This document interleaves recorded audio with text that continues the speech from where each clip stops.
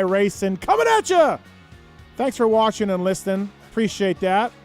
702-586-PULP. You got something on your mind? You want to talk about something? Give us a call. Yeah. Millville's in the rearview mirror. Lots to get into tonight on the show about that. Hunter Lawrence gets the red plate back. Goes 1-1 on the day. Jet's second moto was amazing to rip through the pack and grab the lead, and then he crashed. And the 250 class is drunk. The 250 class is drunk. We'll get into that and more tonight on the show. Thank you. Use the codes to save on our partners at PulpMXShow.com. It's simple. It's easy to use. And we love saving you people money. So like Atlas Protection, Works Connection, Guts Racing, W, all of it. Guys, use the codes. Please, use some money. Save some money. Motosport.com, Fly Racing, DeCAL WORKS, Race Tech, X-Brand Goggles, Renthal, Michelin, Icon Meats, Firepower at Cherubies, Maxima USA, OGIO Power Sports Pro Filter, CARDO Systems, Guts Racing, Atlas Protection, Renegade Race Fuels, MotorcycleIndustryJobs.com, Works Connection, Get Data. New code for Get Data, guys. If you want a deal from ETHIKA or Get ECUs or CDIs, PulpMX 26 saves direct with the guys at ETHIKA USA. WUSA, Fox Factory Vehicles, Factory Chassis Parts, MTX Braking, Weisco Piston, LUXON Clamps, ETHIKA, Troll Training, all on board with us tonight. Got a great show lined up. Cooper Webb, in his farewell to the Nationals, he will call in and talk about that and more tonight on the show. And Jordon Smith as well from Triumph. Jordan's getting better. Jordon had a really good strong second moto in Millville. We'll have Jordon Smith from Triumph on. Damon fucking Bradshaw, legend, will call in. He's doing some stuff with Yamaha on Teneres, and I'm a big Tenere guy, so Bradshaw will call in. Our regular guy, Phil Nicoletti, will be in as well. And we're going to touch base with Kellen Brauer in a little bit. So we'll tell you more about PulpMX Gives Back Foundation later in the show. PulpMX app news as well. Merch stuff. We'll get into all of that. But I promised you people some surprise co-hosts for tonight. I didn't want to let the cat out of the bag. I got a couple of my good friends here in studio, and it's great to have them here. They've been in before. It's been a year or two. But when you think of these two guys, they come together like peanut butter and jelly. One's an arena cross champion. One's a world supercross champion. Still very involved in the sport today. It's Daniel Blair and Jim Holley, everybody. Daniel Blair and Jim Holley. Slice and dice. There we go. Nice to have you guys. But I had a question. Yeah. Am I peanut butter or am That's I jelly? what I was going to ask. I don't know, man. Yeah, whatever What do you want to be? I guess. I'm probably going to go with peanut butter because I'm a diabetic, and the jelly probably. There you Okay, go. I'll be the jelly. It's great to have you guys here. You're great friends. You did Race Day Live forever. We had you back in a couple of years now, maybe? It's been a couple years. But people that one loved was it. different because you surprised me. He I came did, walking right. through the tarps, and I Yes. was going to cry. It was so amazing. And then I honestly, since that show, every so often they're like, get Uncle Jim and Daniel. It's been out there. So I'm glad we made it happen. Thank you both for coming in. Appreciate pleasure. it. Yeah. Hopefully everyone's not let down because it was this mystery, and I'm like, some people right now are probably thinking, because I saw some people online, is it the Lawrence brothers in studio? I'm like, yeah, after Millville. So hopefully people are like, oh, these guys are okay because it was a big mystery this week. Yeah, if you're let down, we're sorry. Sorry, But look, we got a World Supercross champion, Arena Cross champion. That's right. Yeah, you guys did Race Day Live together, like I said, and it went really well, and we're happy to have you here. So great to have you guys in studio. 702-586-PULP. You want to talk to Daniel Blair or gentleman Jim Holley, go ahead and do that. We'll probably get into some stories down the road a little bit. Bradshaw, Phil, Jordon Smith, Cooper Webb should be good guys on the show as well to talk to. So, Daniel, you're part of the award-winning Blair Matthes show, and because you're here, we're going to skip one this week. But the fraud, we will do our fantasy picks tonight with the fraud. Yeah. Good. I did win this week again, so just I'm getting it back together. The fraud slips me up here and there. Obviously, that was your nickname for him until he started doing me dirty. Yeah. And now we both kind of hit him a little bit, but I had a good week, Steve. Yeah. I'm back in this thing. So. Great to have you guys in here. So looking forward to the good show. Okay. Daniel, we're going to talk World Supercross 2 with you because some news came out today with the broadcast team and all of that. Jim, you've been watching the Nationals. You follow the sport still, obviously, former factory rider. As we mentioned, you're still plugged in as anybody. The Lawrence brothers, man. I don't know which one's better. This week, Hunter was better, but Jet passed him in that second moto and they're great. Well, I can say this. I wouldn't want to be Johnny O'Mara. Okay. You know, he's kind of in the middle of both of them. You know, he's helping both of the guys. I see him after the motos, giving them water and towels to clean up. But, you know, it's I was talking about it's an emotional roller coaster ride for me as a fan. Yeah, right. I mean, I felt so bad for Jet when he throws it away, and vice versa for Hunter when he throws it away. I haven't seen those guys hit the ground this much this year, which is telling me that I think they're pushing themselves just a little bit past their comfort zone. Hunter has closed the gap with the injury. Yeah. So I asked Lars about that, the manager, obviously, and he just said, in his opinion, first of all, he agreed with me. He's like, they're hitting the ground too much. He wants us to stop, right? But also he said, Jet's riding once a week because of the ankle and probably not as sharp as he needs to be.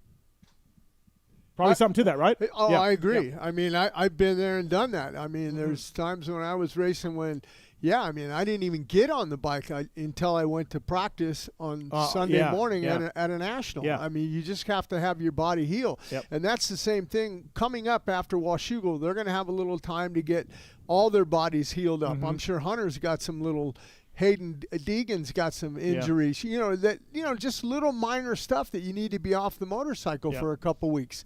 But with that being said, the injury that he has, I mean, he's fighting through it. I mean, just what an animal to fight through it. And I think that second moto in Millville was very interesting for me because I thought Hunter had him dialed. Yeah. And that first moto when Hunter just walked away, Jet probably said, hey, I'm not going to win this one. The only chance I got is that second moto.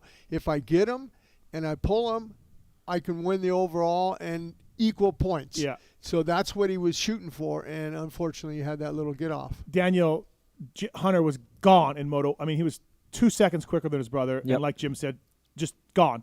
And then Jet to catch and pass Hunter in second moto and stretch out. You're like, so I don't know which Lawrence was more impressive. Obviously, Hunter took the 1-1. And a weird crash by Jet. Really weird one and a weird response with his body and everything, but I think Jim nailed it. In the first moto, Hunter was just at that elite top-end level, and Jet, I think, was like, all right, I don't know if I can push this one. I'll give you this one. I'm going to get you in the next one. And then he did. I mean, he was great in the second moto until he wasn't. So, but that's the issue with Jet right now is this ankle thing is for real. And, Steve, we kind of talked about it on our show, that the whole don't ask about my ankle thing with the media. Like, there's no possible way we can't. Like, you're a superstar. You're the main guy. You're obviously being affected by this thing.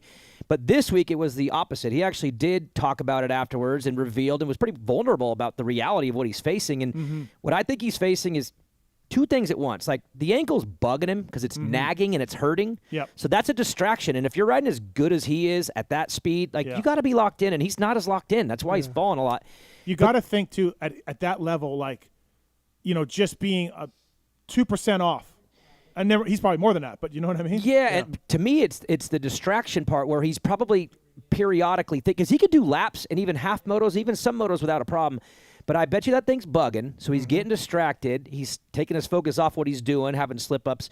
But he's also never really faced this type of scenario where he can't be the extra elite guy. He's always had something on everybody, and now he can't do that all the way. He's got that weird peg, and his toes are out all the time. Like, so he's facing distraction and some confusion at the same time, and his brother is better. Like, Hunter is sick right now. So I feel Jet's actually doing a pretty good job managing all this, and he got the noise from Hayden. Yeah. Every time he falls, he rides by and says something. Like, Jet's actually kind of handling this thing pretty okay for how bad it probably really is. Honestly, when I look at the championship, I'm just like, oh, Jet's going to grab this thing and take off. And okay, like, ankle's not great, but he's got this. And I'm like, no, man, Jet's just got too many small issues. It's Hunter's.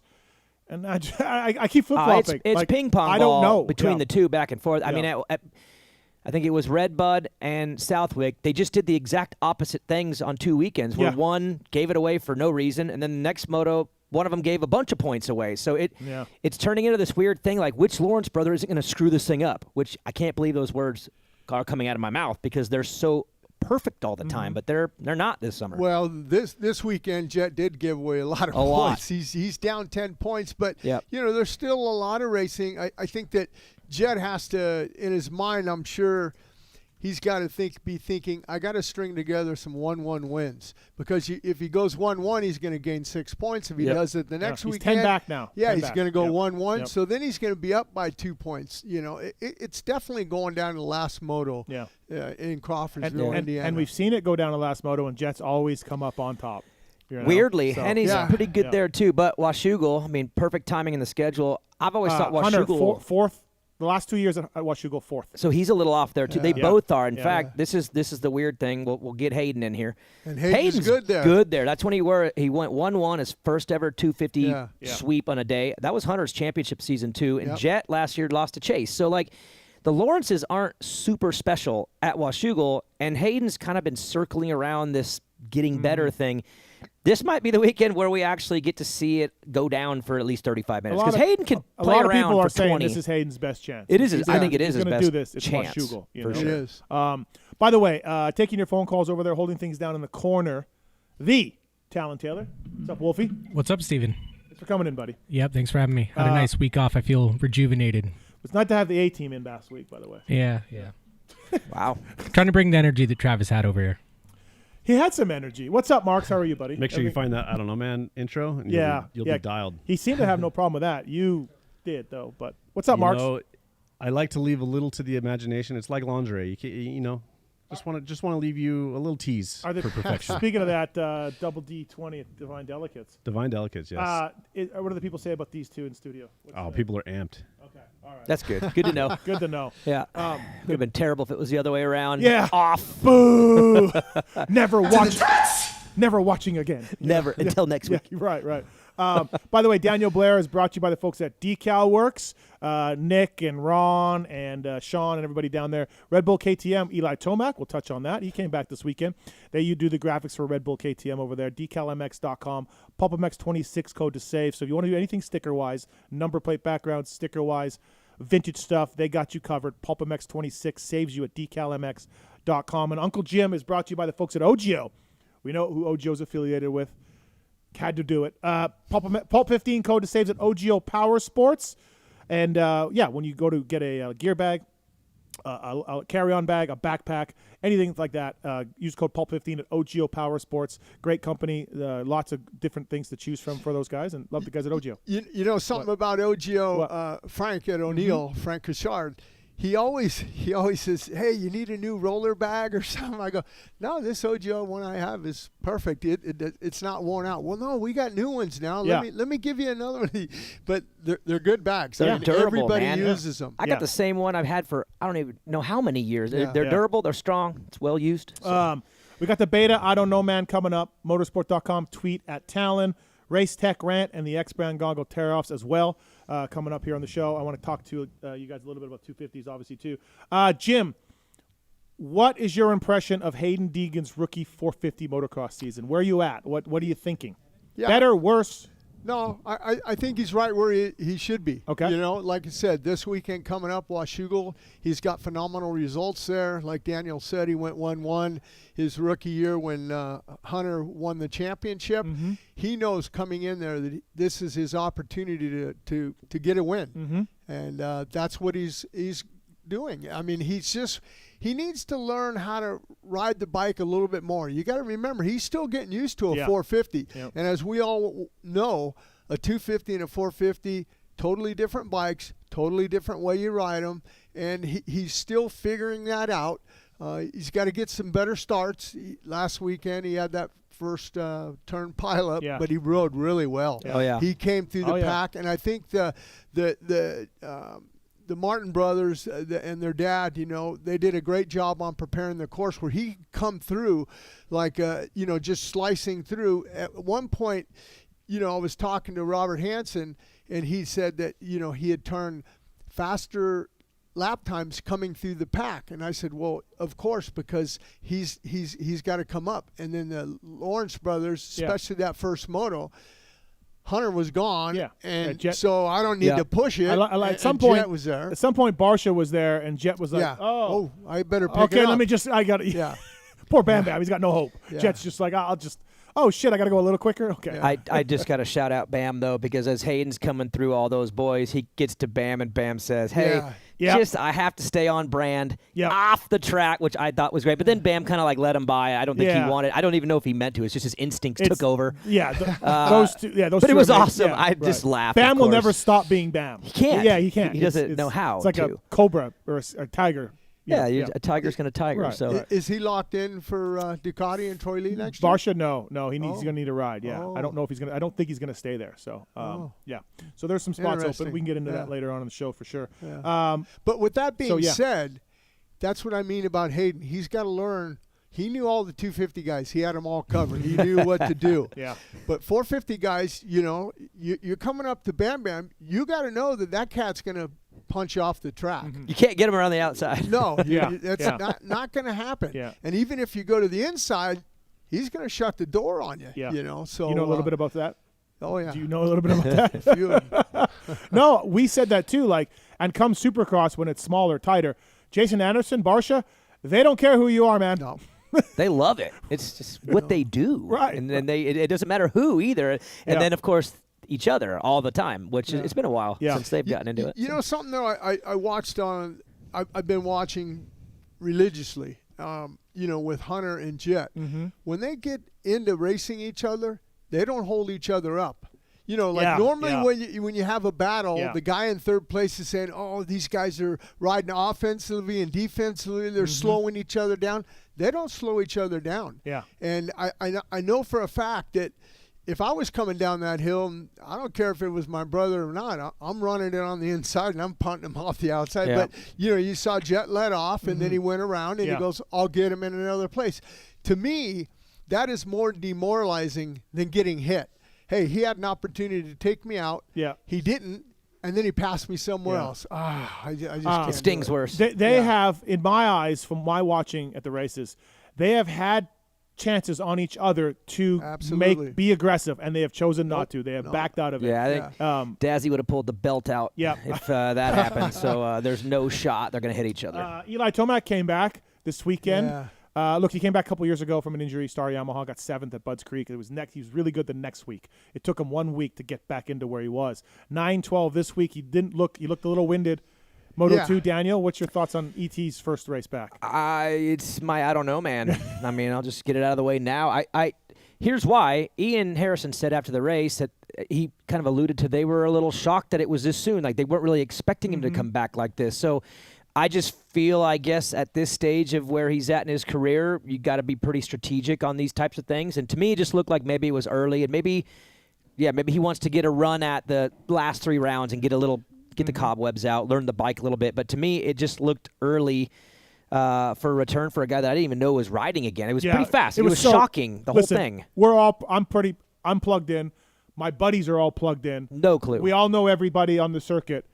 No one told me that Eli Tomac was riding again. Yeah, so I just felt like maybe it was a little early, but he's maybe at the stage now in his career where he can take those results, fly home, and not be too demoralized by it. But a 9-12 or 9-11, whatever he did, 9-12, I think.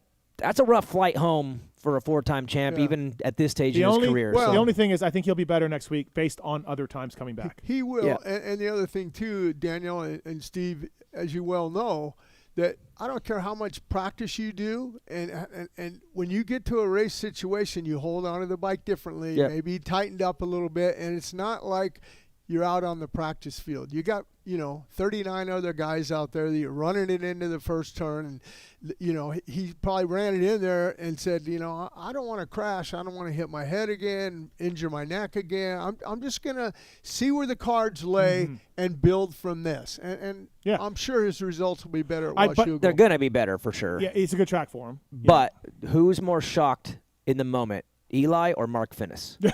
Which one? Judge, based on Finnis's interview, I think it was Mark Finnis. Yeah, the mid-race interview with Mark, he was like looking back like, what?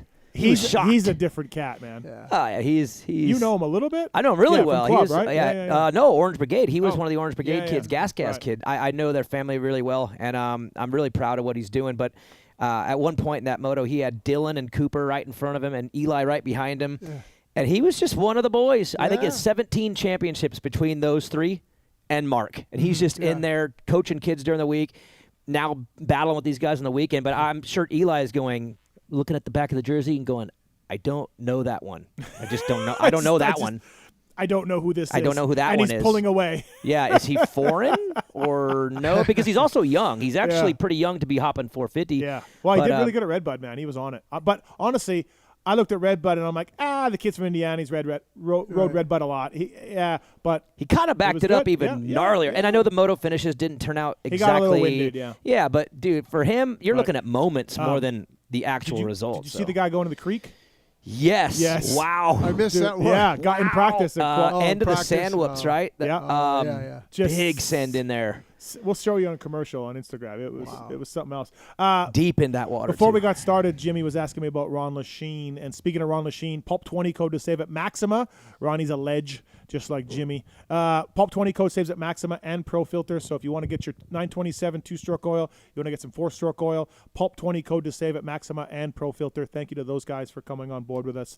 Use the code Pulp20 to save. Thank you to those guys. And also, I want to thank CARDO Systems. PulpMX code saves at CARDO Systems. We saw this at Vegas. World Supercross guys talked about it a little bit, doing some in-helmet stuff. Last year I did a CARDO Systems lap. Yeah. I rode in Vancouver. I got conned into doing that. Fro was not wanting it. No, he played ball perfectly, but they made me ride, and my wife was pissed because I'm not allowed to ride no more. But no, they're pretty rad, dude. I'm telling you straight up, I could not believe how clear it was because I thought for sure you would hear it, but there'd be a lot of bike noise too, and you'd be kind of fighting to hear. It was so unreal. I could not believe how good it was. Yeah, so CARDO systems are great. Their Pack Talk Edge and Edge phones are waterproof, dirt-proof. Love these things. You ever worn helmet communication stuff? You ever did? No, never tried it or anything? I'm hard of hearing. I don't know. But Daniel says it's clear. It is really good. I mean, unbelievable. I've tried them too. PulpMX code saves at cardosystems.com. For more information on that. So they're going to be legal in the World Supercross rounds? They were talking about it. I don't know if they were doing it. Do you know? I hadn't heard confirmation on that at all, but I'm honestly surprised that it hasn't been taken to. Well, it was so good. Josh Cartwright wore a special one at Salt Lake City. CARDO made a special because they wanted a little smaller, and they were trying it out at Salt Lake City during the race and everything. So the Feld guys are looking at it too. For sure. I don't know why the riders. There's some heavy advantage to it because it's so clear. It really is good. You're not fighting. But they're talking about having the mechanics have it. In the mechanics area, you can't see shit. No, you can't see a combo or a red I would flag. go up in the team managers, but then or even in the tower. But then they're saying Feld is saying if we do that, then the privateers will be at a bigger disadvantage because they don't have anybody up top.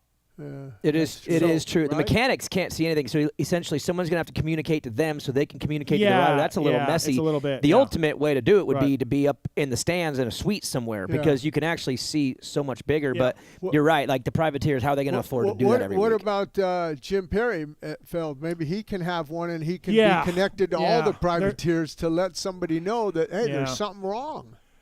There's talk about that, but also if there's one guy coming in and saying, turn 4, rider down. But then the guy's in turn 1, and all of a sudden it breaks in. And I don't know. There's a lot of messiness in pulling it off, but if it was done, it'd be rad. Especially if the broadcast could tap in, if the teams would allow their communications out, because that would be a sick aspect of the sport. Nick is on one. What's up, Nick? Welcome to the show. What's your question, man? Yeah. So, it's a mini rant, but yeah. So Saturday, right? The race is on. Super excited. It's going to be a great day. Okay? Go to do the app. Go to put in my Pulp Fantasy picks. And I live actually in Greenville, South Carolina. So it is an approved state. And guess what? Nope, can't play. Can't do it. Why? The location's not, it won't work. The location will not work. I cannot get the location to work. I mean, 3 to 5 times every single Saturday. Sometimes I'm even out with my girlfriend. I have to go back and get a laptop. It'll work on the laptop very well. If you push to it from the cell phone, it's very hard. Marks? Daniel Blair, do you deal with this at all? No, I just whoop Steve in our own fantasy game every week on our show. So Marks has his headphones off. I really thought this is a Pulp Fantasy location issue, Marks, but I really thought that's fair. And hey, and I want to say the app is great. App's fantastic, wonderful. I love the app. Love the new app. And by the way, Tallon, Marks, those guys highly underpaid. Oh, okay? Stop it! Stop it! They're paid enough. Those guys need tall ceilings too. But my gosh, I just want to play the fantasy. I just want it to work. Well, it works on your laptop, right? It works on your laptop. So that was. I'll have to. Yeah. Well, okay. And and the last thing I will say is I don't understand the Deegan hype at Washougal. He's gone 1-1 so many times. Is it just because he did it right away? Well, and then he came from like not dead last, but way back to dominate a 250 moto one time. Like, yeah, I think the first one stands out. Because he went 1-1 his rookie year and beat Hunter that day. I mean, beat everybody that day, obviously. But that one just stands out. And then, he's been good there, which is weird because his style you would think wouldn't work on that track. But for whatever reason, he rides that track the best. Well, and the other thing, too, is he rides it the best on a 250. Let's see how he's going to do on a 450. That could be a little bit struggling for him. Yeah. True. Yeah. But some that's guys, the question, right? Yeah, some guys, when you go to a track, you just know pulling into the pits that, man, this is my track. I love it. I loved Southwick when I rode. I loved Washougal. I didn't like going to Hangtown. It was hard, dry, blue groove. There's just some tracks that some riders gel on, and I think that's where the hype is coming with Hayden Deegan, that, this could be, he has a chance to maybe win a moto. Yeah, and to me, that would be enough for this year. I think it goes from like 10% to 12%, though. It's not like 20 to 40% like JT was talking on the review pod. So, man, I don't know. I feel it better than that. I just something about that. Maybe it's just a feeling, but to me that one stands out as the one that maybe he could pull off a little bit more than he's been doing. What round is Washougal? Is that 6, 7? No, it's 7, I think. 8. 8. So here's the thing, 8. So he's done 7 already. So he's got 14 motos under his belt on a 450 in the outdoor. So you look at it coming in that, maybe he could make something happen here. That's probably where JT was going with it. That this could be happening. Hey, if Jet would have stayed up, he would have lost by 30 seconds. Nick, Travis says to DM him on Instagram. I've emailed a few times, and I just. But anyway, I'll do it again. Fix it. We want to fix it. We want to make you happy. So let's. No, I think it's all great. I love I've used my third mulligan now because I couldn't get to verify, and I'm like, damn it. And the very last thing I'll leave you with is I thought it was kind of interesting. Oldenburg is always the guy like actively getting out of the way, and he's always somehow in some sort of controversy with like getting lapped. I think it's kind of funny. Yeah, I don't know if you saw Jet. It was like, I saw him get kicked, and then I lost my concentration. Yeah. Poor Oldenburg. Oldenburg has pissed me off because he's way too nice getting lapped in fantasy wise. He's lost positions. He does not want to get in the way. Thanks for the call, man. Appreciate it. Thanks, guys. Phil Nicoletti coming up here shortly on the show. Dylan's on 4. What's up, Dylan? Hey, how's it going? Yeah, good, man. Hey, I was just curious, kind of your guys' thoughts now that it's been raced, the changes to Mount Martin. Did you like it? Did you not? A lot of riders didn't like it going into it. I think there's still guys who didn't like it, but I did have a few guys tell me it was better than they thought. You could pass at the very bottom, inside or outside. That's where Julian got by Mosman. Jet made a pass there. Yeah, so I think I didn't like it as much, but I'm also not the guy going fourth gear down a mountain with braking bumps. So I didn't like it as much, but the riders were imagine this, the riders were mixed, man. What do you think, what's your name? Daniel. What do you think, Daniel? Dylan. I actually went into the weekend furious at the Martin brothers for this. Okay. And I left pretty impressed. I actually liked the way it worked. I think they pulled it off good. It created some good passing. It sucks when you take away like an iconic part of a track. And to me, the uphill's been cool, but the downhill's always been sick because it's just like such a spectacle. I don't feel like I missed it as much as I thought I would, and I actually think the track got cooler. It got a little longer. But then also, to add on, I thought the whole thing was good. Like, so to me, the whole day was great. So it softened the blow, but I went in pissed and left pretty okay with it. Jim, what'd you think? Yeah, I was happy with it. You know, looking from a TV standpoint and a fan, I thought, anytime you can change something, and here's the key. You got Alex and Jeremy prepping that track. 2 former racers, champions, everything. They know what it takes to get that track ready. And I got to go back to when I was racing at Washougal one year. They call it Horsepower Hill, right? Well, when you get to the top, you turn left. Well, when I raced, we went up. You went over and then up the second hill. Yeah, and I liked it. I was okay. I didn't like it after the second moto. Yeah. I had third overall wrapped up, and it was so dusty up there they couldn't get water up there. and my bike sucks in, and the last lap it seized. I was pissed. I bet. But that's why they don't go up there. But I was happy with it, and I like change. I like changing a track. I don't want to go to the same old track, and let's change it up. Thanks, Dylan. Thanks for the call, man. Appreciate it. Thank you. Hey, speaking about that, the kid that you're going to show me that video that he went off. Yeah. Is it as good as the one with my little Japanese guy, Shana, where he had the GoPro and he landed out in the desert? Probably not. That was probably better. All right, PulpMX show. Daniel Blair, Jim Holley here. Race Day Live duo for how many years? 3? Long time. More than that. At least. Yeah. 5, For me, I've been doing it for like 25 years. I had a lot of different co-hosts, but I gelled with Daniel. We had a good time. 4 years. Biggest pain in the ass was Daniel, probably. No, we had a good time. Good.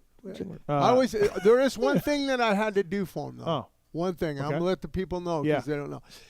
I always had to bring a pin. Oh. For him, an extra one, because he never had a pin. He'd take mine, and then I'd need to make some notes. Where's my pin? Give me that pin, Daniel.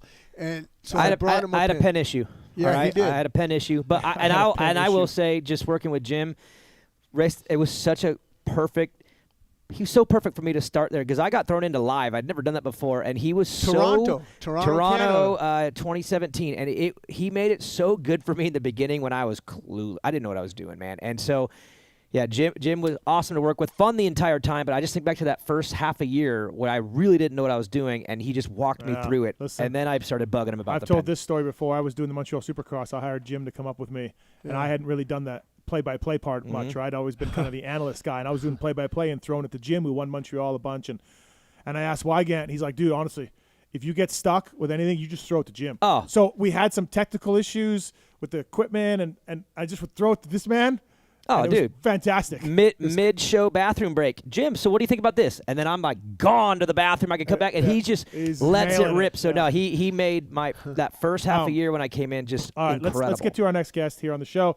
Brought to you by LUXON. This man used LUXON clamps at PulpMX. They're still over there at PulpMX, guys. So Cody Schock and Max Volan and the other two guys. Who knows who they are? Your buddies. I'm good with them now. Okay. I went over there. Okay. We're good. I don't want any more videos, I said, made. Okay. LUXON clamps, Stu Baylor using LUXON clamps over there, and 4XC2 in GNCC. Wins so far with LUXON, of course, Phoenix Honda as well. 2026 code saves you, 2026 Pulp at LuxonMX.com. Orders over $100 ship free and save 10% with the 2026 Pulp code. And whether it's motocross, MXGP, GNCC, LUXON clamps, they got you covered. Bringing you our first guest. He's our weekly race analyst on here, the Phil Nicoletti. What's up, Philip? What's up, boys?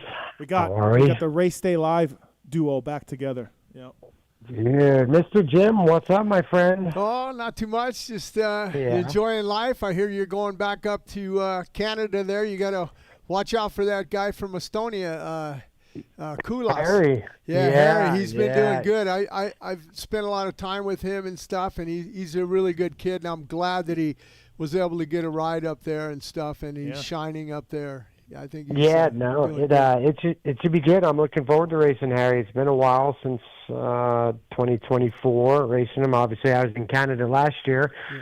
He was at club, so we practiced quite a bit. Harry and his wife and his little girl, Harry's a good dude, so I'm looking forward to it. It's actually just Hari. Okay, it's Hari. Harry, whatever. Okay, Philip, listen, check out my Instagram. I perused some Canadian motocross experts and some friends on your results. Phil, what did you think of those texts back? Oh, they're all respectable. Okay. You know, it could go either way. Like 5-5 would be good, you know. I was going to say, what would you be happy with? Yeah. What would you be happy with, moto scores?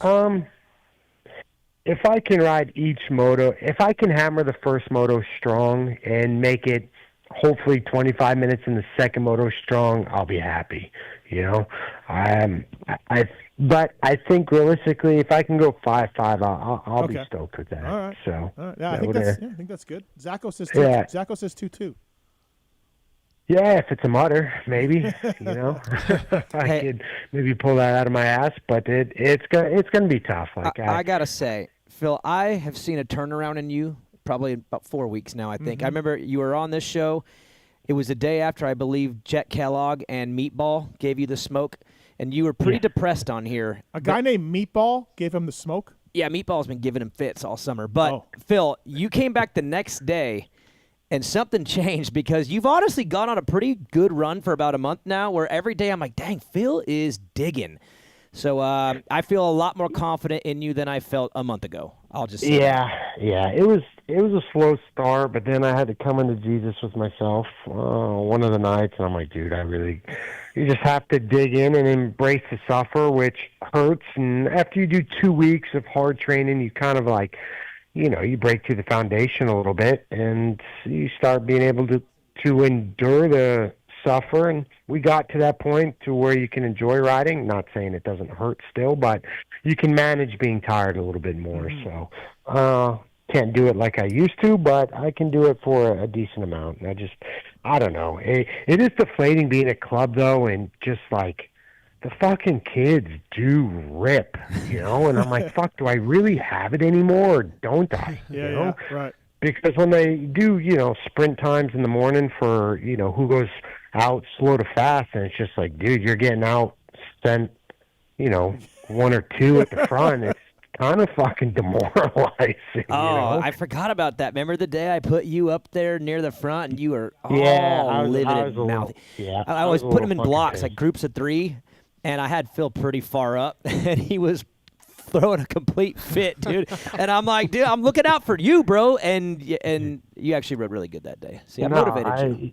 Yeah, well, that was a little bit of fire that I needed to be like, dude, fuck DB, Like, I was up there with, I'm not saying the kids aren't good, but I wanted to be back with, the other guys and kind of dig a little bit. If a guy named Meatball is giving it to you, I mean, maybe you do belong. Hey, Phil, Meatball, he's good, Meatball's dude. Like he's like he's more of a Zacho type than your boy McGrath at Millville. Okay. Meatball is kind of like, literally like Zach, kind of same swagger and stuff, but he does ride good. Yeah. So. Little B kid, dude. He's coming up. This McGrath guy at Millville, he's a big boy, and he was riding a 250F.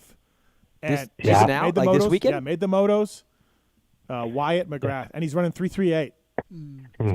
He's so funny. He is a funny fucking kid. Good for him. No, it was good. So, Canadian, I had to dig my heels in and fucking grit it out. So here we are. We go racing. Speaking of Canadian Moto, before we get to Millville and you working there this weekend, another heartbreak for PulpMX's rider Malinowski. Damn, I didn't know it was the last lap. I knew his bike broke again. MX101 has now inherited the GDR gremlins, I guess, because now it's not great. I mean, I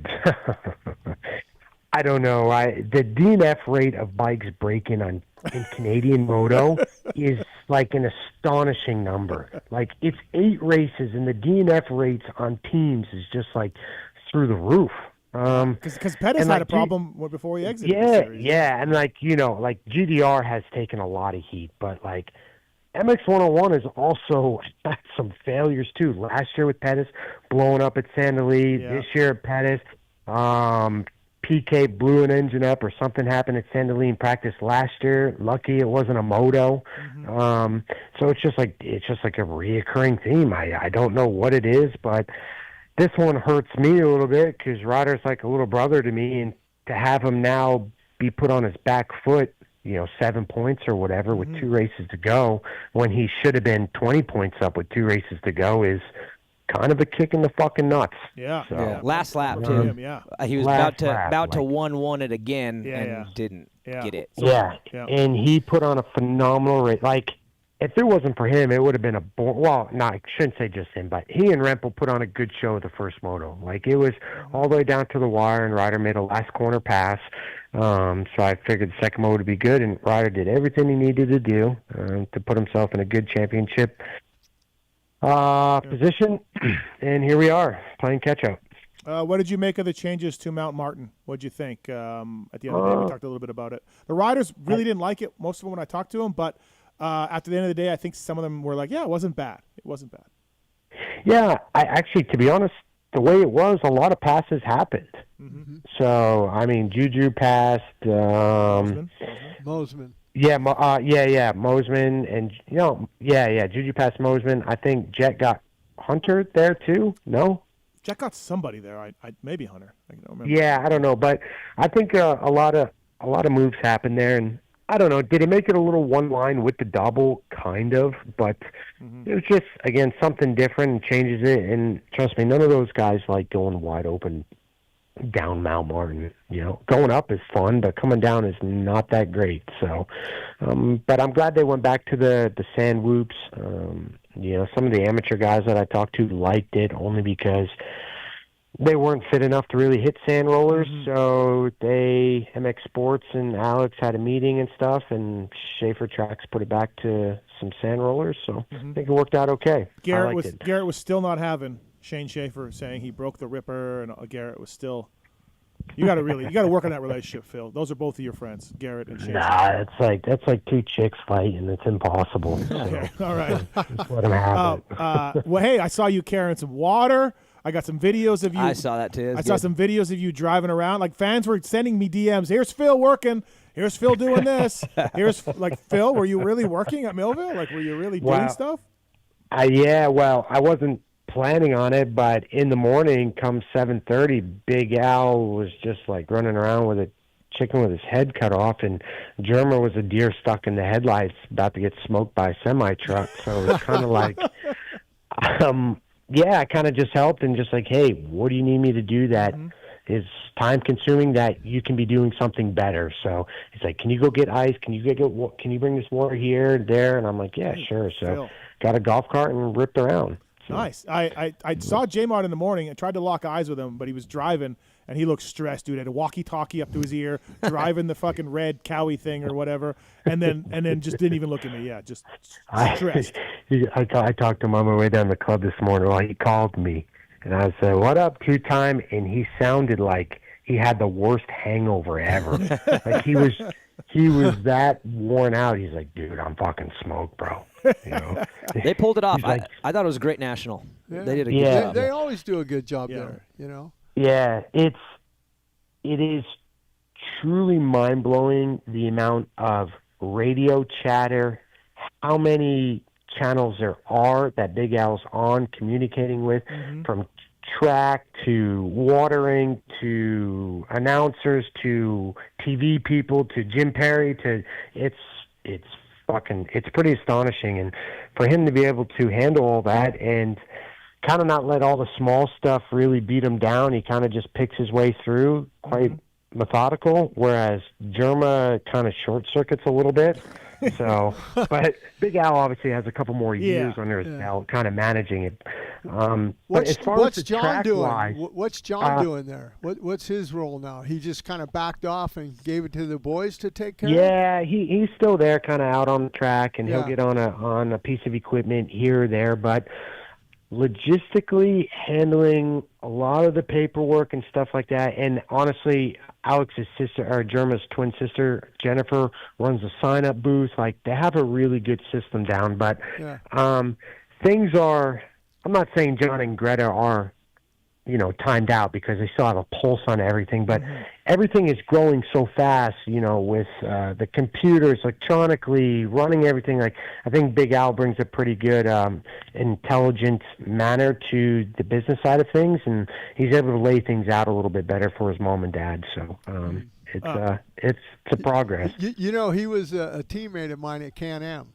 John. He was way back then. He was. Yeah. He was on the off-road side. Now was the motocross side. Yeah. But we spent a lot of time together. Just a super guy. There's an ad for him back in the day in like Dirt Bike magazine. And he's so short on this massive Can-Am. You're like, how does he even get on it? I know. He had a little box. Hey, so Carson Wood, we all saw what happened there. Scary crash. Daniel, I'll start with you. Do you think when Carson Wood goes back that he gets a Will Hahn, Brad Hoffman, someone says, hey, don't do that? Maybe. I don't know what they tell him, though, because it's like, good job, because he got the start. But then you kind of took out Davies, Dudney, and everybody else, including our points leader guys. So I don't know what exactly they would say, but I do find it kind of ironic. When Stroop took out Townley and RV at Steel City. Oh, yeah. Stroop tells a story that Mitch told him, just hold it on, man. Hold it on. I mean, maybe that's what they told him, but I did find it kind of ironic that the two 16-year-olds did that to everybody. Like, and Dudney was obviously on the receiving end of it too, but that was wild. And to think that everybody came out okay-ish from that. Like, I think Dudney's going to be out a bit. A little bit. But, like, wow, that was a really bad crash. Yeah. And I was already shocked from the first one because Cochran dumps the front, and I'm like, no way. Cochran's cartwheeling. And before I even can recover from that, a way bigger one happens. Yeah. And I will say, I got to give a shout-out to Kitchen. I'm hard on him sometimes. He got up, fought back, and dug up, and put himself in position to now be the points leader when he got rocked pretty hard. Did you see his roundhouse kicked by Dudney? Did you see his Instagram post? He posted it from the back where he hit him. Dude, that thing had over 1 million views, like really fast. It's a sick video. Like whoever he put it up. But that was a good soundtrack. Very good. Phil, do you think somebody says something to Carson Wood? No, it's just a racing thing. Okay. I mean, kind of a bummer deal. I'm sure he's all hot and horny and whatever, but he just, not like he did anything super squirrely, you know, he just kind of tucked the front. Yeah, not much he can really do about it. Yeah, Phil, my perspective on that could have happened to anybody. He just ran it in a little too deep, got up on that banking, hit that banking, the suspension collapsed, and then threw him back into the line of fire. And it's just, I mean, you don't want to you don't want to detune a guy like that. It's like, what the hell are you doing, you know? But Davies is probably the only one who said anything to him because he's the one that hit him. Yeah. Outside of that, though, they probably are like, hey, man, just do that again, but stay up next time because he would have had an opportunity that he hasn't had yet, which is to be up front. So. Yeah, but between the teams, it's just like, okay, well, great. Davies is down and Kitchen. Meanwhile, both teams, Pro Circuit and Star, are probably like, all right, well, at least both championship guys are down. Yeah. So that's kind of best case scenario, other than Juju, you know what I mean? So for the crash, now that everyone's okay and got up and ripped, but best case scenario for a crash, both championship guys were down. It wasn't like Cole Davies was up winning. Yeah. Benefited from the crash, and Levi was just down. So, made for great racing, but kind of crazy with Davies' bike, though, with that whole situation. Oh, Wild. Yeah, there was a hole in the gas tank, correct? Yeah. I mean, I always try to, like, when I'm working with the little young Japanese guys that get bummed out, I always try to turn a negative into a positive. And with Davies, that negative could have been, like, that bike could have blew up, caught fire, lit his pants on fire. He could have had third-degree burns all on his legs and his crotch and all that stuff. So to come away with just running out of gas and the bike stopped and everything, was able to compete in the second moto, I mean, he's got to be happy with that. Yeah, he is down a lot of points, but, that could have been really bad for him. Yeah, it could have been really bad. Including the crash itself. He's down points, but, dude, the way this class is and the way Levi starts is, and this thing could switch at Washougal with. Look, I mean, Juju's back in it now. Right. Yeah. Like, how that happened. How about that first moto ride from Beaumare? Yeah, he rode really well. And back to the track, that pass that he made, that was a cool setup. They were really dicing. Mosman was hanging on. He wanted that so bad. I feel bad. I was cheering for both guys. I'm like, Mosman's awesome. Let's do this. And I'm like, but Julian, first moto win ever. Right, totally. But Juju's pass, diving that inside down there and just that was sick. He did. And then Mosman tried to get him back that whole lap. But I felt like that was a great opportunity for Juju. Take advantage of the guys on the ground. Yeah. Come through, make that. And once you get one of those, all of a sudden it's like a little different. So I'm anxious to see if that is what he needed to now go, all right, checkered flags. Like, let's go. Now, the second moto wasn't as good, but I do think he burned up a little tank in the first one. He went all in. Yeah, he did. But he still got the overall. He did, because the math was wild, man, in that class. But Hymus wins. Hey, Hymus is back. 9-1 or 8-1, whatever it was. But I this class is very entertaining. Stevie said they're drunk. Yeah. I mean, I still don't think Juju rode bad that second moto. He still kind of came through and was passing Mumphy for third. So, I mean, there was a freight train that second moto, 1 through 9. It was kind of just like it was good. It was dog eat dog. You know, I don't know if they flattened the track quite a bit for second moto or not, but it just seemed like the advantages that were in the first moto weren't there for the second one. It looked like they groomed quite a bit of it. You worked there. What did you hear on the radio? What'd they say? Get on the radio. Hey, smooth it out. I'm not high enough up the food chain to have a radio. You talked about Mumford. I thought, Carson, he rode really well, and he's had a lot of injuries. I've known him since he's been shitting in his diapers, and to see him come through with that 5th overall that he had and the emotion that he had with his wife and stuff. I'm curious to see how he does in Washougal now. Yeah, Phil, after the race, Phil, I said, hey, you cost yourself some money. You signed last week. But honestly, Carson told me I probably got this result because I signed, and I'm set and I'm happy. Stress-free. Yeah, stress-free. That's what he told me. So, No, I believe it. And there was honestly, there was 2 laps where I'm like, is Mumford going to win a moto Dude, at Millville? he got all over Kitchen again, and I'm like, is he going to just pass all of them? Because he was on the move front. Oh, yeah. No, I told him that. I said, you didn't just get – there wasn't a huge crash behind you. And you were up front. No, he was just moving. You earned this, man. You came from from behind. So good job from Mumphy. Good dude. And we talked to him after Stopwatch Nationals. I remember this, and I said, "Well, what is the issue?" And you did say that. And he kind of gave some good reasons, but this is the best Mumphy we've ever seen, and being able to, stack top 10 moto finishes over and over. And I just think now it's to the point where he's built such a foundation now at round 7 or whatever we're at the moment to be able to, hold that speed. So, but it was impressive. I really thought he was like, fuck, dude, is he going to pass for the lead here, or what is happening? So good job. It was cool. LUXON MX bringing you Phil Nicoletti. All right, before we let you go, Phil, we got to get to – there's a CMXU podcast, Phil. They talk about Canadian motocross. I don't know if you're aware of it. Janky too, huh? It's janky, and they're on the line right now. This is Ryan Gauld and Ryan Newf Lockhart. They're on the air. What's up, gentlemen? Hello. Yeah, hi. Hi, Steven. How are you, sir? This is Ryan Gauld. Let's try to keep this professional, okay? Okay, sounds good, buddy. All right. Yeah, keep this professional. Is Newf there too, or? Yeah, no, I'm here. Okay. I'm doing well, Steve. Thanks for asking if I'm here. Yeah, thanks, boys. So I understand there was a bit of a problem on the podcast today with me or with Phil, or I don't know exactly, but. Nothing to do with Phil. No, Phil's a beauty. He's a legend. Great. Welcome to Canada. I won't call the border on him to make sure he can't come across into our country this weekend. Okay. Good. So we'll be okay with that. No, there's a bit of a beef with our friend Steven. I'm not too sure where it's come from though, but Newf is fired up, Steve. It took a lot to get him on the call. He's been emotional all day today. What happened? Can you explain? Yeah, please. Well, Steve, I've been listening to lots of your pods lately, and a lot of false news coming out of Canada. I apologize for the gas. I apologize for the gas thing. Yes. I didn't know. Okay. Yeah. But then you were very confused about Ryder Malinowski doing combines and all these things. Like, you should be following the series a little bit better. Steve, have you ever heard of the internet? I watched Sandali, most of it. Yeah. Yesterday. Yeah, that's right. Yes. And you bitched about that as well. Did you go to Redbud, Steve? Yes. I went to Redbud, yeah. Okay, was Ryder Malinowski at Redbud? No, he was not there. Okay, but you said that he was doing Yeah. You said he was doing the races. Prompt news.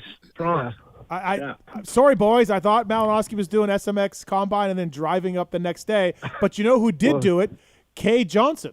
So yes, he did. So maybe I got my right on that. Up-and-coming amateur kids mixed up.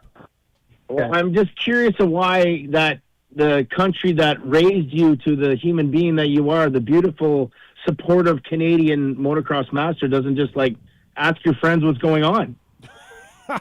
I think his friends don't know what's going on either, though. That's the problem. well, hey, don't be lippy, Phil, or you will not talk across the border. Yeah. Please call them so I don't have to do this weekend. First of all, we got a big enough problem with Taco. Yeah. Taco's you're really hating getting paid up here to get 10th in a moto in Canadian. Oh, man. Canada. Wow.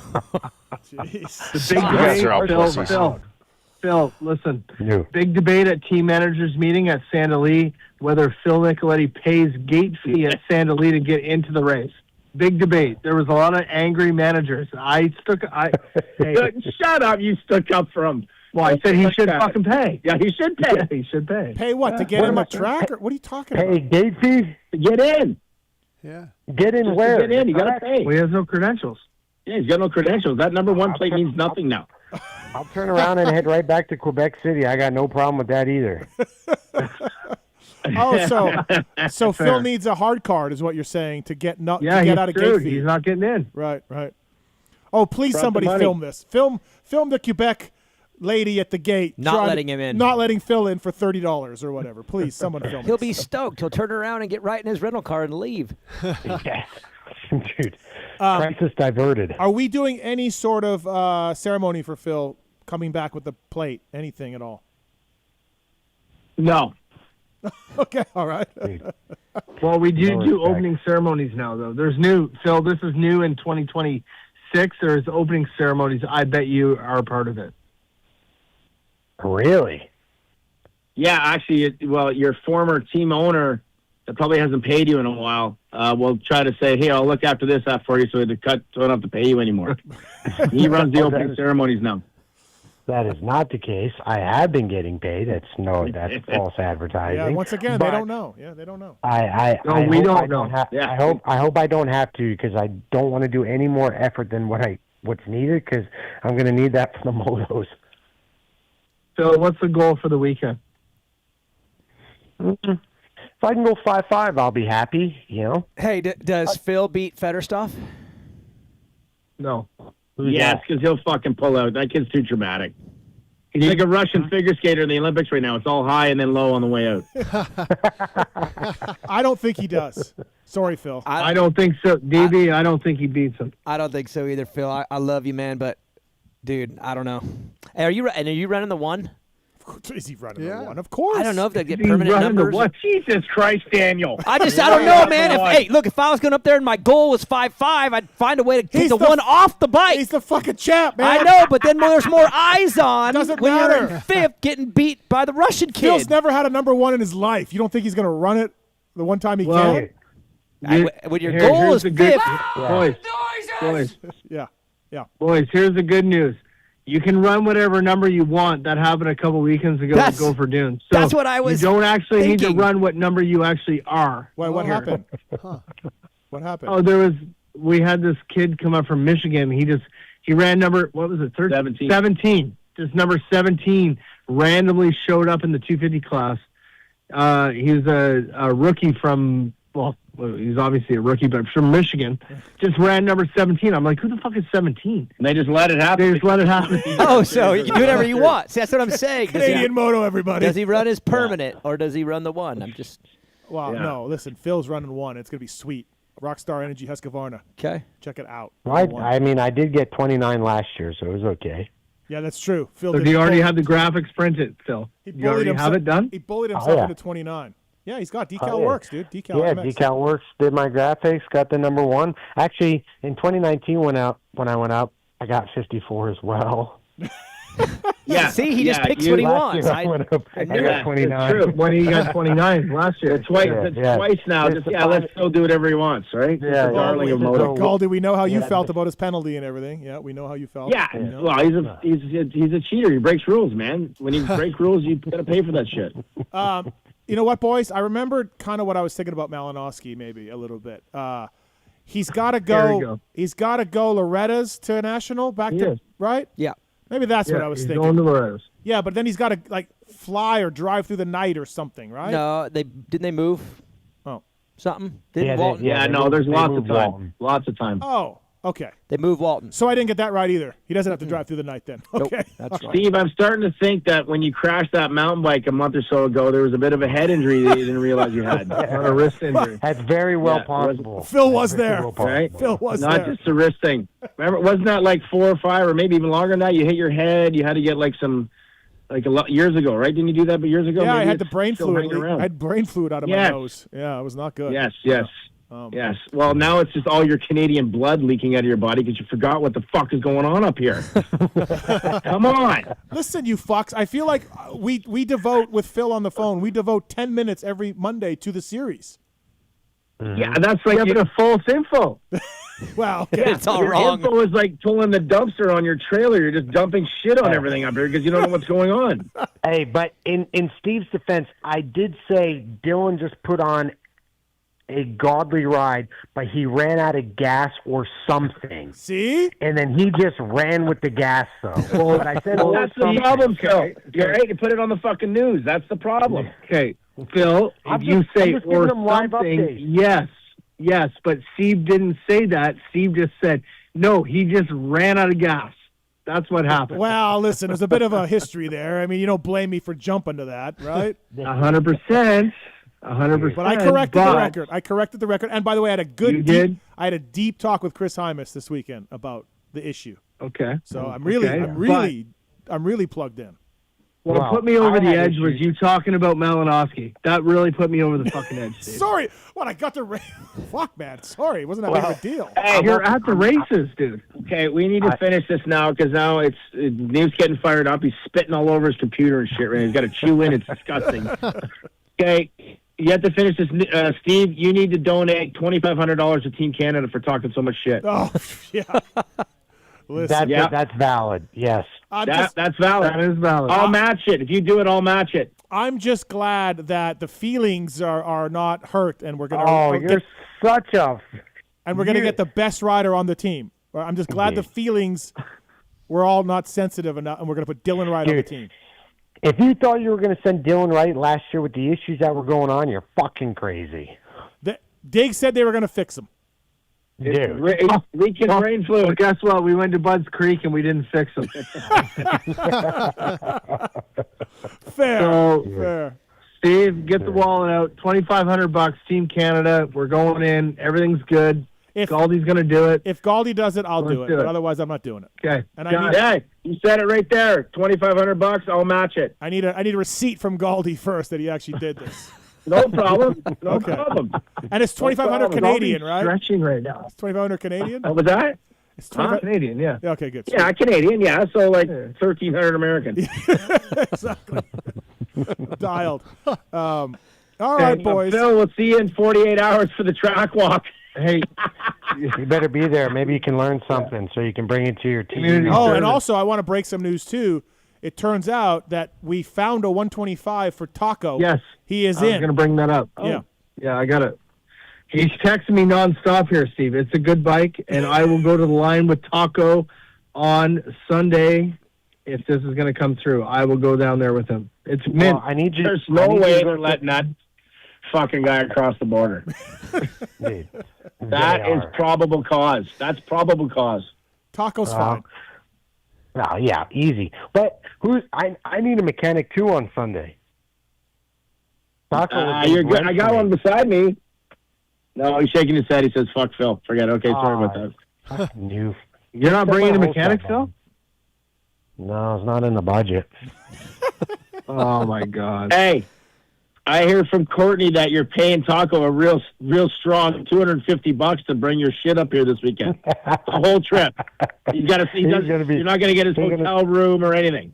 No, he's going to be pissed when he finds out it's 250 Canadian too. Well, that will barely pay his premix sign up. I know. I told him, I said, you make sure you fill up with gas before you cross the fucking border, bro. Yeah. To paying $10 a gallon for fucking diesel. Well, listen. Not happening. I'm looking forward to the Taco, going 1-1, 125s. He could win, actually. He could. It's a pretty weak class. You are fucking drunk. Who's going to beat him? Everybody. Marv's not coming? Everybody. He's not that bad. He's fucking dangerous. I used to call arena cross with him on there. Daniel knows it too. I'm sure he's dangerous. He's a little loose. He'll be good though because he's up there. He's working for Phil. What's his results, Phil? 125 premix. Dude, 15-15. Okay. There'll only be 14 guys in there. Yeah, well, there you go. That speaks volumes. All right. Listen, we got to run. CMXU pod. Please listen, everybody. And thanks, Gauldy. $2,500, Steve. All right, you said it. It's recorded. Stamp that, Mark. Shut up. Between you two, make sure I'm signed up for the weekend, okay? Thank you. Okay, there we go. Canadian Moto, where another team manager will sign up. You got to log into your Live Labs account there, Phil, and sign up. Okay, see you, boys. All right, see you, boys. Bye. Later. All right, that's the Ryans, everybody. I love how he came in, keep it professional, and that unraveled pretty quick. Gauldy can keep anything professional? Yeah, it took a half a second. Right. You guys know him. Hey, Phil, we're going to keep you on the line here because we got our next guest, and I do want you to talk to him a little bit. Welcome to the show, Jordon Smith. What's up, Jordan? How are you, buddy? What's up, Steve? I don't really want to talk to Phil, though. Okay. Hang up. All right. Okay. Wow. Dude, Jordan crushes it this weekend. Now he's too cool for everyone. Yeah, that's how it works. Yeah. Jordan, are you familiar with Taco? A little bit. I don't know him great, but I know of him for sure.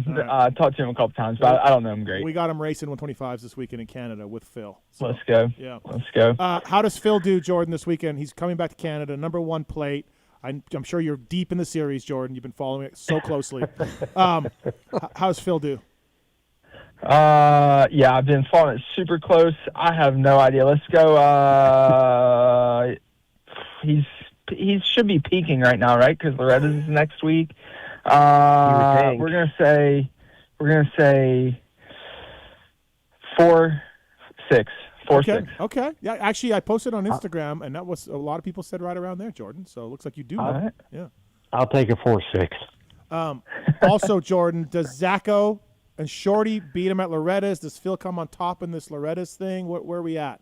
Plus 25. Zacho's got him covered. Oh, wow. Yeah. Sorry, Phil. He should. He's a 4-time champ. He should have me covered. He's a champ, dude. Zacho's he's the GOAT, dude. He knows how to manage it, him and his one Loretta's title. One more than me. Yeah. Well, listen, Jordan. By the way, Jordon Smith brought to you by Renthal, renthal.com. Over $99 gets you free shipping. Triumph Racing Zone, Jordon Smith on the show using Renthal, by the way. New casual wear, new mountain bike pedals, and lots of bars and grips and things to choose from. Go shop direct at renthal.com. $99 gets you free shipping. Phil, Jordan, you're right. Jordan is figuring this out, Phil. He's getting better. Yeah, just stacking the time. I mean, obviously he came in late for Supercross and he got thrown to the wolves, but new bike, everything, but having Harp and him being able to test and, I just think a lot more data's coming in, so they're able to utilize it and stuff, and obviously Jordan's not slow, and I figured he should be around, 8'8", 7'7", 450 guy at the moment, so I think he's doing exactly what he should be. What's the improvement, reason for the improvement lately, Jordan? Exactly what Phil said, or is there other things going on?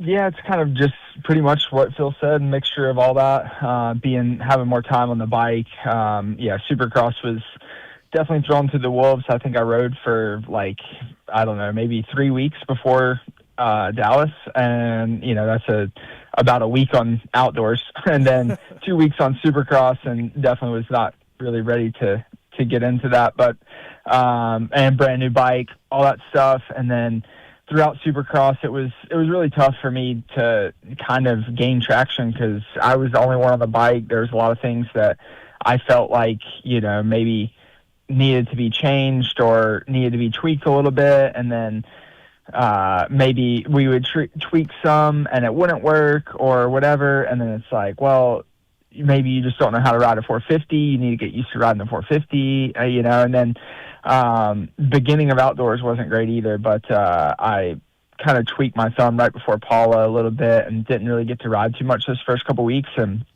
the last month or so I've been putting in a lot of time at the practice track, and been on pretty much throughout Supercross we were on something different setup wise every single week, and pretty much since High Point, maybe even Colorado, I've been on fairly similar setup the whole time, pretty much the same. So been able to just kind of build those blocks and just get more comfortable on the bike. I mean, shoot, at the beginning of outdoors and throughout Supercross, I felt like I couldn't even ride at a 70% pace without feeling like I was going to wad it up. So I feel a lot better now riding the bike. Is it? Do you notice look, you've always been in shape, you've been able to ride, but do you notice the 450 needing a different sort of level of strength and fitness, just late in the motos, rougher track, all of that? Do you notice that? Not really. I feel like outdoors, especially Supercross, it's a lot more. Supercross is a lot more intense for me in the 450 class just because of there being 15, 16 guys that have won races, won championships, that kind of stuff, where in the 250 class, typically there would only be 3 guys after you get through the first couple rounds that are actually battling for wins, Yep. So it was a lot more of kind of see where you come out and manage the race from there in the 250 class, where you don't want to, you just are trying to avoid a big mistake, where in the 450 class, it was a lot more of just like wide open the whole time.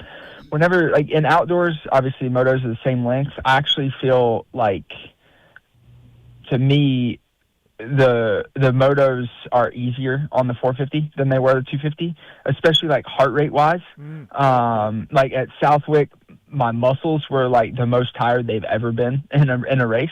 So that was tough. Like kind of manhandling that 450 around Southwick was tough. But from a heart rate, like breathing wise, you're riding the 450 a bit more mellow. You're not like on the 250. It's just like wide open all the time on the edge, where the 450 is a little bit more methodical and not slower, but it feels slower just because you're not having to just ring it out all the time.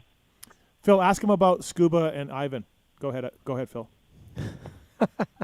What happened with Scuba and Ivan? Stop it, Phil.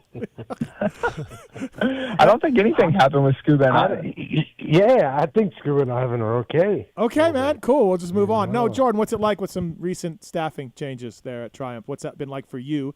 Obviously, Ivan's taken a little bit more of an active role, and then Scuba departed. So how's that for you? Yeah, I mean, it's been a little bit tough for me, for sure. I was a big Scuba fan. It was part of the reason why I came to Triumph in the first place, and always had a lot of trust in Scuba.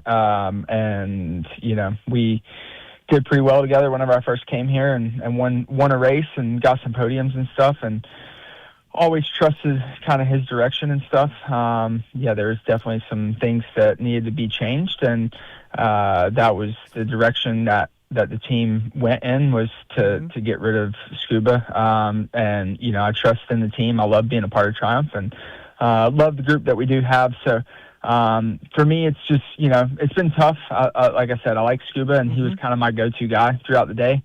And so it's still a little bit tough, but trust the guys that we have there. And I still, even though he left, it's like I still got a job to do, right? I still got to go and try to perform on the weekends, and that's what I've been focused on, is just trying to control what I can control, go out there, ride the best that I can, make the changes on the bike, but also at the same time, I've been trying to trust the team a little bit more, trust the guys around us to make the right decisions, give them the information that I feel like needs to be made, but not try to make the decisions on my own. So, right. Yeah. Hey, Jordan, Jim Holley here. I wanted to ask you, were you surprised that Austin Faulkner retired midway through the season? I mean, you're pretty close to him, and I mean, you've seen his injuries and what he's had to work through and everything. Yeah, I mean, yes and no, right? It's been, it's been a really tough few years for Austin.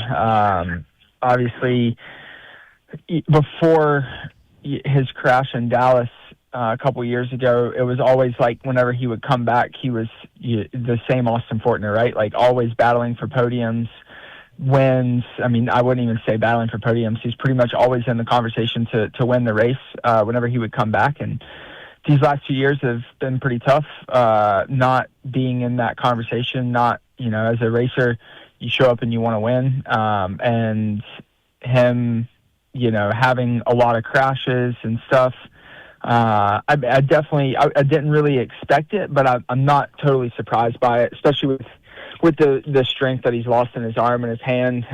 It would be one thing, I think, if, I don't want to speak for him, but I think it would be one thing if, he's having these crashes and it's like, oh, well, this happened or that happened. But whenever a lot of the crashes are coming from your hand slipping off the handlebar, and you don't see a way that that's going to be getting better, then that's kind of a tough pill to swallow, right? So I didn't really expect it, but I'm not surprised at the same time. Jordan, I got one for you that I've wanted to know for a while, and you're actually the perfect person to ask. You rode a Honda, a KTM, a Cowie, and a Yamaha, so you've ridden all of them. You know the different feels, but what does a Triumph actually feel like in comparison to those? And I know the 450 is different, so you're in a little bit of a new chapter. You rode 250s last year, though. Yeah, but last year, like, what does it compare to of all of them? Because you've ridden all of them, so you would be the one to be able to answer this. Yep. I would say for like comparison-wise, I would say the closest would be a KTM for sure. Just the way that the kind of engine and the power, the clutch is very, very similar. I think it may even be maybe the same-ish Brembo system that a KTM has. It's very, very similar. So feel-wise, everything, even the sound-wise of it, is very KTM-ish. So I would say out of everything, that's definitely the closest, but it has its own characteristics as well. Which is, actually shouldn't be surprised because at some point they had a Triumph chassis with a KTM motor in it, I heard, when people were riding Early it back days, in maybe? the day, you know? So they did base it on that a little bit. Phil, anything for Jordon, or we'll let you go? 'Cause you got to get sleep. Yeah, I know. I actually wanted to ask him, are you on KYB Air Fork or are you on Spring? I'm on Spring right now. Yeah, I've been on Spring. Okay. I've bounced back and forth. Last year, I was pretty much on Air I started on Spring last year whenever I first got to the team on the 250. The podiums and the win were on Spring. Switched to Air and ran Air pretty much all last year and ran Air, I think, through Supercross this year. I think I went back to Spring at the beginning of Outdoors. I don't think I've touched Spring all outdoor. I don't think I've touched Air Forks all outdoor season this year. And how's it working with R&D? Obviously, you know, you got Ivan there riding and stuff like that, but when the team gets a new part, like a new piston or transmission or something, you know, like the Japanese have this, I don't know, Steve, what's the word I'm looking for? Like a protocol, like for amount of hours and stuff that Kip put on it. Does Triumph still do that same thing, or are they a little bit more rushed because it's just you and Harp riding it? No, it's still pretty. They still have pretty strict protocols that they go through. So you know, the Styles did a lot of that stuff of just. I mean, there was days that he would just ride like 2 or 3 30-minute motos, just trying to get the time on the bike. Even I think it's been reported or talked about that Bobby Canary was coming down and riding some, and just doing endurance testing on parts that we had. So. It's still pretty strict on that. For the most part, the 450 stuff, we've been on mostly the same stuff when it comes to that type of part that would need that endurance testing. We've been on like pretty much the same engine all year. Been messing around with clutches and stuff like that we've had to put some time on. But, you know, sometimes if it just kind of depends, right? If it is that important, we can try to speed up that process a little bit. But they definitely have pretty strict protocols, yep. Tell you one thing. Listen, I love Fly. I'm a Fly guy. PulpMX code to say with Fly. But the FXR Triumph look, I like that a lot of weekends. I like the look. When they go bright. They go bright. It just looks good. Jordan and all yeah. Yeah, the fam always. My family's always like, "I love your gear. I can spot you from anywhere." I'm like, "Yep, that's for sure. That's for sure." No, FXR crushes it. I mean, dude, Phil knows. Like their gear is top notch. The buckle on the gear, everything is top notch about FXR. So, and then they crush it with the colorways and the designs and stuff. Hurts me to give them credit like that. It just hurts because I'm a Fly guy, but looks good, Phil. You know, Phil. So, good job on that, Phil, for the FXR. Boys. Yep. All right, Phil, we'll let you go. You got to get some sleep. You got to Canadian National coming up. So. Yep. Get some sleep, Phil. Get some training in. Come on. Are we riding club tomorrow? Gonna be there tomorrow? Yep, we'll be there tomorrow. Ooh, we're doing our Loretta simulation week, so he'll have all the B kids waiting for him. Meatball? Oh, Meatball's ready. Meatball's ready? Okay. Oh, yeah. Yep, Meatball's peaking at the right time. He is. I like this Meatball guy. Dude, he's great. And I love it because Phil tries to chew him out every once in a while, and he don't care at all. Oh, yeah? Oh, he fights back. Even in his comments on Instagram, he throws it right back at Phil. Do you have an HR department at club that has complained about Phil? Or I'm HR. Listen, from what club used to be 10 years ago to what it is now, it's quite pussified, but we're still okay. We, people throw jabs. It's all fun and games still. Phil yells at everybody, and everyone just ignores him. Right. That's kind of where we're at this point. We just let him say what he's got to say. Let the old man. Let him yell. Yeah, let the old man yell at the clouds. We'll let him go. Thanks, Philip. Thanks for the time. All right, see you, boys. See you, Jordan. Good luck, Phil, up there. Yep. Yeah. Good luck, see Phil. You, Mr. Jim. Bye. Jordon Smith on the line, brought to you by Renthal, renthal.com again. Hey, Jordon, you obviously star team, lived in Tallahassee for a long time. You're from North Carolina, out there as well. What's the Georgia Triumph facility life like for you? How do you like the facility? How do you like living out there? Yeah, it's good. We really like the place that we live. I've lived in Georgia since I was at NTF, and even Star's facility is still in Georgia. So I always was living on the Georgia side. But yeah, we moved. It's about 3.5 hours north. We're a lot closer to Atlanta, a lot closer to things for the family to do, the wife and the kids. So yeah, it's good. We love it up here. Yeah, I think. Even. Like we could see ourselves staying here for a long time. So even after racing, so yeah, it's good. Yeah, I was talking to somebody at Star, one of the mechanics, and I'm not protecting his identity because I don't remember who told me this. Probably Kent. I don't know. But there's nothing to do. They're like, dude, there's nothing to do. Obviously, those guys work their balls off at Star, and it's a successful program. But whoever it was telling me like, yeah, man, nothing. Sit in your house. Play video games. It depends on what you like to do. Okay. It depends on what you like to do. I had plenty of stuff to do. Did you? I like to golf. I like to fish. I like to hunt, and there's plenty of it around. Okay. So, all right. For me, it was good. For my wife would definitely like some more things around because I wasn't even in Tallahassee. I was in Cairo. Like there's really nothing to do in Cairo, but. I ran a cornhole league for probably like 2 years there. Set up a cornhole league at the local pizza restaurant. So, there was plenty of stuff for me to do. You were a cornhole commissioner? You were the commissioner of the league? Yeah, I was pretty much, yeah. Roger Goodell of Cairo cornhole tournaments. Jordan suspending people, looking into rules and fractions. Oh, yeah. Hey, by the way, are we on board with the Panthers this year? Where are we at with the Panthers?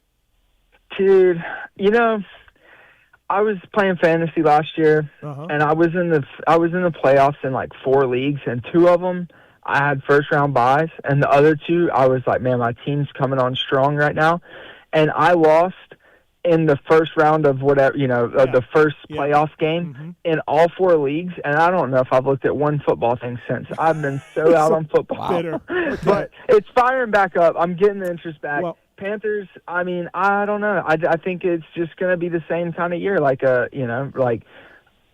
We might be 1 win above 500, 1 loss below, one whatever. It's going to be right around 500. We might make the playoffs again because the NFC South sucks. I don't know. Daniel, do we have an opening in our fantasy league? Who should we boot? Should we boot Wilbur for Jordan? Why? What's wrong with Will? I feel like Wilbur doesn't adjust for buys. You were bad for that? That was me, but that was a strategy. You corrected yourself. I came around. Yeah, you came around. I don't know. I feel like that'd be rude to just kick Will out right now on the air. Yeah. Should we do that? Absolutely. For Jordan? Jordan could promote our league, too. Jordan would yeah, well, he could be our commissioner. Obviously, he's got experience. No. No, I can't. I'm out. I'm out. He's already in 4 leagues, you just said. I think I'm actually in 5 leagues. Parabinos is our commissioner, and he doesn't have an open. A little shady? He's not shady. He's just very angry and aggressive. I think he runs it well. He doesn't listen to his suggestions. Just yours. Okay. But no, Jordan says he's in 5 leagues. That's and a cornhole. Dude's busy off the bike. No, we're out on the cornhole. No, I haven't played a game. I haven't played 1 game of cornhole since I moved. Okay. Yeah. Okay, you got a question for Jordan? Motocross question? Or? Yeah. No, okay. I want to know how you like my guy Deacon. Deacon's awesome. Love him.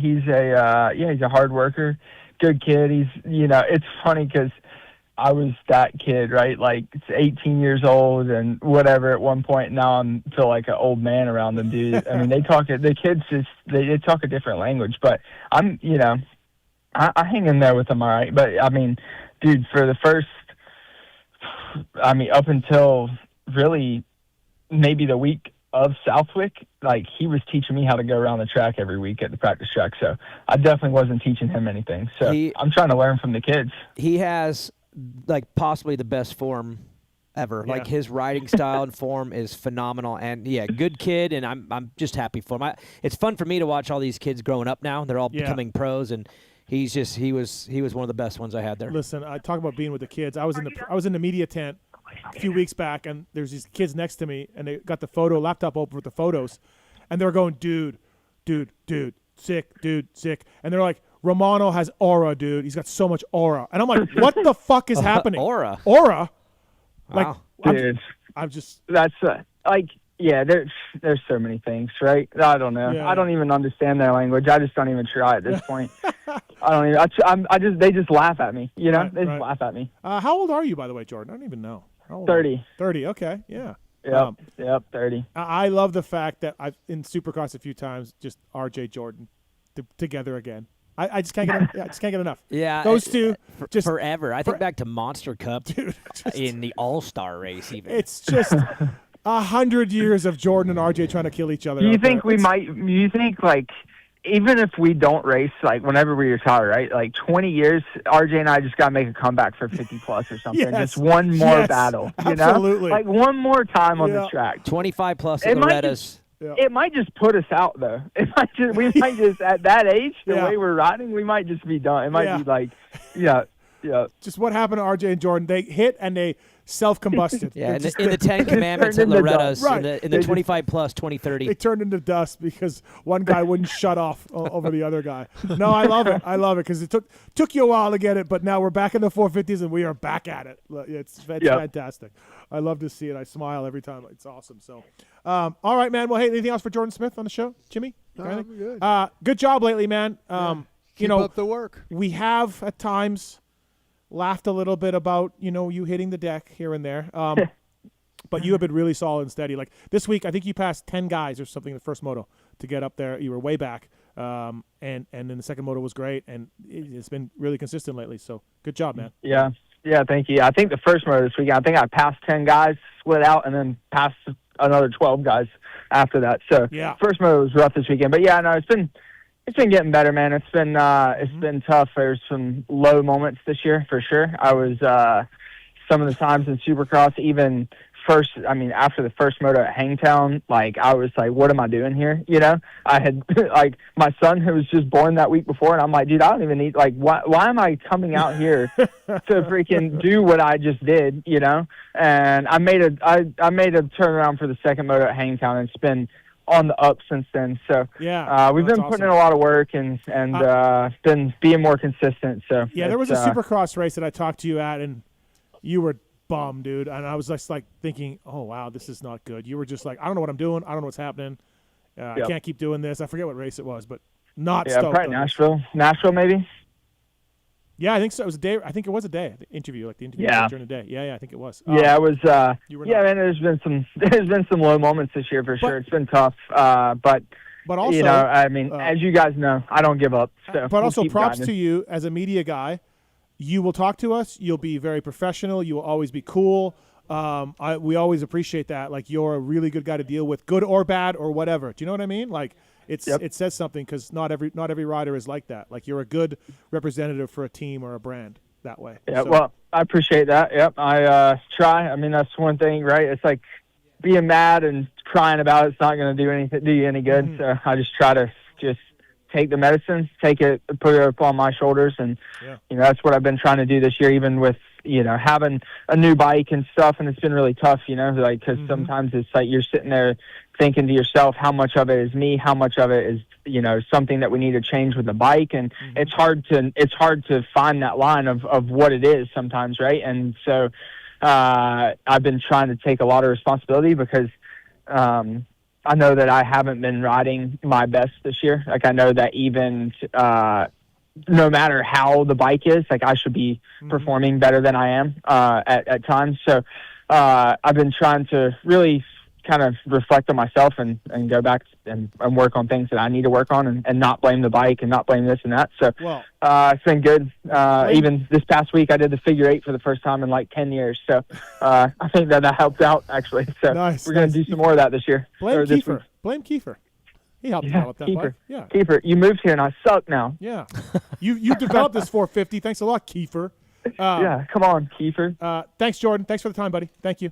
Yep. Thanks for having me on, guys. Talk to you later. Yep, see ya. That's Jordon Smith, everybody. Triumph Racing, Renthal bringing you Jordon Smith. Firepowerparts.com, by the way. ClubMX, big part of ClubMX, Firepower guys. Oh, yeah. And so please check those out. Chain sprockets, bars, levers, and more. Visit firepowerparts.com at Acherbys USA as well. Another sponsor of ClubMX. That's right. Of course, you got Max Volan you're bringing a Cherubies. Absolutely. That one's easy. Out of Cherubies USA, a world leader in accessory dirt bike plastics. Check out their website for super cool things on it. All right, Cooper Webb's coming up in a little bit. Let's do phone lines are full. Phone lines or beta, I don't know, man, segment. You guys, your race day live. What are we doing? What segment? I was like phone. Yeah, let them in. I mean, they've been hanging on for a while. All right, let's take some phone calls. Dan's on 6. What's up, Dan? Hey, what's going on, Steve and the other guys in the studio? Yeah. I just jumped in to ask. You can hang up on me if you want after I ask the question. I'm listening to the review show right now, and what is going on with JT, man? He's like, you're trying to be funny, you're trying to be charismatic, and like you're being hysterical, cracking my ass up. But JT's like pissed off at you for joking about Chase Sexton going to DRMX, and I'm like, dude, you're ruining my review show. I'm out here freezing my ass off watching my bike. Love JT, and I can I have. don't care, we, Steve. we all have bad weeks. I've certainly guilty as also. Certainly, there's been some critical comments towards me. This wasn't JT's best week. That's for sure. Why? What's wrong? He just, dude, you got to listen. Listen I on the haven't plane heard it tonight. yet. Listen on the plane tonight. Is he? He was. Marks, did you listen? Yeah. And it's terrible, man. He's just upset. He hasn't gotten laid or something. I'm like, dude, go get some. Like, I'm never in this grumpy. Not the first comment about that exact. No, thing he that had a we've rough review show, and it happens. I've been there too. I've had people say, "Hey, Matthes, He's you're just a not. dick." He's just feisty, not in the mood. I don't know, man. It was weird. It was like he was I don't know, agreeing man. with you. Yes, he would agree, but then still argue. arguing with you about agreeing with. I don't know, man. Yeah, no. Thanks for the call, man. Listen, he's Love the show, guys. Hey, thank you. Hey, shout out to Northeast 24 Off Road, man. They did a 24-hour challenge this year up in Upper New York. Fantastic race. We all sweated, froze, and were muddy as shit, and it was great. Awesome. Thanks, man. Appreciate it. Thank you. Thank you. All right. I want to be wined and dined, and I'll just say it, 69. All Nice right. timing. It's a good question for Jimmy right here from Jarrett. Jarrett, go ahead, man. What's your question? Hey, man. Just question about like the evolution of like the best things that's happened to the dirt bikes to like improve racing. Okay. Like, or the best flops. Like, is it the EFI? You can't say 4-stroke. That's pretty easy. Okay. EFI's huge. Like- I was there in the carburetor days. EFI's huge. But Jimmy, what power valves, Jimmy? Cartridge forks? What? You know? I mean, Like, for me, what disc brakes. improved the Disc brakes? racing? Disc brakes. You know, I'm coming from That's drum true. brakes, and Yeah. you know, to get you could drive into the corner. So just game changer. Yeah, the disc brakes Yeah, to me you were could a stop. big improvement on the motorcycle. Power valve, that was Yeah. another one. The other one that I really didn't like was the BAS Oh, system yeah, that yeah. Yamaha had, Yeah. where it was a wire was connected to your brake and stuff. That It one would turn your compression in as you brake. yeah, right? it was strange. We got rid of those and put Ohlins on and stuff. But I think that water cooling was another big one, because back in my day, you know, we seized a lot of motorcycles, you know, because they would get hot and over a double jump. That's not good when it seizes and the front wheel drops and man. you're along for Not the a good ride. idea. But Listen to Uncle Jim. The dinosaurs are next. I love it. I was yeah. going to say single shock. Yeah, singles. Well, dual shocks in my day. Well, EFI is huge for sure, because we had Yeah. a lot of carburetor. When you get to the real fast guys in Supercross, carburetors on 4-strokes were an issue. Dude, a nasty they bog They threw is Timmy over the bad. bars and Yeah. stuff. So Yeah. EFI was huge, man. Going more recent than what Jim was DB, saying. what about your racing days? What was your best?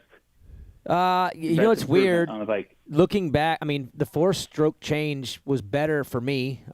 Just being a privateer my whole life, having that 4-stroke power was really good in the very beginning before the teams all figured it out. Like my first 2 years on a 4-stroke, when it was still kind of fair, I did really good because I had a great bike. And then obviously PC figured it. They all started figuring it out, and then those bikes got insane. But then I look back, and I also feel like it's the same answer in the other way. Like I love the 2-stroke era, and I actually look back and kind of missed doing it longer. I loved my 125, but as a privateer, again, I needed the help a little bit. So is that the Steve Bauer era when you first came Yeah, on? Yeah, that Steve would have been that Bauer, time. And you had the cape and stuff. that would have been it, like 2002, 3, yeah, 4. yeah. Like my 250s were good those 3 years. That's when I ran into you, DB. Oh, where at? I called a couple weeks ago. I was at Willard's house. Oh, yeah. Okay. Those would have been arena cross days then when I was up at Willard's a bunch up in Ohio. Thanks for the call, man. Appreciate it. Too? Thank you. All right, we man. got to run. Yeah, thanks. Appreciate it. Good question. Cody, what's up, man? What's happening? Hey, what's up, guys? I got a race tech rant. Yeah. Hey, so I'm a loyal PulpMXer all around. Paid my money for the championship league. Happened to win Fox Raceway, and I don't know, man. Haven't received my jersey. No notifications. Really? I don't know. Have you contacted anybody or done anything with it? Okay. I didn't contact anybody, but I did update my address. Yeah. Okay. All right. Well, I don't know, man. So the jerseys take a little while longer, especially RJ was hurt for a little bit. But you should have had it by now. I'm not making any excuses. But sometimes the jerseys take a little bit, but you should have it by now. Cody, we'll look into it. We'll send you an email. Promise. Swear. Okay. I'll look for the ChatGPT auto response. Yeah, we understand your frustration and we get it. Yeah. That's it. Okay. All right. No, Cody, we'll get on it, man. Apologies. Yeah. Thank you. All right. Thank you. Appreciate it. Marks? Yeah, jerseys take a bit, but it's too long. We'll get it. It's too long. We'll make it happen. All right, everybody. It's time for the Beta USA I Don't Know Man segment. Let's do this, Beta. Let's see if the guy can find it real fast. I don't know, man. I don't know, man. I don't know, man. I don't know, man. I mean, I don't know, man. I don't know, man. Beta USA I Don't Know Man segment is what? What a dick. Oh. He could have stalled for a second and just made it look like he couldn't find it for a second. Yelling at Jimmy for being a dick. No. This segment is powered by Beta Motorcycles. Everyone knows they're off-road bikes, but the RX Motocross is legit. The 250 and 350 two-stroke RX models to the 450 four-stroke. They got a new 250F coming as well. They're looking for riders for it. Benny Bloss, 1010. Great job at Millville for Benny on the Beta. Yeah. Stop guessing and go test ride run. Head to betausa.com to find your local dealer. Daniel, what is your Beta USA? I don't know, man. It was going to be Eli. I already kind of teased that out early, but I'll kind of stick with it. And I guess my I don't know, man, would be like, I guess what is the motivation really now with him? Because he's never going to say it. He's obviously, kind of that stoic dude who won't say, but I've always been under the impression and belief that he wants to get that Supercross title that he lost in 23, like a redemption kind of story for him because he got robbed, obviously. Of course. Yeah. But then now he's doing a whole year. He's doing outdoor. I thought he came back a little early from what I understand. Like, my I don't know, man, is like what is the goal and motivation with him? Because he's an all-timer. He's a legend. He's announced he's retiring twice, I think. Like, it'll be his last year. I think he's done it twice. Right. But there's not a lot of context when it comes to his explanation on it. And Dude, is there any context to any of his explanations? No, and I wish I had it because then I could understand how to cover him myself. Because, look, if he is wanting to go and win that Supercross title, and let's be honest, this year he won the first four of the first 8 rounds, and then things got weird. We still don't understand exactly what happened. But with Ken Roczen winning, to me, that Supercross title is still winnable for him, even now, with whatever happened. If that is the goal, then I'm confused why the outdoor thing has been included, why he even came back at Millville like he did. But if the actual story is the other side, which is he just wants to keep racing because he just loves it. I think that's it. I do. Because if it's that, I would like to know it because then I can better understand and maybe be softer in the analysis when things go 9-12. So I can't cover him fairly when I don't understand the motivation. Right. So I don't know, man, is like, he's always kept things pretty close to the vest. Yeah, what are we doing? Yeah. Because I want to believe he's chasing that title and he wants that redemption 2023 title, but then some of the decisions are like, that wouldn't support that. Mm-hmm. So that's, I don't know, man, like what are we doing it for so I can better understand how to cover him fairly? Yeah. Okay, fair. Yeah. My Beta USA, I don't know, man. So Julien Bermer rides great, wins his first national, and he's surprising the shit out of me outdoors. Doing great. Serious back injury last year. What a story. Yeah. What a guy. What a win. Tried to get him on the show tonight. Wanted him on the show tonight. I have a good relationship with Bermer. We're not buddies, but I feel like we're good. Like, I've interviewed him a bunch. He's a funny kid. Daniel, you worked with him. Yeah. So I'm going to get Julien Bermer on tonight. He just won. So I don't have his number. So I thought about DMing him on Instagram. But I'm more professional than that. So I hit up his sponsor, One Industries. I hit up a key person at that company and say, hey, what's Julien Bermer's number?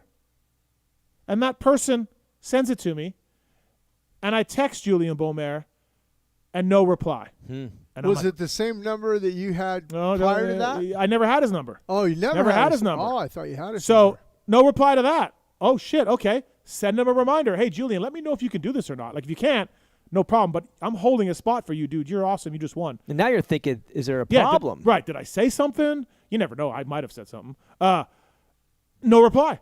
Nothing. And so that was yesterday. So we move into today. I say, hey, Daniel, send him a text. So Daniel sends him a text. No reply. No reply. Now I'm like, I even said to my wife, hey, we tried. She said, are you getting Bomero on the night? I said, I don't know, man. Beta USA, I don't know, man. The number you have and the number you have, is it the same number or is it different? The number that I have and have had is the same one that he was given by this one industry's representative. So, okay, so turns out, everybody, that Alex Ray doesn't have his number. Gave me the wrong number. I got it from Ian Harrison today because now I get to the bottom of this. Yeah. Hey, Ian, is this the right number? Ian sends me the right number. It's too late to get him on. We've already scheduled Cooper Webb and Jordon Smith and everybody. Right. And I text Julian. He hits me right back. Wow. And says, I said, so, hey, man, I want to get you on. You know, your sponsor didn't give me the right number. So my I don't know, man, is Alex Ray not having Beaumare's number. He's their number one rider, basically, at One Industries. Sister company to O'Neill. Yep. Sister company. We don't want to say anything else. And he don't have the fucking number. What's Alex Ray doing? I don't know, man. A-Ray. Yeah, see, my excuse is I haven't just talked to him in a while, so okay, it's also an old number. So Julian said he changed his number in the off season, 7-8 months ago. He did change his number, but apparently has not talked to A-Ray in 7 or 8 months via telephone. But see, the thing that I don't like is A-Ray should have been calling Steve saying, hey, man, can we get Julian on? Wow. That's where I would have went with it. That's even worse. Better. Right, yeah, right. That's what I would have done. You know, obviously, too, hey, his One Industry stuff is looking good. I probably would have said, hey, your setup's tight because it has looked good.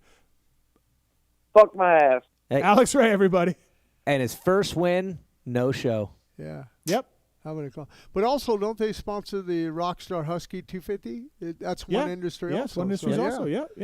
But Beta USA, I don't know, man. Alex Ray. Doesn't have his star rider's phone number, apparently, for 8 months. So, when you want things done over there, you contact Mark or Frank.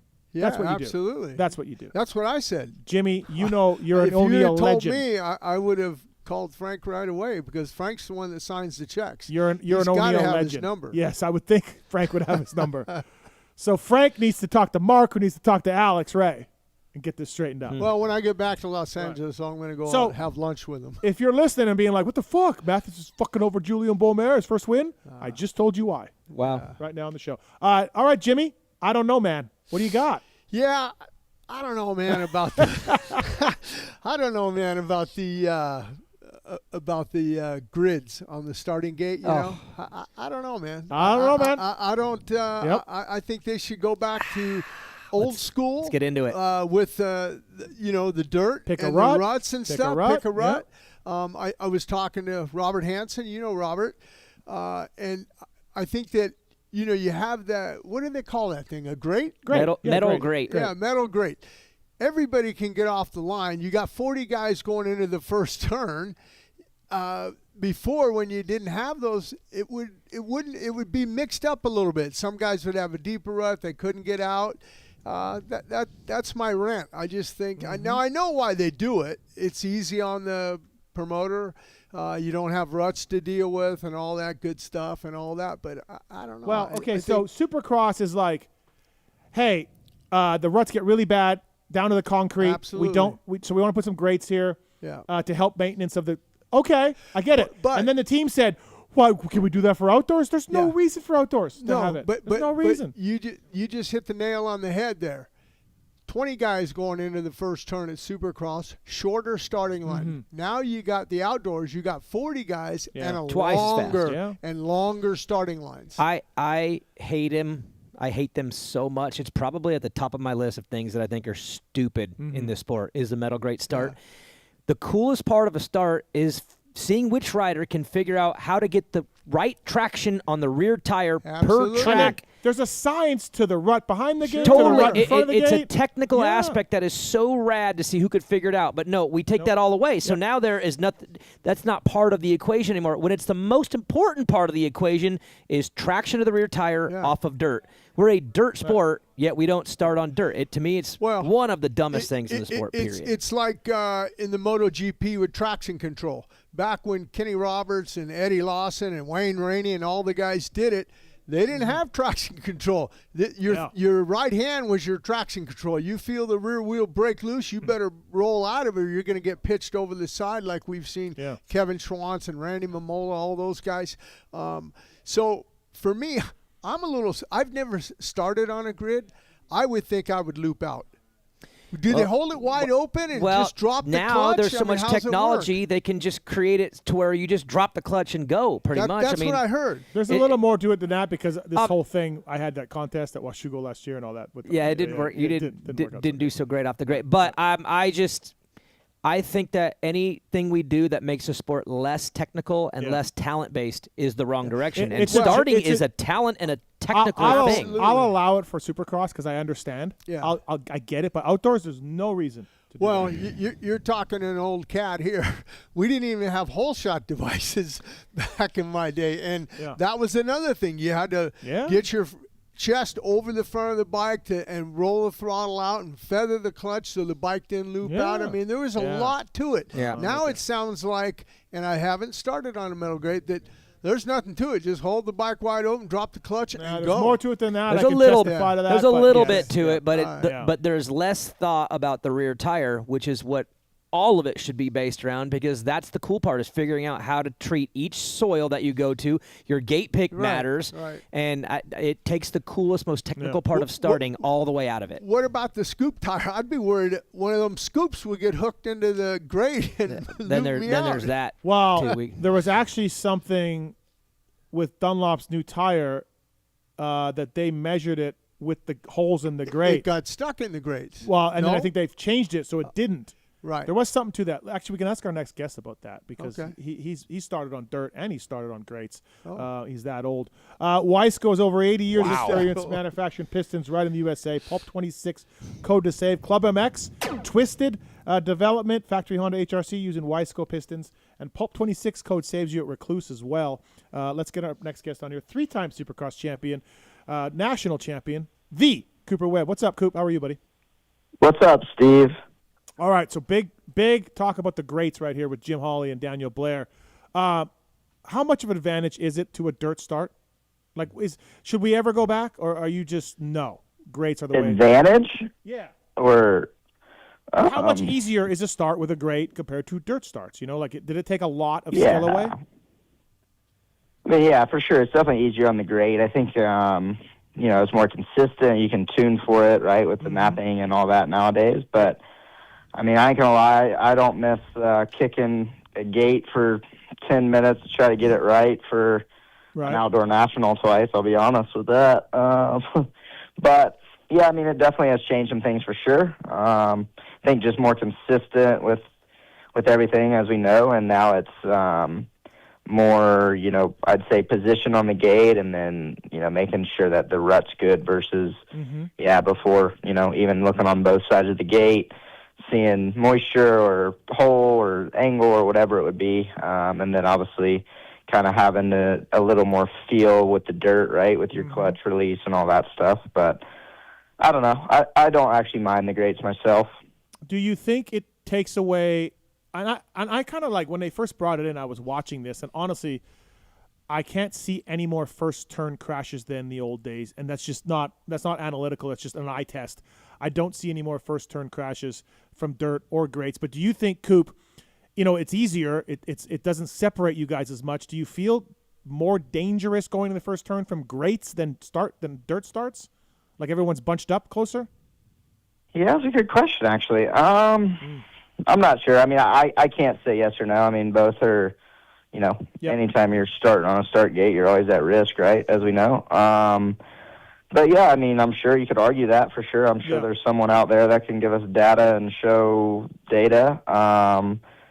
But yeah, I mean, I think unfortunately first turn stuff is most of the time due to a sketchy first turn or just someone, brain farting. But yeah, maybe because they're brain farting and you're a little closer and all that. But yeah, it's hard for me to honestly say either way with that. Mm-hmm. So you got the cable clutch on. Your starts have been money for a while. Rich Simmons says it's just because you guys are all betting you can make more money by getting better starts. That's what Rich says. That's why you're trying now. But no, for real, $300. Okay, so nothing to do with cable clutch. You just want the money. Just wants $300.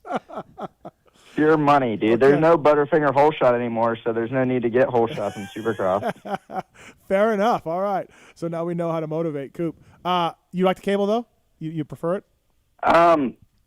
Yeah, I mean, it's working for me right now. I wish, had those starts like you said in Supercross. It's hard though because I was anti-cable for a long time, just more of a hydraulic guy myself. Mm-hmm. But yeah, they had this system this year that they had kind of tweaked on and actually kind of tried to make it like. So my biggest thing about a cable was almost sometimes it being too easy and having too much feel and play and being able to adjust it nonstop, that it almost made it too easy of a pull and stuff like that, versus the hydraulic was for me just a little bit slower release. Mm-hmm. You're always consistent with your point. It didn't really fade or you didn't have to touch cable it. So, stretch. You had no cable stretch, any of that. Right? With this one, though, they found me kind of a lever and a pull and adjusting system, and kind of, it sounds weird, but almost made it not pull as nicely, like I guess the goal is for most of the time. But yeah, it's been working really good, obviously on the starts, and but it's something I never tried it in Supercross, but that was my choice. Like even the only reason I'm on cable now was last year I was burning up my hydraulic and outdoors, so we went to the cable, and then so it wasn't a starts thing. It was more like reliability. Yeah. I was just getting it hot and cooking it. So that's kind of why we went to it last year, and then we did that test again this year. And I thought on track it was actually had some pros in motocross. But yeah, I don't know. It is strange. I know most people, once they stick to one, they're kind of in it and on it. But I did try the cable in Supercross preseason this year, and same thing. I wasn't a big fan of it in Supercross. So I know it sounds weird, but yeah, I'm currently on a cable. Hey, I saw you pull in a mechanics area in Moto 2. You had a front flat, got a change, but I saw your Instagram. You said you actually ate shit because of the flat. Like, did you know it was flat, and you're like, hey, I just kind of survive, or was it just like, whoops, damn? No, dude, it was freaking that jump after the finish line. It's like a little tabletop, and I mean, as soon as my wheel hit, just instant puck. Yeah. And I'm like, that's weird. Like, as much as I've been tucking the front today, I don't think that was me. And so I actually looked at it when I was getting up, and I couldn't tell. And I'm like, dang. So I did another lap, and then I went into the rollers and about went straight into the creek. And I'm like, yeah, this thing's flat. Yeah.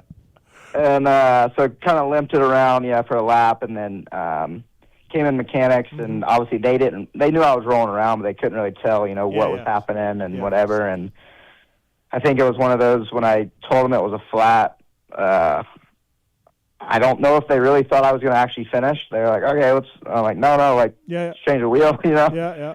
But yeah, no, it's definitely unfortunate, especially that, 25 into the moto, and stay humble, bro. Stay humble.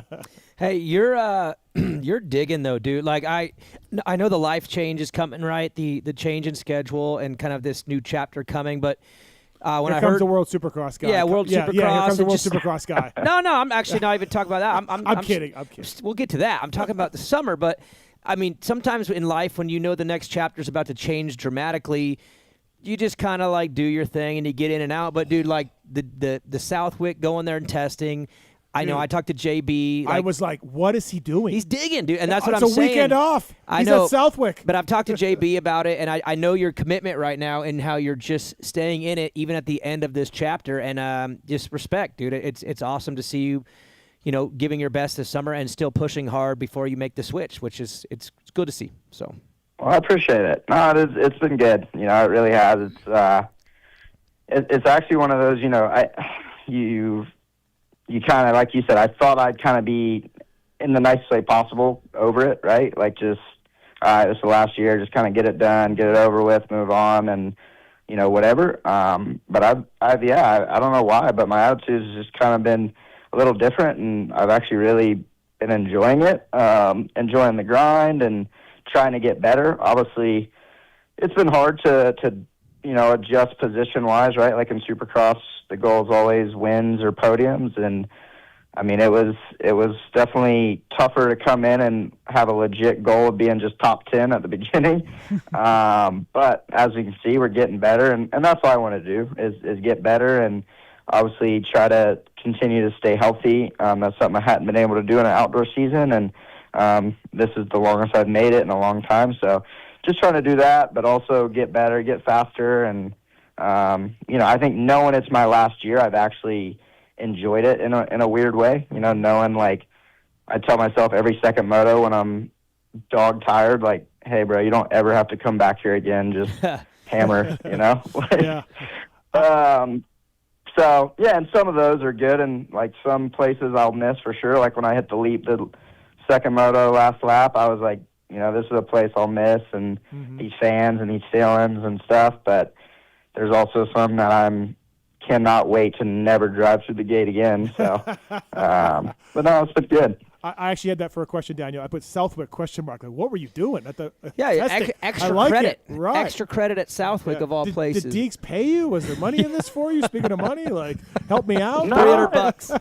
$300. Honestly, it was, you know, like I said, it was an opportunity. Like I said, it was like, I don't know, I'm getting maybe a little more sentimental the older I get, and it's like, man, you know, you have an opportunity to go ride Southwick, which I actually do enjoy Southwick. Like I grew up riding sand, so I do like sand. Obviously, you know, it's a national that I probably won't miss because of how rough and gnarly that place really is for 35 minutes. But it is a track I enjoy actually motoing on. But yeah, I think it was just one of those, hey, let's do it. You know, you can bring the camper up there, the team's going, we'll test, you know, we'll cook out and enjoy it as much as we can. And that's kind of what we did. And yeah, I don't know. It's something that we did. And I mean, sometimes I'd choose that over Florida right now. You know, it's so freaking hot here that it can be a little bit miserable, but obviously our track is sweet here and we ride it to different places and stuff like that. But yeah, I think it was just kind of one of those, like, hey, let's take the camper, go camp, cook, do some testing, and yeah, enjoy a few days at the Wick. He just let it out. It's because it's hot in Florida. So yeah, that's the main reason. Well, it still gets pretty hot in Southwick, though. It's hot I've everywhere. been there racing some nationals. Yeah. It's hot and humid. But, hey, Coop, you know, I really enjoyed your career in the outdoors and the Supercrosses. You know, I have a lot of respect for you. I got a chance to do the Yamaha Wall of Champions last December with you, and I got a chance to, you know, talk to you a little bit, and, you know, not on a racing side, just your family was there and everything, and I was a little overdressed for that. I think Mike Ulrich, you know, said to dress nice, and I was the only one with a suit and tie there. Man.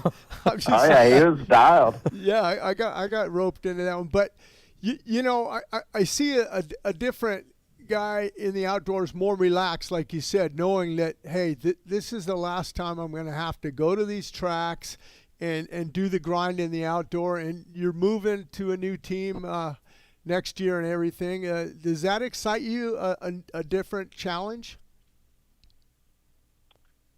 Yeah, I mean, I think it's, yeah, like you said, with the relaxing side, it's one of those where, you know, at times it's a fine line, right, where you can have good results and a lot of success comes from having fun and being relaxed. But then there's times where, you know, when you're really locked in and doing everything exactly right and you feel like you're, you know, taking it as serious as you can, you also do right and do well. But it can be vice versa, where you do everything right and have bad results, or you can have sometimes some fun and have bad results. So I think, yeah, there's a lot to learn in that. You know, I think for me, I usually have a pretty good balance of, like, when to lock in and when not to. But yeah, as far as the next chapter, obviously, going Supercross only and stuff like that, there'll definitely be some changes in my life for sure, and racing and all that. So I'm looking forward to it, though. I feel like like you said, I've excelled in Supercross, but I'd still say I had a great overall motocross career. Sure, I'd love to have had more and accomplished more, especially on the 450. But it is what it is, and I'm definitely looking forward to the next chapter and a new challenge. And I still feel like I got plenty left in the tank. So I'm excited for what the future holds. You said a key word there when you're locked in. I know you were locked in during the Supercrosses at one of the rounds in Anaheim. I can't remember. It was probably the last time. And you were frustrated because you wanted to be on the box and you were riding so good that night and you had to win. And after the race, I made a point to go by your motorhome, man, and tell you good job. And you looked at me and you said, "Not now, Jim. Not now." Yeah. I go, man, he is pissed. And Jordan Burns was with me from Moto Triple X. He goes, he was upset. I go, well, I've been there. I know where he's at. He was pissed off, and he made that little crash, and he had the speed and to win that night. And I don't know if you remember that. Coop needs 10 minutes. No, people, people that I know that know Coop say he needs 10 minutes. But that's something, Coop, that I did when I was racing. Someone would come over, a journalist or whatever, and it's all changed now since I was racing. There's a press conference and all that, but I would come in and I'd be so pissed off at myself and saying, "Fuck, man, I should have, goddamn it." And people would come over and I'll ask for an autograph, and I'd say, I need 10 minutes in my box, man. But now if it was a girl and she had her breast out, I'm signing that thing right away. Right. I'd fly the girls in from Hopefully LA. one will whip up a titty. That's awesome. No, I mean, like you said, I'm definitely emotional guy. So, and it's funny, I got, there's even times where I'll win the race and I'm still just, I think it's more processing everything, right? Like for me, I think a lot and I'm a critical thinker, and especially in Supercross and stuff, like, it's like I'm still replaying the race, or, as a human, like you always have that, oh, what could I have done better? And whether it was a good result, bad result, but obviously when it's a bad result, in my eyes, you're frustrated, and like you said, you sometimes got people not even like you did, Jim. You weren't doing anything wrong. It was just I was mad at myself and pissed off because, like I said, I felt like I left my best ability on the table, and but I think that's what, as you know, made us and still makes us successful racers, and it's good to have that. You're buddies with Hayden, obviously. I don't know how much you talk to him during the week or at the races or whatever else. Does he ask you about the 450 class? Do you offer him your opinion, your thoughts on it? I think it's been going well. I don't think it's been going amazing, but it's going well. He's got podiums. He'll figure this thing out. I really believe that. But does he talk to you at all about it, or do you say, hey, man, offer him some advice, or how's that relationship? Not really. I mean, obviously, like you said, we're training partners, and we have been for a while, and teammates, and, I see him every day, and, we train together, and we, talk normal, no big deal, stuff like that, but not really. Obviously there has been some testing that, I've helped a little bit with, not really doing much besides, the guys coming up with the settings and, me and him riding it and just kind of both giving our input. But no, I mean, he has a tight circle, I think. Obviously our team and with Swanee and his dad and stuff, they have a pretty good game plan, and but I mean, seldomly he'll ask me stuff here and there, but no, I mean, for the most part, it's obviously all on him, and we're just kind of teammates. We ride together, train together, and other than that, don't really. I don't. Obviously, if he were to ever ask, no doubt, but I think he has it pretty well under control, and like you said, I think he's been doing really well. I think it's tough, as we know, with the launches. Just they're so freaking good, and but I think he's been doing really well. Pulp 26 code to save at Recluse and Wiseco, Factory Honda HRC, Club MX, Twisted guys using Wiseco pistons, bringing you Cooper Webb on the show. Coop, back to outdoors real quick, and then I obviously got some WSX questions, but are you on a Yamaha WSX round one? That's confirmed, right, Coop? Yes. Yeah. Okay. All right. Outdoor tracks, as far as memories go, like what do you put at the top of the list of, man, I love that place, always loved that place, was good there, and then what's a track that's maybe like, yeah, check that box for the last time, I absolutely despise that place. Like, do you have like a high Fox and low? Raceway. Okay. All right, Fox Raceway for that one. What about highs and like moments that you can remember, just good days? For sure. I really used to, dude, Ironman when it first came on the circuit. Loved that place. I thought it was the best track ever, and honestly, I can't say too much because it's been a while since I've raced there, but I feel like it's really gone downhill, and I hope I don't get crucified for that. You're not the only one, man. I've heard it from a lot of guys. Dude, it's yep. It does not look fun anymore. I'll be completely honest. So that's one that bums me out a little bit. Obviously, the Red Buds is, I mean, every year. That was one thing that I loved about Red Bud was the vibes were always great, but the track, for however many years I did outdoors, now 10 or so, like every year the track was awesome. Prepped good, whether it rained, dry, whatever. Like it was just always a great track. And then, I've always actually enjoyed Hangtown. I thought that was always a good track, got rough. They've always, I feel like every year they change it. They put a lot of effort into it, right? Like always trying to change it. And even these last few years, I feel like the dirt has really excelled, and they're, putting money back into the place, at least from the dirt and track. So that's one, that I definitely enjoyed. And then, honestly, we were talking about, like, I hadn't been to Millville since 2021. So these next stretches, it's been a while since I've been to majority of them. But for me, Budds Creek was the one, like, as a kid I always went to. So I had a lot of good memories there, even though I haven't ever actually done that great at Budds.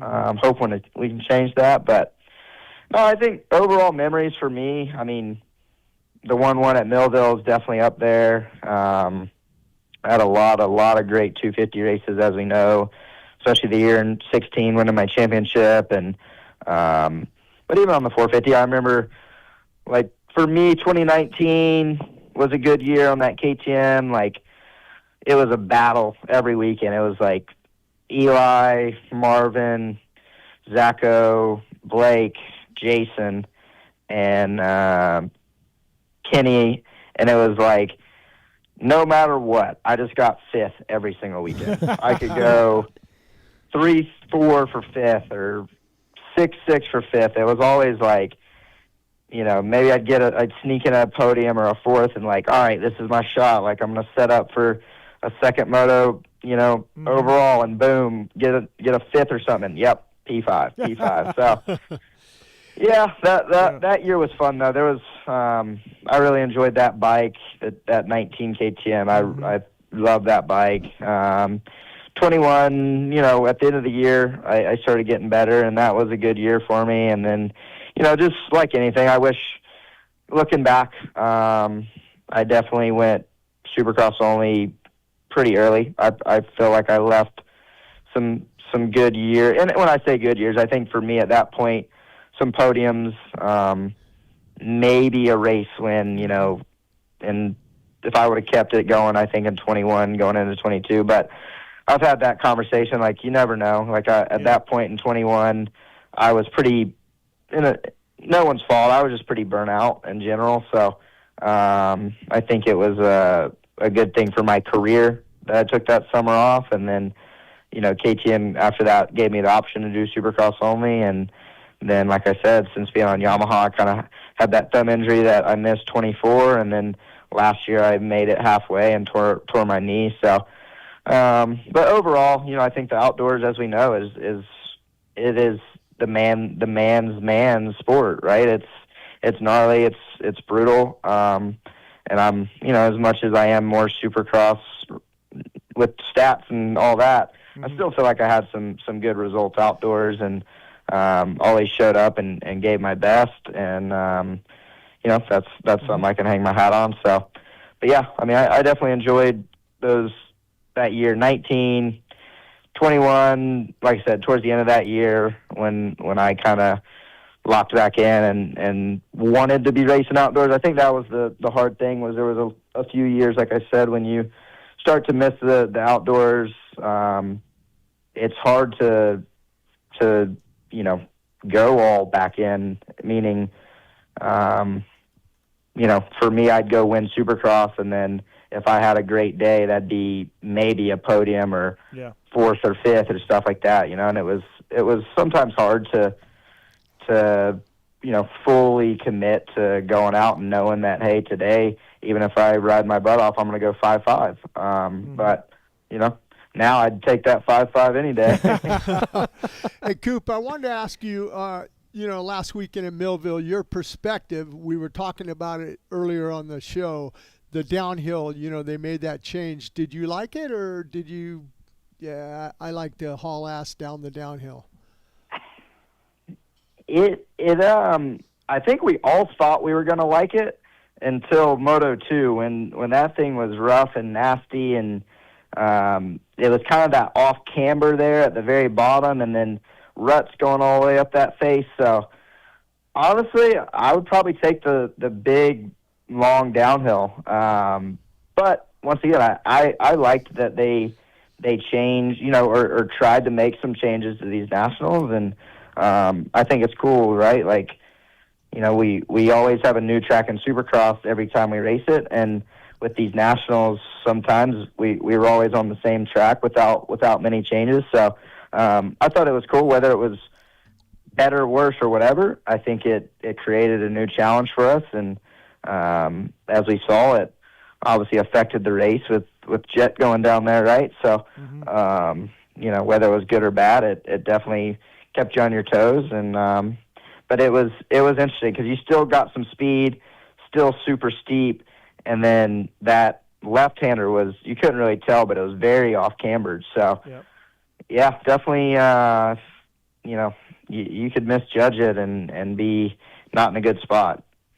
Before we let you go, Coop, a couple more questions. First up is air forks. All your teammates, I think, are on a different setup for you. You've chosen the air forks. What you like? Fan? You're a fan of the air forks? Bro, you're supposed to be media. You're supposed to know these things. What? Am I not? What? Me and Hayden are on the same fork, bro. Oh, I thought Hayden was on the hybrid thing. Okay, all right. Well, listen, they're working well then. Hayden's riding well, so stick with the air there. Yeah.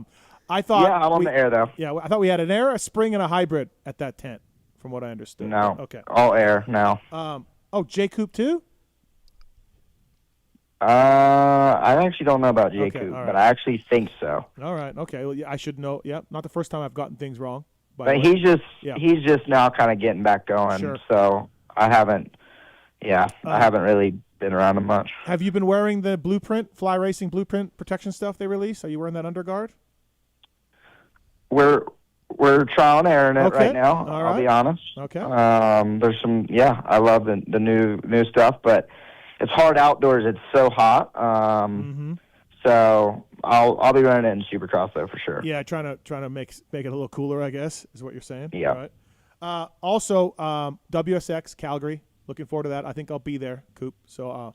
I would hope. It's in Canada, bro. I know, man. I know. It's a good, cool stadium. Jim, you raced that stadium. Yeah, I won a couple Supercrosses. You won some Supercrosses there. Yeah, I was also there one year where Hannah showed up with his works bike and worked everybody. Yeah, he did. Yeah. Wow. We were on production bikes. Yeah, and Hannah shows Unfortunately, up. Unfortunately, he got that, and we got demoralized right away. Like, oh, man. Somehow Honda let him take second. a factory bike to Calgary. Yeah, right? I don't know how that works. Right. But yeah, WSX should be exciting. Daniel, right? I'm excited for it. Obviously, the announcement was cool. So.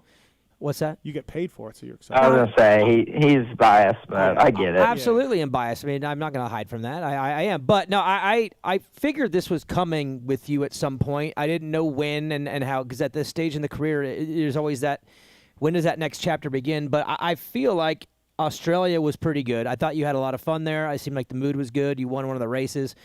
And to me, that seemed like, okay, I think now that you had the taste, that you would want to make it happen.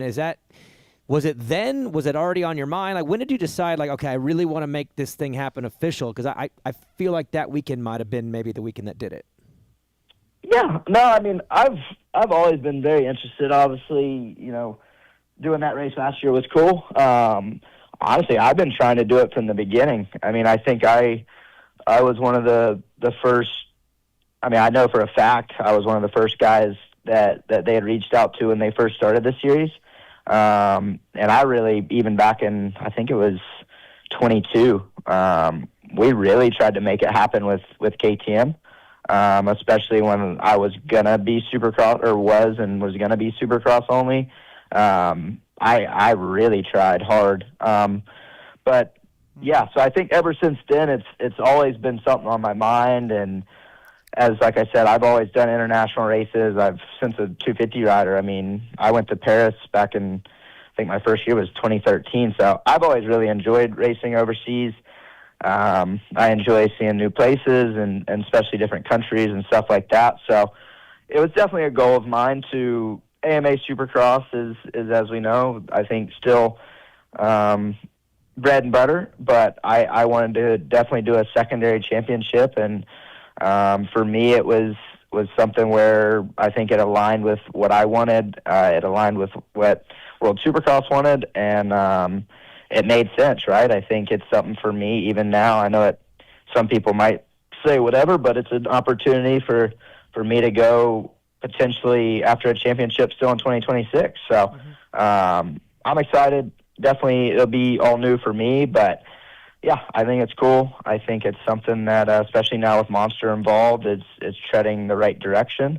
And yeah, I'm really looking forward to it. And like I said, Gold Coast last year was awesome experience, you know, from the racing to even just the atmosphere, the vibes, all that. And I think there's a lot of good that can come from it. And obviously it's a lot different format. That's one thing that, you know, I think as we know, I probably excel a little bit right now more in those 20-minute grind main events. So I think it'll be really good for my racing as well to have those quicker sprint style races. And as we know, I'm super consistent, so I'm looking forward to the 3. But yeah, I think it'll, like I said, work perfectly for what I got going in the future, and I think it's really going to help me in the States as well. If WSX wants to take you shark cage diving like they did with the HEP guys for South Africa, are you in, Coop?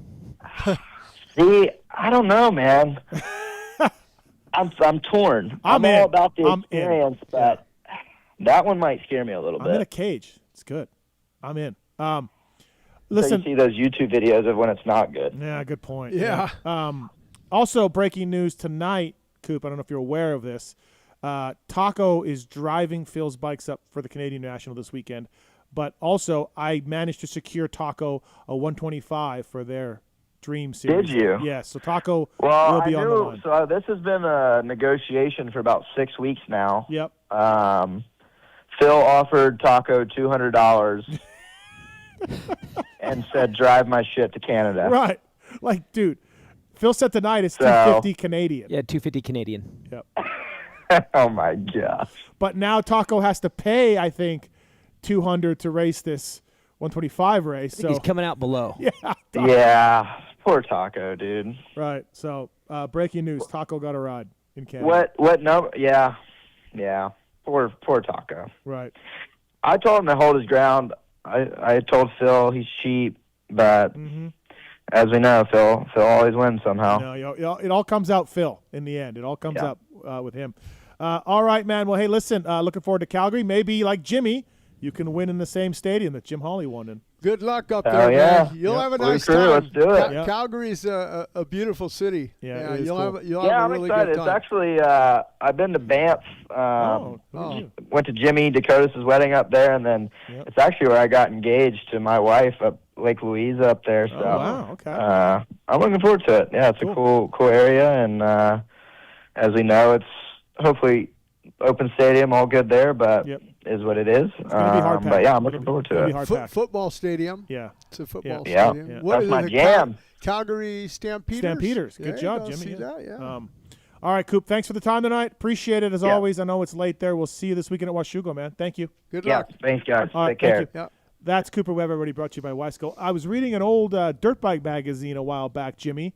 Wolfman, our guy Wolfman, went to Calgary with you. Yeah, I got him. I talked to the promoter, and I got him a ticket. He wrote that he told you to jump something? Yeah, this triple that nobody else was doing, and I shouldn't have done it. I should have just went what I was doing and everybody else was doing, but Webb said he told you. Yeah, he did. I hucked it for him, and I came up short, and wham, and I went over the bars and hurt my foot. I think I got third that night, but that was I was Fucking so Wolfman. injured. Yeah. Wolfman. Oh, well. Yeah, what are you going to do? Yeah. All right, everybody, we'll go to commercial break here. W Lab. I did learn from that, though. Oh, not to trust media, guys. No, not to be the first one to do a jump like that. Yeah. If no one else is doing it, there's a reason why no one else is doing it. No, I know. Good point. Thanks to Cooper Webb for coming on. Always a good interview. He's real honest. Yeah. He's real honest good. and thorough, and tells you all of it, which is good because these guys. I mean, I feel like he's always been one of the better ones that way. Unless, of course, it's right after a race when he doesn't want to talk. But well, and see, you're a musician and stuff, and Jordan Burns was with me. He didn't understand it. Why he said, "Not now, Jim. Not now, Jim." Yeah. And Jordan was, mesmerized by that. Like, how could he treat you like that? I go, wow. No, there's a lot because he of was racers. pissed off, man. He's locked in. and he everyone's wanted to different. win, and everyone's a little different, but he's he obviously cares a lot. So W Lab, tell me listen to Pulp to get a deal, to give you a free sample. I got all the merch done at W Lab, guys. They're doing a great job over there. Quick turnarounds, competitive pricing, no minimum orders. That's really nice. And MTX Braking as well. Lots of people using the PulpMX code at mtxbraking.com. I got some Maven pads coming for the Intense Taser. And whether it's road bikes or mountain bikes, MTX Braking will have your bike give you more power and keep your brakes dead quiet. Paul Parabino, Starling, Cade, a couple guys I've given MTX pads to, and they've had a lot of success with them. So, all right, commercial break here. The dynamic duo, Daniel Blair, Jim Holley, in studio. We'll be back after this.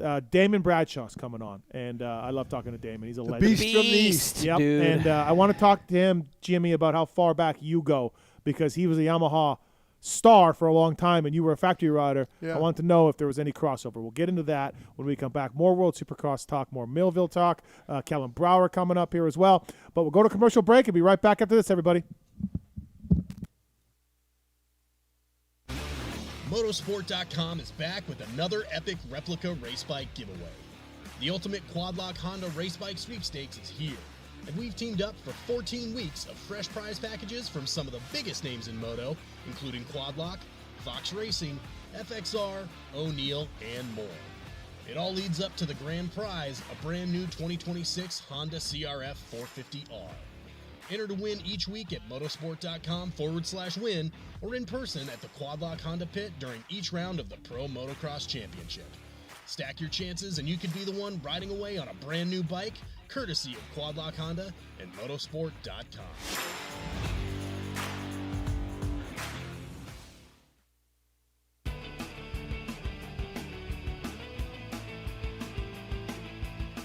You likely know Racetech as the suspension and engine tuner of choice for the world's fastest privateers. But what you may not know is behind the scenes, Racetech is the trusted source for many OEMs and factory teams throughout the motorcycle industry. For nearly 40 years, Racetech has been producing high-performance suspension and engine components and services right here in the USA. Racetech doesn't just specialize in motocross. In fact, they have many off-road, hill climb, flat track, road racing, and supermoto championships on the mantle as well. Not a racer but want to smooth out the ride on the street or add some performance to your Harley? Racetech offers a full line of suspension solutions including industry-leading built-to-order G3S custom shocks. All Racetech products are 100% guaranteed to exceed your highest expectations. Don't wait. Experience the Gold Valve Advantage today by logging on to racetech.com. Don't forget to mention PulpMX when ordering for a discount.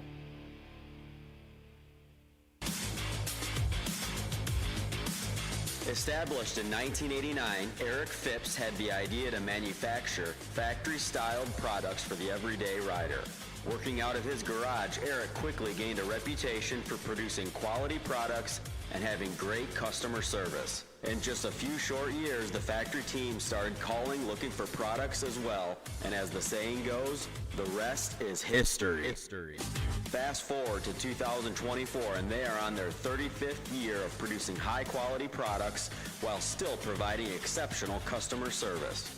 While they are no longer working out of a small garage, they are still producing the finest products available. Teams like HRC Honda, Star Racing Yamaha, HEP Suzuki, Phoenix Honda, BarX Suzuki, AJE Motorsports, Solitaire Yamaha, and countless privateers still rely on the same quality products that are available to you too. Products like their Pro Launch start device, radiator braces, skid plates, clutch perches, and tons more continue to be a staple in the pro pits and amateur scene as well. Check all they have to offer for your ride at worksconnection.com. Use the code PulpMX20 to save 20% off your order.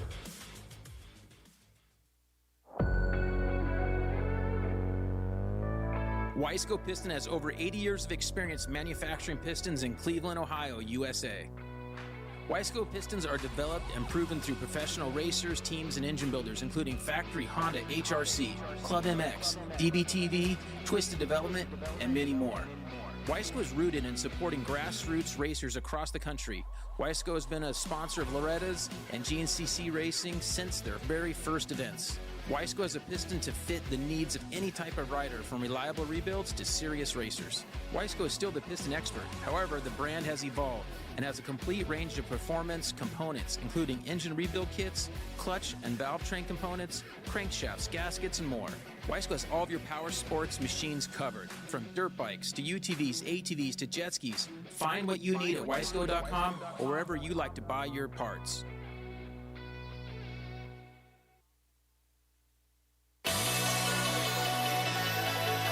Factory Chassis Parts was founded in 2018 with one goal in mind: to offer the highest quality works level upgrades to the average rider.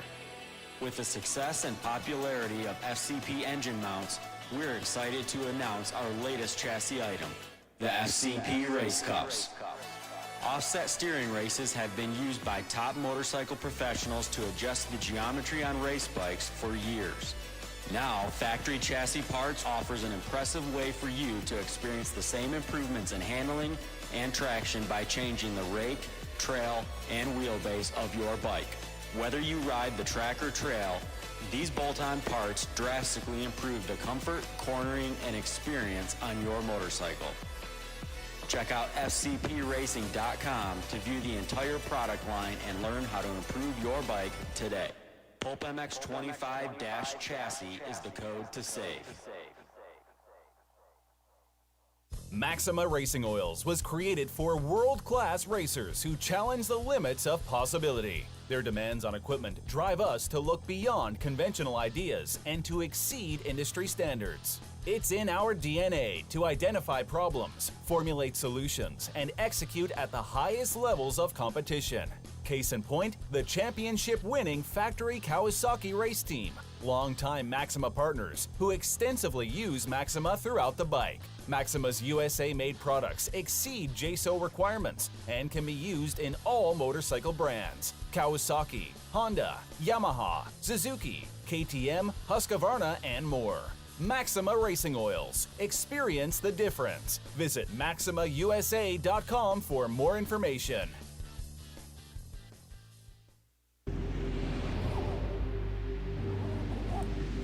I'm Cooper Webb, and I choose OGIO. I'm Christian Craig. I'm Dean Wilson. I'm Aaron Plessinger. I'm Jerry Martin. I'm Nate Thrasher. I'm Shane McElrath. I'm Hunter Lawrence. My name's Jett Lawrence. I'm Jordon Smith. I'm Tal Hawkins. Stargate Hampshire. I'm Hayden Deegan. I'm Colt Nichols, and I choose OGIO. And I choose OGIO. And I choose OGIO. I'm Tom Biala. I choose OGIO. And I choose OGIO. And I choose OGIO. I'm Jiren Ferrangis, and I choose OGIO. In 1990, my dad, Jamie Gregg, started Guts Racing. Guts stands for Greg's Ultra Trick Seats, because I was just a little kid that wanted a trick seat. And if you're out there looking for a trick seat, go to gutsracing.com, your local dealer, or Motosport, and place your order. Support the people that support PulpMX. You can use Pulp 2025 for 20% off at gutsracing.com.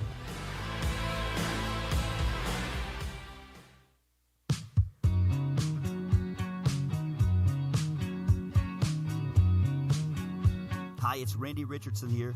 Michelin has been a proud sponsor of the PulpMX show for over a decade, which is almost as long as we've been waiting for LifeSwap to happen. While some promises can't be trusted, you can count on Michelin making tires for almost every motorcycling and bicycling segment. For 2026, Michelin introduces the new Michelin Aniki Adventure 2 tire, which is an 80/20 adventure touring tire that allows you to turn everyday riding into adventure. The popular Michelin Starcross 6 tire range is designed to win in a wide range of conditions and terrain and is available in the most popular sizes for both motocross and off-roading. Michelin has multiple options for the V-twin motorcycle riders, from the Michelin Scorcher range of Harley-Davidson original equipment tires that are co-developed and co-branded, to the Michelin Commander 3 cruiser and touring tire lines that offer exceptional wet grip and class-leading mileage. For sport touring and sport bike riders, the Michelin Road 6 tires and Michelin Power 6 tires are the latest offers from Michelin, the inventors of radial motorcycle tires. And whether you're a mountain bike rider, ride gravel or road bikes, BMX, or even city bikes for urban commuting, Michelin offers a wide range of tires to enhance your riding experience. To learn more about all these and other Michelin two-wheel products, check out MichelinMan.com. Visit your local dealer or online retailer, and make sure to follow at Michelin Motorcycle and at Michelin Bicycle on Instagram. Having traction problems lately? The all-new traction boots from Atlas may be just what you need. Developed as a premium entry-level boot for the masses, they are super lightweight and durable, featuring a modern Velcro-free enclosure, molded sole, and plush memory foam around the ankles for maximum comfort. An incredible value at just $199 in the United States. Atlas traction boots are available in MX and Enduro sole versions to suit the needs of all riders, racers, and weekend warriors. The addition of boots to the Atlas product line is just the start. Head to social media and follow at Atlas Brace so you don't miss all the product announcements that are still to come. To shop now, visit atlasbrace.com. From beginners to seasoned vets, race teams, project builds, and magazine tests, DeCAL WORKS' mission is to cater to those who love to ride, upholding the true definition of quality, service, and knowledge. Visit DeCalMX.com and use promo code PulpMX23 to get 20% off your custom graphics. DeCAL WORKS, #1 for many reasons. Motosport.com is back with another epic replica race bike giveaway. The ultimate quad-lock Honda race bike sweepstakes is here, and we've teamed up for 14 weeks of fresh prize packages from some of the biggest names in moto, including Quadlock, Fox Racing, FXR, O'Neill, and more. It all leads up to the grand prize, a brand new 2026 Honda CRF 450R. Enter to win each week at motosport.com/win or in person at the Quadlock Honda Pit during each round of the Pro Motocross Championship. Stack your chances and you could be the one riding away on a brand new bike, courtesy of Quadlock Honda and motosport.com.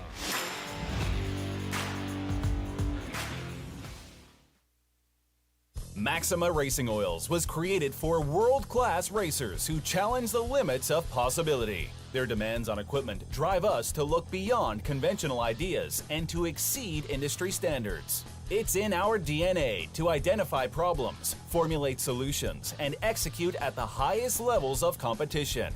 Case in point, the championship-winning factory Kawasaki race team, longtime MAXIMA partners who extensively use MAXIMA throughout the bike. MAXIMA's USA-made products exceed JSO requirements and can be used in all motorcycle brands: Kawasaki, Honda, Yamaha, Suzuki, KTM, Husqvarna, and more. MAXIMA Racing Oils. Experience the difference. Visit MaximaUSA.com for more information.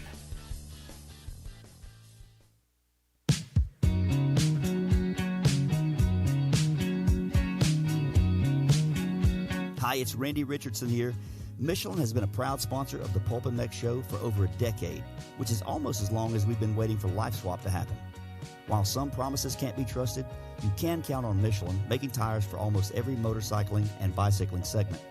For 2026, Michelin introduces the new Michelin Aniki Adventure 2 tire, which is an 80/20 adventure touring tire that allows you to turn everyday riding into adventure.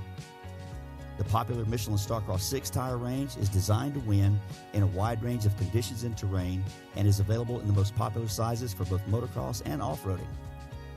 Michelin has multiple options for the V-twin motorcycle riders, from the Michelin Scorcher range of Harley-Davidson original equipment tires that are co-developed and co-branded, to the Michelin Commander 3 cruiser and touring tire lines that offer exceptional wet grip and class-leading mileage. For sport touring and sport bike riders, the Michelin Road 6 tires and Michelin Power 6 tires are the latest offers from Michelin, the inventors of radial motorcycle tires. And whether you're a mountain bike rider, ride gravel or road bikes, BMX, or even city bikes for urban commuting, Michelin offers a wide range of tires to enhance your riding experience. To learn more about all these and other Michelin two-wheel products, check out MichelinMan.com.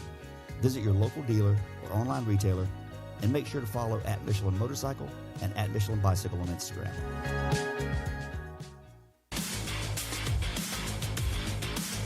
Established in 1989, Eric Phipps had the idea to manufacture factory-styled products for the everyday rider. Working out of his garage, Eric quickly gained a reputation for producing quality products and having great customer service. In just a few short years, the factory team started calling looking for products as well, and as the saying goes, the rest is history. Fast forward to 2024, and they are on their 35th year of producing high-quality products while still providing exceptional customer service. While they are no longer working out of a small garage, they are still producing the finest products available. Teams like HRC Honda, Star Racing Yamaha, HEP Suzuki, Phoenix Honda, BarX Suzuki, AJE Motorsports, Solitaire Yamaha, and countless privateers still rely on the same quality products that are available to you too. Products like their Pro Launch start device, radiator braces, skid plates, clutch perches, and tons more continue to be a staple in the pro pits and amateur scene as well. Check all they have to offer for your ride at WorksConnection.com. Use the code PulpMX20 to save 20% off your order.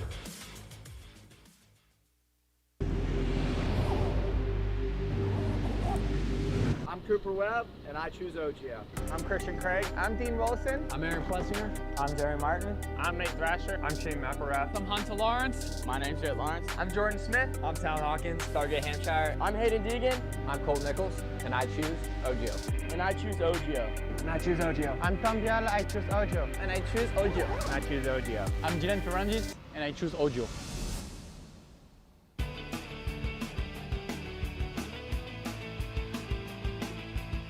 You likely know Racetech as the suspension and engine tuner of choice for the world's fastest privateers. But what you may not know is behind the scenes, Racetech is the trusted source for many OEMs and factory teams throughout the motorcycle industry. For nearly 40 years, Racetech has been producing high-performance suspension and engine components and services right here in the USA. Racetech doesn't just specialize in motocross.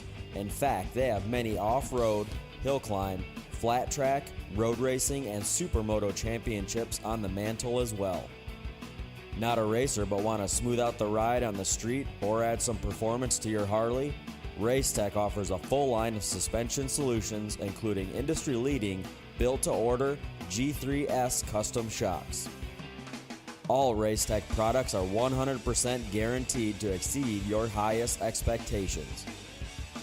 Don't wait. Experience the Gold Valve Advantage today by logging on to racetech.com. Don't forget to mention PulpMX when ordering for a discount.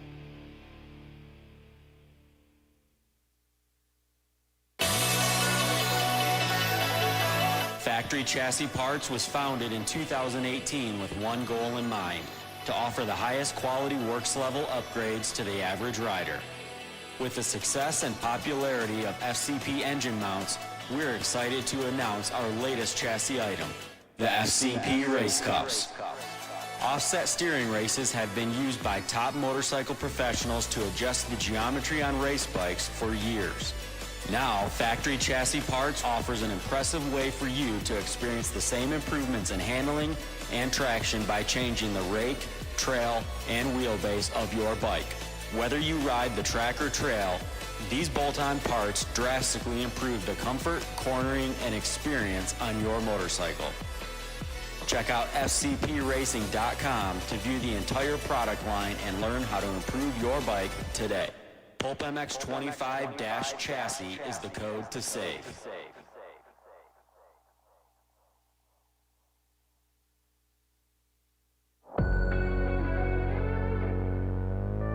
Wiseco Piston has over 80 years of experience manufacturing pistons in Cleveland, Ohio, USA. Wiseco pistons are developed and proven through professional racers, teams, and engine builders, including factory Honda HRC, Club MX, DBTV, Twisted Development, and many more. Wiseco is rooted in supporting grassroots racers across the country. Wiseco has been a sponsor of Loretta's and GNCC Racing since their very first events. Wiseco has a piston to fit the needs of any type of rider, from reliable rebuilds to serious racers. Wiseco is still the piston expert. However, the brand has evolved and has a complete range of performance components, including engine rebuild kits, clutch and valve train components, crankshafts, gaskets, and more.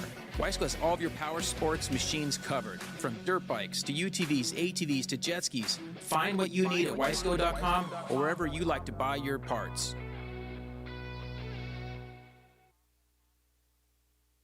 From beginners to seasoned vets, race teams, project builds, and magazine tests, DeCAL WORKS' mission is to cater to those who love to ride, upholding the true definition of quality, service, and knowledge.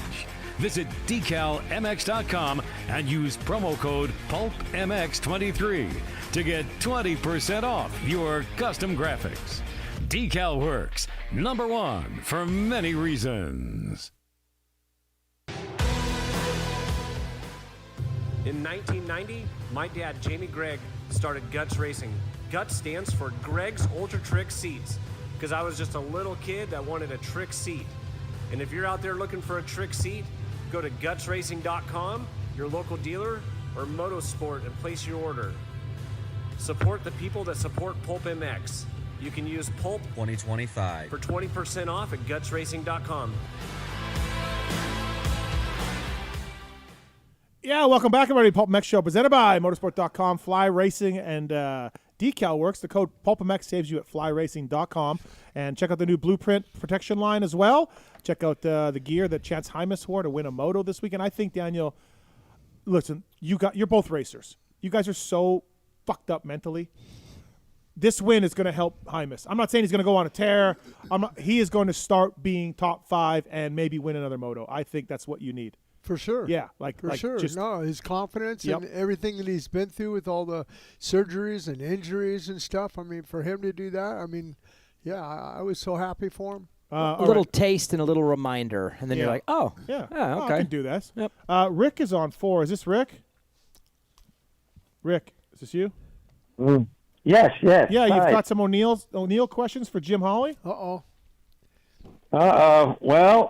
I was a Parts Unlimited rep for 31 years and kind of retired, and now I'm back and started with O'Neill this week. Oh, good. Congratulations. Do you have Welcome Beaumare's back. number? Do you have Beaumare's number? Because apparently the people over there don't have it. So. Do you have whose number? No, it's okay. Never mind, Rick. But yeah, listen, O'Neill's a good brand. Mainstay, man. They got Dubach, Holley, Beaumare. J. Coop. Yeah, J. Coop. Jay Coop, and who I live about 60 miles away from here in New York City Nice. area. Yeah. Oh, good. Yep. Yeah, I covered New York and New Jersey for 30 years. I probably ran into you somewhere along the line, Matthes, when you worked there. Yeah, I was there for a year, little bit. probably somewhere along the line. No, that's good, man. O'Neill's a good company, so Jimmy knows all about that. So, yeah. I was talking to Nicole today, getting on board. Okay. Well, good luck with that, man. Frank's story. Yeah, Frank's awesome. Yeah. You got to tell me a quick Jim Holley story, though. You got one? I got one. Oh, okay. It's All not right. a Jim Holley. It's not a Jim Holley story. It's a Rick Pence story. Okay, what do you got for How's that? Sure. Well, he's talked about the blowjob before the races. Yeah, Buffalo 84. Yep. Well, I got one driving to the races. Sat all night with a girl, and then we had a convertible, and I don't know, we ended up driving right by the pit stop where I was supposed to get off. Oh, that happens. That happens. Right past the exit, blew the whole exit. Oh, getting off, blew the exit. Yeah, all of it. But I did get back to the track to make the race. Good. Yeah, that's good. I think I won, too. That's even better. Yeah. Listen. That was back in the 70s. Things like that happen. It was Buffalo 84 not that long ago either. So. Yeah. All right. Thanks, Rick. Thanks for the call, man. Appreciate it. All right. Well, if I come out there, Jim, I'll see if I can hook up with you there, maybe. Look me O'Neill. up. Ask Frank. Yeah, we'll go out and grab lunch. Ask Frank. We'll trade stories. Yeah, Frank's he's got Jimmy's info. Yeah. Yeah. So, thanks, man. Mark Shearer. Alex Ray, he should have my number too. Probably not. Probably not. You never know. I just started last week. All right. Well, good luck then. It's a good brand, man. Have fun. Okay. Take care. We should have some stories. I'm older than you. Yeah. All right. Thanks, Rick. All right. Take care. Man. I was shit in the main event. Yeah. That was nice, though. I mean, there was a guy prior to me in the 70s doing what I was doing. Yeah. See, I'm not the only one. Jim, paving the way. I don't know if you're a regular listener to the show, Jim, or not. Like, I don't know how much you listen to our show. Yeah, I listen to it when I'm driving and stuff. I really enjoy it. When we have guys on, a lot of times we say, hey, do you have a Jim Holley story? Like Jeremy McGrath, we asked, like. Well, yeah, he knows. We got a lot of them. And almost always, Jim, the racers tell us, not for the air. Like, I got one. I don't understand. Like I was listening to the one where you had Andy Harrington and Dave Castillo. Dave Castillo, yeah. And I don't know why they didn't. They got a lot of stories. They were worried about their wives or something. Who cares? you know me. I mean, you know how I am. Yeah. My wife knows how I am. Yeah. I can't hide anything from that. There's no way in hell I'm going to do that. My kids know how I was. Right. I just think it's hilarious that almost every single guest we say, do you have a Jim Holley story? And they can't tell it. Dubach did tell the 88 Coliseum one. Yeah, Dubach, yeah. Dubach told that one. Yeah. That's an all-timer. There was one here in Vegas with McGrath and Jimmy Button. Okay. And me. Okay. Well, we will get into that as well. All right. Later on, I'll tell that one. They weren't in trouble. They didn't do anything. Right. But just I'll tell the story later on. Our next guest brought to you by Fox Factory Vehicles. Daniel, you've heard these all. You were sitting next to him off the air forever. Backed by your OEM factory warranty. This is a truck. It's a Chevy, GMC, Ford, Jeep, Nissan, or more. You go to Fox Factory Vehicles. They dress your truck up with Black Widow, Rocky Ridge, Black Ops, and more. It's all back through the OEM dealer, factory warranty, all of that. FoxFactoryVehicles.com. Find your next custom vehicle. Drive it home today. Bringing you our next guest. This man's a legend in the sport, AMA Hall of Famer now, Damon Bradshaw. What's up, Beast? How are you? I'm good, man. I'm good. How about you guys? Sounds like you're having fun. I got a little bit of that Holley story stuff. Yeah, do you have Damon's got a Holley story. Probably Come nothing. on, Damon, pull the trigger and tell him. I don't hold anything back, Well, there's several, and I'm sure that I don't know that mine would trump anybody else's, but there was always lots of good photos from Jim, and they were the Polaroid type. Yep. The one where that shot the photo out the bottom of the camera. Yeah. But now he didn't want to take them to have them developed, back in the day, so he just had to shoot them right out the bottom of the camera. That's a good point, because if you take them to one of those photo places, you may get in trouble. Well, and here's the thing. I had to wait a minute before it came through to make sure I got the photo that I wanted. That was way quicker of a process. Hey, Damon, congrats on the AMA Hall of Fame announcement, man. That's cool. Yeah, thank you. I mean, it's I've been freaking full tilt the last few months, so it's kind of like, it's another addition to everything I have going on. So I guess, it's one of those things really hasn't sunk in. There's lots of, preparation. We're, trying to arrange to have a bike that a gentleman's working on, and, just lots of things going on. It's, we talked about this weekend. I was actually at an off-road event, a Scott Harding off-road event, and we talked about it, and those guys asked questions and stuff, and it's like, I don't know, it feels kind of, I don't know, I don't want to say weird, but strange, for me to be. Yeah, you're not a big look at me guy. You're to start with. No, yeah, and it's like amongst the group of guys, that are in the Hall of Fame, and a lot of them are, have a lot of credentials and lots of championships and that kind of stuff, and I don't. I won some races and won a 125 championship, and so I just feel like stacking up against some of those guys, and I'm honored to be a part of it, but it's always one of those things I've never even thought about it, and when they said you were nominated and all of that, I still didn't think much about it, so, but yeah, I'm looking forward to it. I mean, it's going to be cool to go and check out the museum, and I'll also be working that weekend. I'm at a ADV event about an hour away, so I'm literally be there on Wednesday, go to that on Thursday afternoon, and then right back, 8 o'clock the next morning. I'll be back at my ADV event. So, damn, dude, you can't even enjoy it. You can't even soak it in. yeah, but I mean, speaking of ADV events, I mean, obviously, I know there are some people that know, but I just think, it's hard to, there's so many avenues of, I think, marketing and advertising and all that stuff for Yamaha events, or for any event for that matter, but one that I'm super proud of is the one that's coming up at, here in Idaho at Tamarack Ski Resort. That's just down the road from my house, and it's pretty cool to get to, I don't typically like to invite a lot of people to take them and show them the cool stuff in Idaho, because it's kind of like an Idaho thing. Because then they'll move there. Yeah, it's an Idaho thing, man. I know a lot of people don't, they don't like it, but this is adventure, and it is a little bit different. And unfortunately, where I live, it is a very scenic place. So, the event that's in the 1st of August, the Yamaha Tenere Trek, I've been wanting to do something like this for years.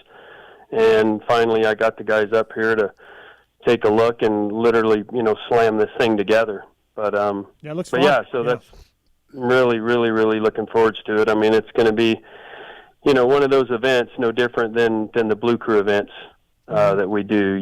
Just for Yamaha customers, and the things that Yamaha do, I think stands alone from any other company. Yeah, they certainly, you know that. Yeah, they certainly back it, right? From the Blue Crew thing at the Motocross of Nations in gnarly. The Blue Crew Invitationals that they have across the country are great. The inaugural Yamaha Tenere Trek. I've got a Tenere. Yamaha lent me one. And Damon, I told you this. You helped me out with some advice, by the way. I'm still getting some stuff for it. I've been on it probably half a dozen times. And I never thought I would be an ADV guy. Like, I'm motocross and not really a big street bike guy. I'm not a big street bike guy. I just love motocross, mountain biking, whatever. But I just thought, I'll try one of these. And luckily, Yamaha got me one. And, dude, they're a blast. These Tenere things are fun. And then, so, on another note, Damon, the Suzuki had a ADV ride. They got their own model up there, and they did it up in Redwood, I think. Ken Roxon went, and the Suzuki guys went, Damon. And so I talked to them. A little bit of that. Right. So guess what? They fucking loved it, dude. All those guys, all the Pipes team guys. They thought it was the raddest thing ever. I think they were like me, just caught into this motocross world. They got in some scenery on an adventure bike, and they loved it, man. So I always wonder that, and I thought we talk about it a lot. I'm like, I wonder if these current guys will, enjoy riding the way that I do, and a lot of guys, I would say, from my era and before me, and some after me, if they will enjoy doing the things. I mean, I went there for a couple of years, right, where I didn't want to see a motorcycle, and right. When I was in my airplane and I'd see a motorcycle trail down there, I was like, that just that's stupid. What why is that there? And but I went through that time, but it was short, and it's like now. I mean, my life is motorcycles. I mean, I'm working on my bikes every day, and I just was at an off-road event this weekend, and then the T7 stuff and the ADV stuff. So I've always wondered that. So it's cool.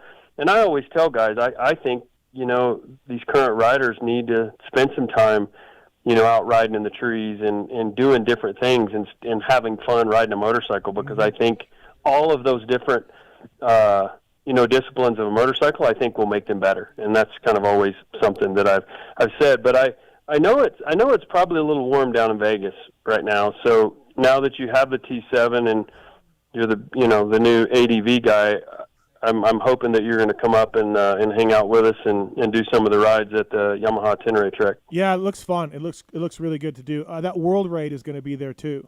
The new bike. Are you excited for that thing? I am. It's it's going to be it's a lot different, and I got to see it for a short time in Daytona when we first introduced the thing. So that'll be my first time actually getting to ride them. It's been tight of getting bikes in. So yeah, I'm looking forward to that. I know a lot of people are, and everybody's been waiting for a long time, and it'll have a lot of those creature comforts and more fuel that adventure people are looking for. Damon, you said something that's very key. It's really relaxing to go on those adventure rides. I had a friend of mine up in Tahoe. He had an extra Tenere 1200, and they don't make the 1200 anymore, correct? It's just the 700? Right, yeah. Yep. I thought that bike was a little bit too much, too heavy, for me to enjoy. But for me, it is really an adventure ride, because when I'm riding, sometimes I'm on the fire roads and I'm looking around, looking at the trees, and I'll be a son of a bitch if I don't go off the trail and down that hill. So I got to really watch myself. Yep. That's going to be part of the riders meeting as a reminder for this event. Right. Yeah. No, it looks really cool up there. Of course, like you said, it's so scenic and all of that. So check out Yamaha. For more information on the website on the Tenere ride. Jimmy Lewis is going to be there too, doing some skills training. There's going to be GPS routes provided for different rider experiences, all of that. Of course, Damon's going to be there. Is the mayor going? Do we know if the mayor is coming up? I'm not sure. He hasn't really leaked over into that yet. I mean, Dubach. He's at Glen Helen 3 or 4 days a week, and I don't know if he has mentioned he's been on a T7, maybe once, but he hasn't been converted yet, and I just don't think it's been in the right place. I mean, to be honest, the bikes are fun to ride everywhere, but I can say that riding them in LA or downtown frickin' Orange County or something is probably not the funnest. And that's what's cool about them, right? You can get on the highway, you can rip 80, 90 miles an hour, and then you can go ride dirt roads, gravel roads, 2-track, and if you want to push the limit a little bit, ride a little single track, and then when it's time to go home, you can jump on the highway and do it comfortably. That's exactly what I did the last ride, by the way. I got myself in trouble, though, Damon. I flew out. A month and a half ago, I flew out, and I fly over my house, kind of the airport, the flight plan, and I flew over where I mountain bike and everything and all that, and I could see all my trails, and then I saw a Jeep road, Damon, and I'm like, look at that. That Jeep road goes to this spot where I mountain bike, and I bet you I can connect it, like, instead of going this way, I wonder what's over there, and it goes, and I know it ends up at my mountain, so I'm going to take that. So a few days later, Damon, I get back from the race, jump on the Tenere, and I'm kind of like remembering the landmarks of where it was. So I see the road. I hang a left, Damon. Going down the Jeep road. It's kind of rough. Everything else, we're fine. We're good. And then I come up to a hill, and it's like it's got a serpentine climb up it. UTVs, I guess, right? Probably do it.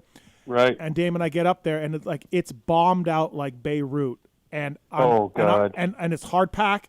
Dry. I don't have the new Anarchy Michelins. Randy won't send them to me. So he's tight with all that stuff, dude, man. It's horrible. You don't even want to talk about it. No. So I got the stock Pirellis on there, which are more road oriented than off road. Nothing on the Tenere. And Damon, I got stuck. Up this hill, and those fucking things are not light. And I was sweating. And I'm like, go. So got myself in a little trouble with the Tenere. Bit off a little more than I could chew. You got to find out where your limitations are. I mean, I have 4 of them, and then I have 2 on the way, and they're all set up differently. Completely differently. I have one that I've taken, almost 30 pounds off of it, and then I have other ones, and it still has all the creature comfort. So you just can't have just one. I mean, I have buddies that like to ride. My kid rides. So, and I have friends coming in from North Carolina for the event that's got to have bikes. So, I've been running a maintenance program every spare minute that I have here at my house. I was talking to Jimmy Lewis about you, and he made the same joke that Ulrich did. And he said something about, Damon's got 80 pounds of saws and everything on one of his on the saddlebags and everything. Like I just ordered a new med pack. That same thing. It's a freaking backpack that's strapped on the bike because you just never know when somebody might need a leave, Yeah. And chainsaw. I mean, chainsaws. Idaho's been one of the gnarliest years of just down, trees down. Yeah.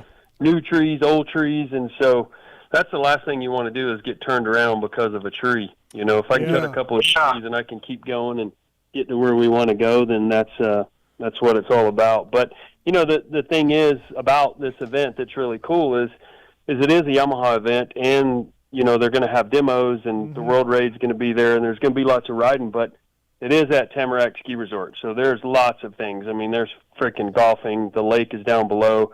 It's one of the most scenic resorts I think that's around. And I haven't been down there a ton, and I was down there for our pre-riding, and we did about 780 miles. Well, I should say I did. Mike Ulrich, I don't like to call anybody out, but he did get enough the last day and had to go sit by the pool. So, but you don't want to call Mike Ulrich out at all, right? No, I didn't want to do that. So we had to go out and bust out another a little over 80 miles and checked out some stuff. But in 3.5 days, and that was about 70% off road. And okay.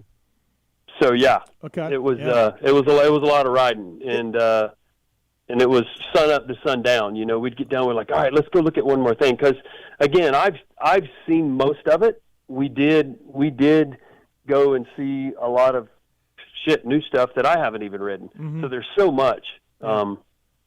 There's so much to see. And the other thing too that I always forget is the vendors. There's going to be vendors as well. I mean, normally at these Yamaha events there aren't any, but there are going to be vendors. So that's kind of another cool thing. And lots of cool stuff going on. So it's going to be an event that I'm hoping and praying that we can do it for a couple of more years. Mm-hmm. I just feel like it takes some time to get traction on some of these events. August 1st, everybody, go ride with Damon Bradshaw, ride some Tenere. Is it limited to how many people can go, Damon?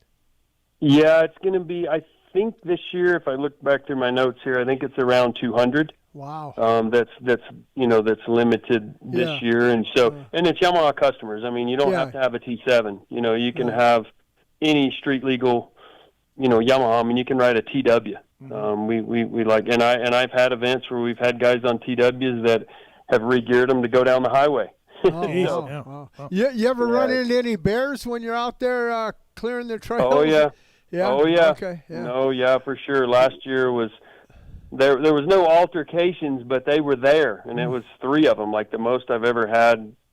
That close in 1 year. Dude, I'm telling you what, though, a bear versus Bradshaw, I'm taking Bradshaw.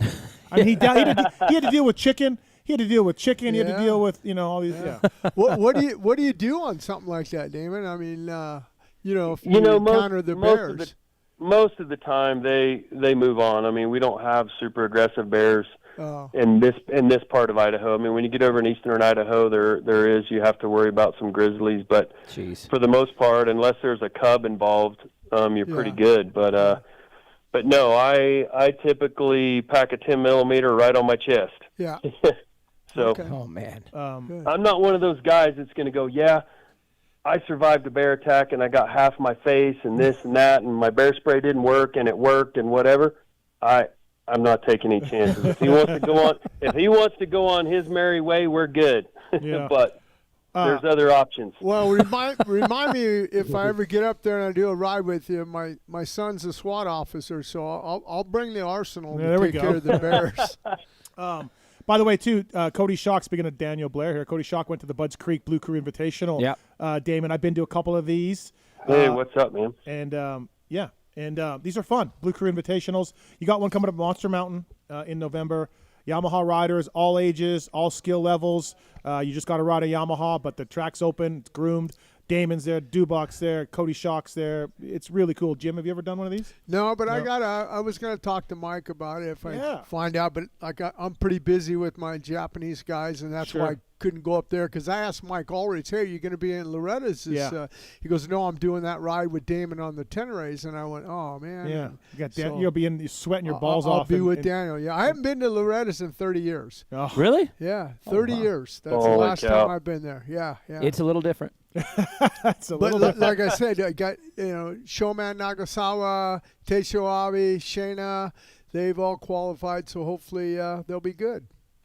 Damon, I question for you. I'm 43, turning 44 now. I haven't really gotten to the stage where I want to ride again, and I don't know if it's because I'm just physically beat up, but was there a point for you when it really turned back on? Like, because I know it wasn't there forever. Like, what was the swing like for you from off to on when it came to riding like this much and being this into actually being on the bike?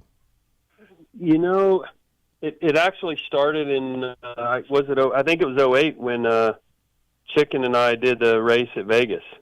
Oh, okay. I think, was that 08? I don't know. Anyways, that particular event, so I hadn't really, a couple of years in there where I hadn't really ridden, and I got the call about, and I'd been wanting to, but then when I got the call, like, hey, do you want to do this? So obviously that was Supercross, Arena Cross, whatever you want to call it.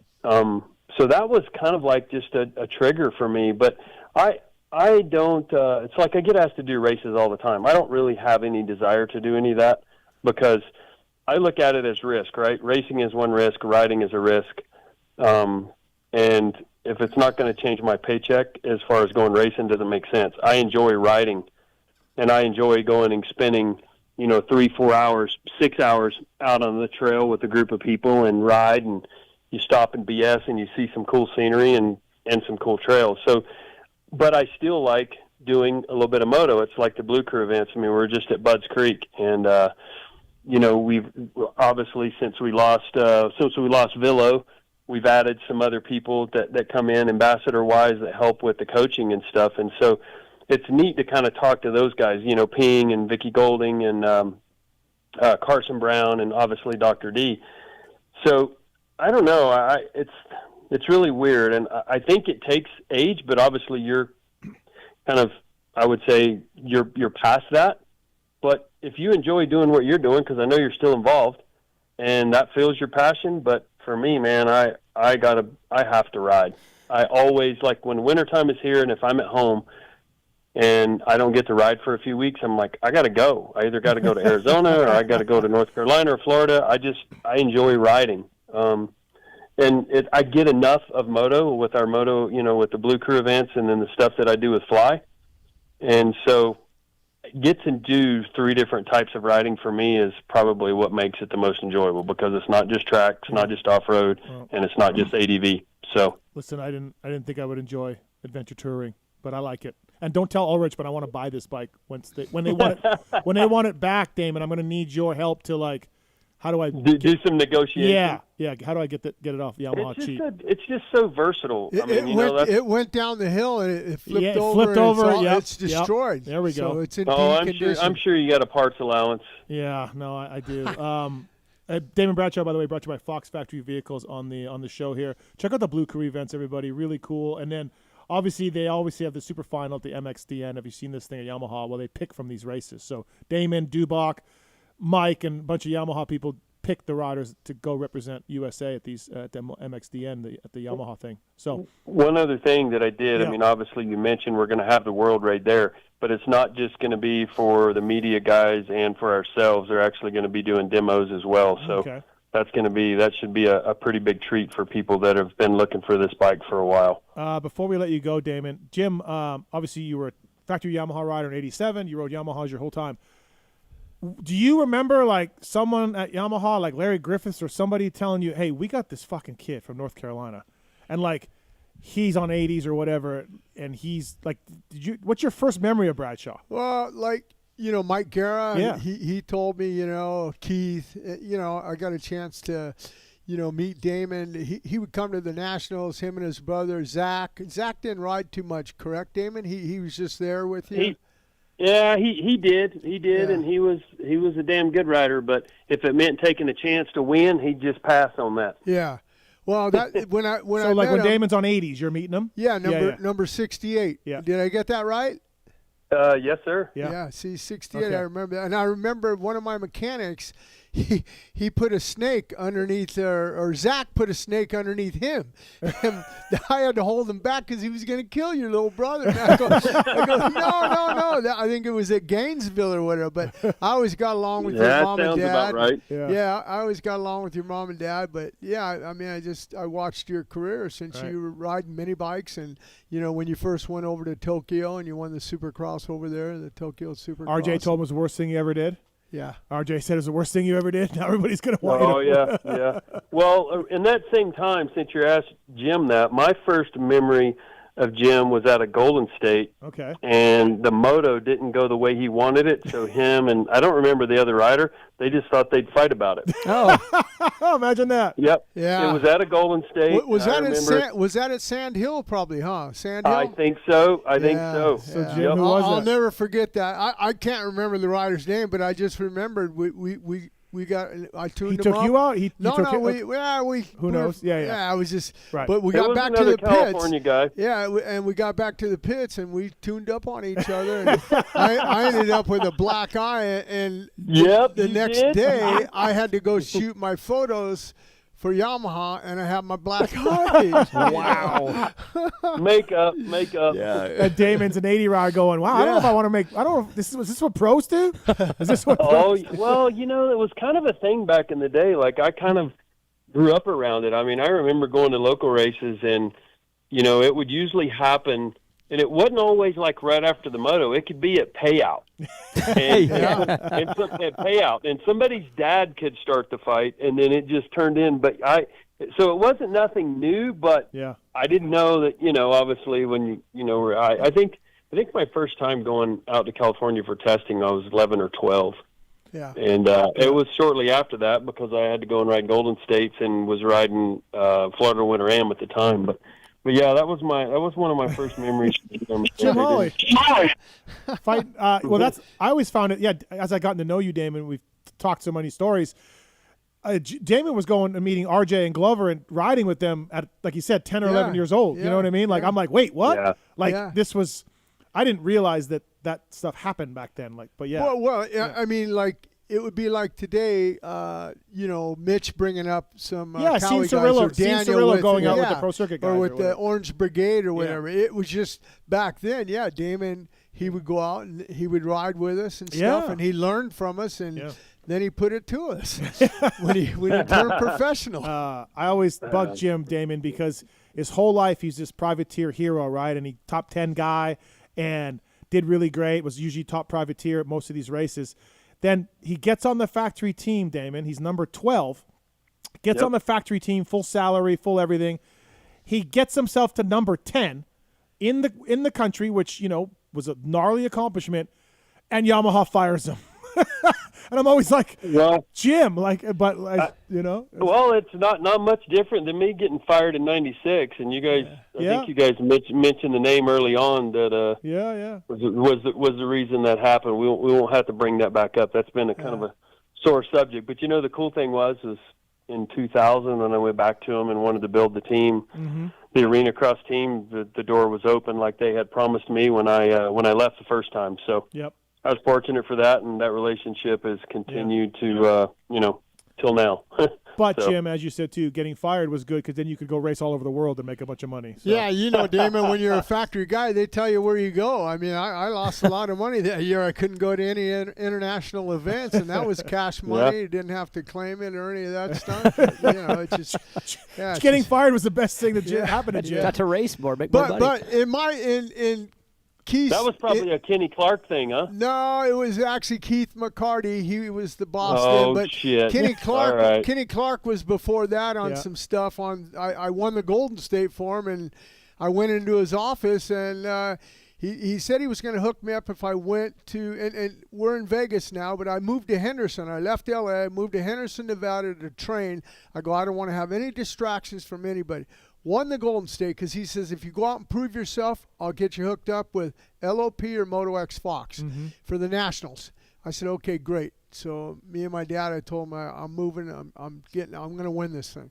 So I won it. Went back into Kenny's office, and he goes, man, he didn't even say thanks for winning the Golden State for Yamaha, but he says, I got some bad news. He goes, they're full, Moto X Fox and LOP. And I went, oh. And he goes, I got some other bad news. I go, how worse can it get, Kenny?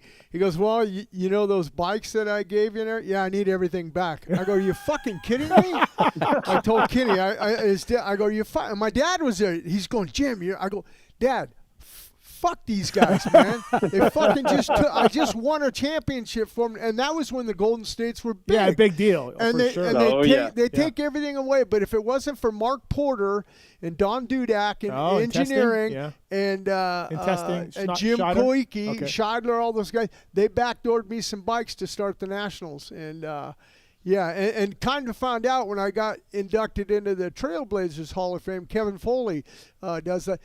They did the same thing to Kevin Foley, too. But Kevin didn't give the bikes back. He sold them. Hey, Damon. Times have changed. Yeah, just a little bit. I was actually looking through some old magazines, Damon, or Cycle News or something. And one year, I think it was 90, you did Golden States and then you did Florida Winter Ams. Is that just a Yamaha thing? Hey, we want you out here, and because you didn't, you just kind of bounced around between preseason races. Yeah. Yep, for sure. I like doing the Winter Am because I always liked Florida and spent a lot of time down with Ronnie Tishner learning to ride the sand. And but it got to the point to where you got to come to California too. So I did both, but it was good because going to California and racing those tracks, except for a few of them, it was like learning the race again. Sure. Yeah. It was so different, and then just part of chasing that competition. So it was definitely a good move. Hey, Damon, I never asked you this, but did you enjoy driving the monster truck? Did you have fun doing that for the Air Force? Yeah, I did. I enjoyed driving and everything that went along with it, except for the corporate side of Feld. No, I hear you. Yep. It was fun. It was funny, Damon, at Seattle Supercross when I was still broadcasting with Daniel and stuff. He comes up to me and goes, hey, man, I got a good buddy of mine. He bought a VIP ticket for, I can't remember, it was Eli's deal, but I mean, they sell them for like $3,000. They're expensive. He goes, you think I can get a refund? Yeah, I'll take care of you, Damon. I can. I know some people. And made it happen for Damon. Yeah, of course. Yeah, I know. Good times, man. I tell you, it's a small industry, but it's pretty cool to still be a part of it for damn sure. Thanks for your time, Damon. Appreciate it. Congrats on the Hall of Fame. Check out the August 1st thank you. Yamaha Tenere Trek, the Blue Crew Invitational, Monster Mountain coming up. You're a busy guy, so thank you for the time and thanks for the tips on the Tenere, man. I'll be texting you some more. Yeah. Yeah, heck yeah. Well, you better get your ass up here and ride some Idaho with us. Nah, dude, it does sound fun. Yeah, because then I could also mountain bike too. I'd do both. Yeah. So. Oh, yeah. It's all close. Well, you can mountain bike right there on the mountain. Yeah. Where we're staying. So. Awesome. All right. Thanks, Damon. Appreciate it, buddy. All right. Thank you, guys. See ya. See ya. That's a nice place. That's Damon Bradshaw, everybody. Tamarack. Yeah, we did a fly racing intro there one year. It was really very nice. Very nice. ETHIKA, PulpMX 20 code to save at ETHIKA. Socks, underwear, joggers. Good stuff at ETHIKA. Premium brand experience, authentically connect to a broader group of consumers with ETHIKA.com. PulpMX 20 code to save you with ETHIKA. And Pulp-FCP26 is the code to save at FCP Racing.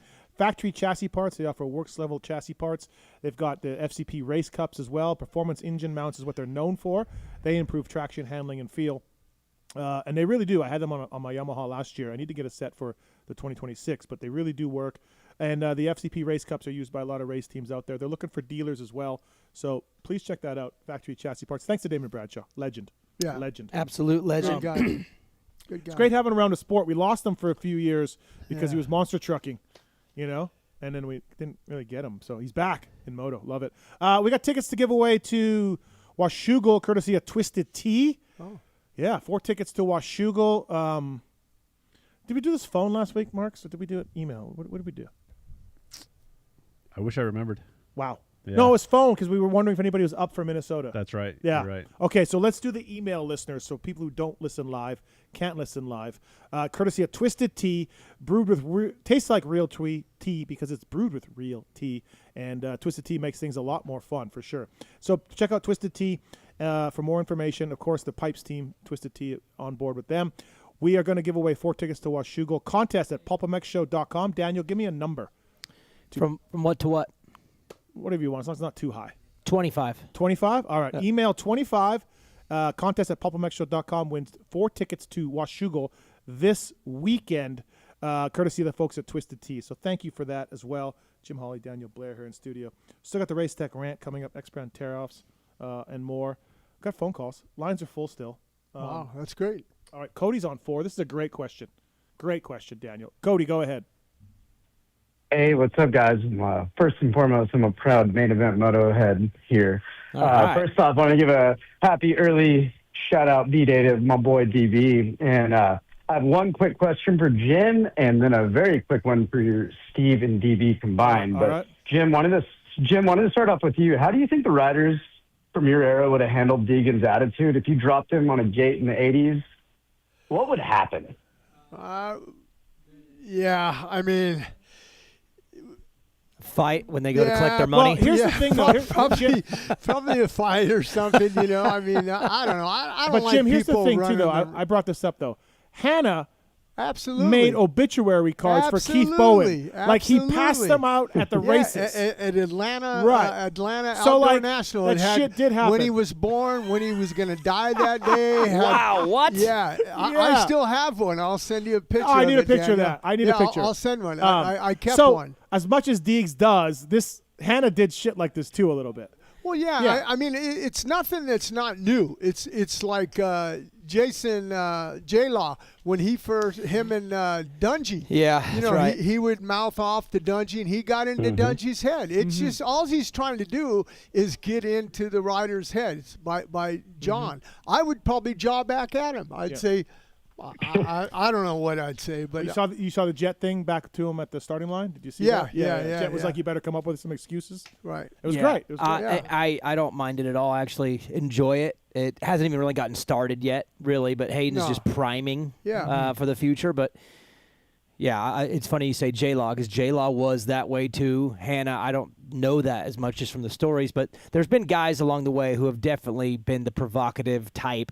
Hayden's just the most current one, and it comes with an audience because he's so popular online. Well, so there's more to it. And the social media. Exactly. You know, that my era didn't have the social media, so therefore, you know, we could do stuff in the pits that we wouldn't get caught on camera. Right. We wouldn't get offended. But it's no sense in like at Saddleback when Hannah and Howerton went at it. Hannah said, "I'm going to break his fucking leg." Yeah. You know, and you know, he was just getting into Howerton's head. You know, and that's gnarlier than what's being said now. Listen, they're like poking at each other now. Right. Really, I did a podcast with Howerton 10 years ago. I don't know, a long time ago. That dude was still very unhappy with Bob. Oh, Like he did not never moved on. Not cool. Not cool. No. Not cool with Bob at all. They had a big rivalry. big rivalry. Yeah. All right, Cody. What else? Quick follow-up for Steve and DB only. Before I want to let you guys go, I want to ask you, who's going to win a championship first, the Blue Jays, the Cowboys, or Chase Sexton on his new PRMX bike? Sexton on Yamaha will win the championship. Oh, see, all right. Wow. Daniel's back on board with the Cowboys, though. He's back on board. No, you can clip this, you can save this. It's a drop for the future, but the Cowboys will either win it this year or next year. So. Damn right, DB. Yeah, and that's coming from a hater, too. I've been really disgruntled with Jerry for a long time, but they're doing it all right. So it's either this year or next year. Yep. Clip that. All right. Thanks, Cody. Keep it up. Thanks, Cody. Appreciate it. Keep it up. You guys are killing it. Later. You know, it's something funny about that because I always think of you when the Cowboys are playing, and I watch sometimes. But my cousin Danny, he was a big Angels fan. Loved the Angels, loved Mike Trout, everybody, right? He hates the Angels. He goes, "I ain't rooting for the goddamn fucking Angels until Artie Moreno sells the company." Sucks. He goes, until he's. So you know what I do? I call him every day. "Hey, Danny, Angels, they won, Angels." He goes, "I don't fucking care." Yeah. I listen. I love sports, and I've cursed with my teams, and my wife is like, "Look what they do to you. Do you like what you're doing right now? Do you like that you're yelling at the TV and you're punching the couch and do you think this is a good way to live?" And I'm like, no, it's not. And then I just can't give it up. No, So- loyalty to the teams that you love. Yeah. So. I'm trying to learn a little bit on golf, because my son's a professional golfer, works for TaylorMade. I showed Steve the other day. He made Jet Lawrence a special putter. He designed the putter, a spider putter, and he made it and engraved Jet's number and his name in it. That's awesome. Yeah. All right, Kyle's on 2. What's up, Kyle? Kyle, you there? Where'd Kyle go? Kyle? Well, Kyle's gone. All right, let's get into our next guest of the night here. As we mentioned, the award-winning LVK show, or LVK, the award-winning Blair Matthes show.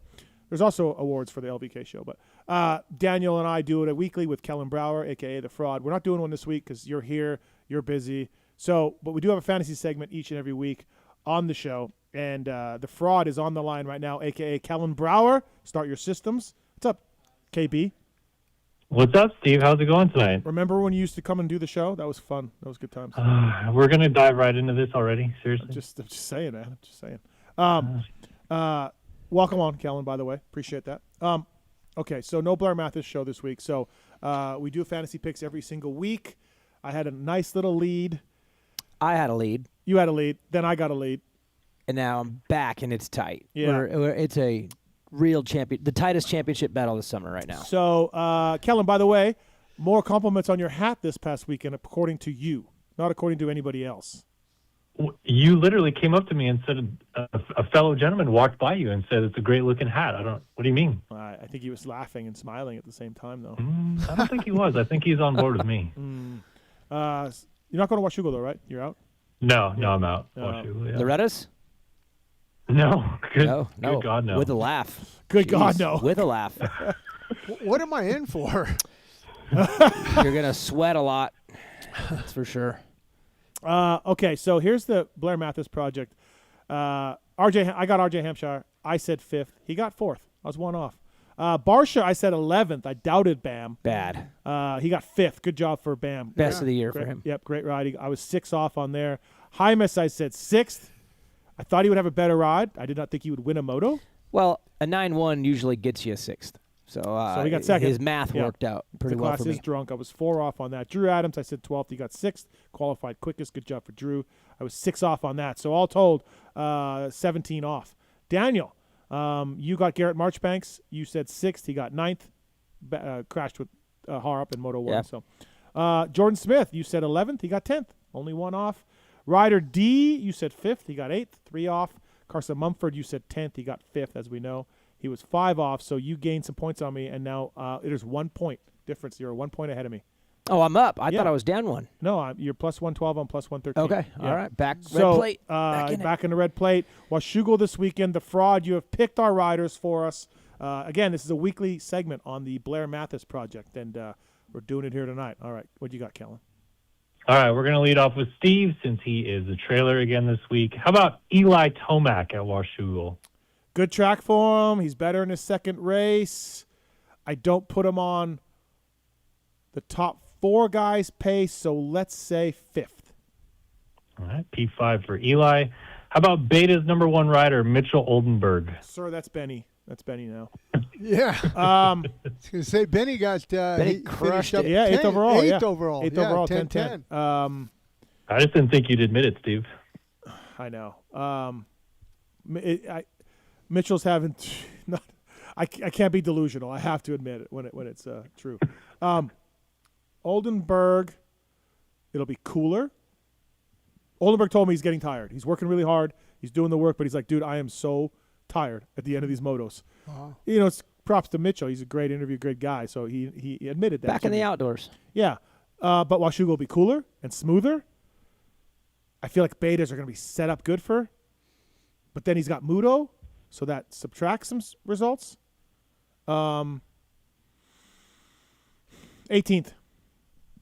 18th. 250 class, Levi Kitchen. He's never done well at Washougal. His Which is parents weird. live goddamn 100 feet Yeah, off the track. he's from Washougal. But third. All right, and this one's going to catch you for a curveball, but I'll see if you can guess this one at all. Cole Timbo. Stop it. No, stop it. Who are you giving to Daniel? You'll see. I don't know anything about Cole Timbo, man. Bar X Yamaha, bro. Get on the freight train. What do you get this weekend? He went 16-22. 22 overall. Yeah, 16-22. Okay, he's not in the 450 class. I have that. California kid. sheet. He's a California kid. Okay, so that's exactly what I was going to look at, where he's from. Which means he's done some Loretta regionals there probably. 19th. All right, 19th for Timbo. Fraud, if you don't give Daniel some weirdo rider, I'm hanging up on you. All right, over to DB we go. How about Cooper Webb in the trees of Shubes? 7. So it's Seven? a safe spot. Yeah, safe spot. Safe. Yeah. He told me, he said on here, he's hoping for a top 5. That tells me 7th all day. All right, Hamden Hudson. He's actually been pretty good. He got a 28-19 We should have Jim play along. for Why don't we have Jim 22nd. play He'd be along? good. Oh. Let's just go 20. I think 20 is a safe spot. All right, playing it safe. You also are going to receive Levi Kitchen. Oh. 2. All right. And your wild pick is Brock Bennett. Are you sure these guys are all going west?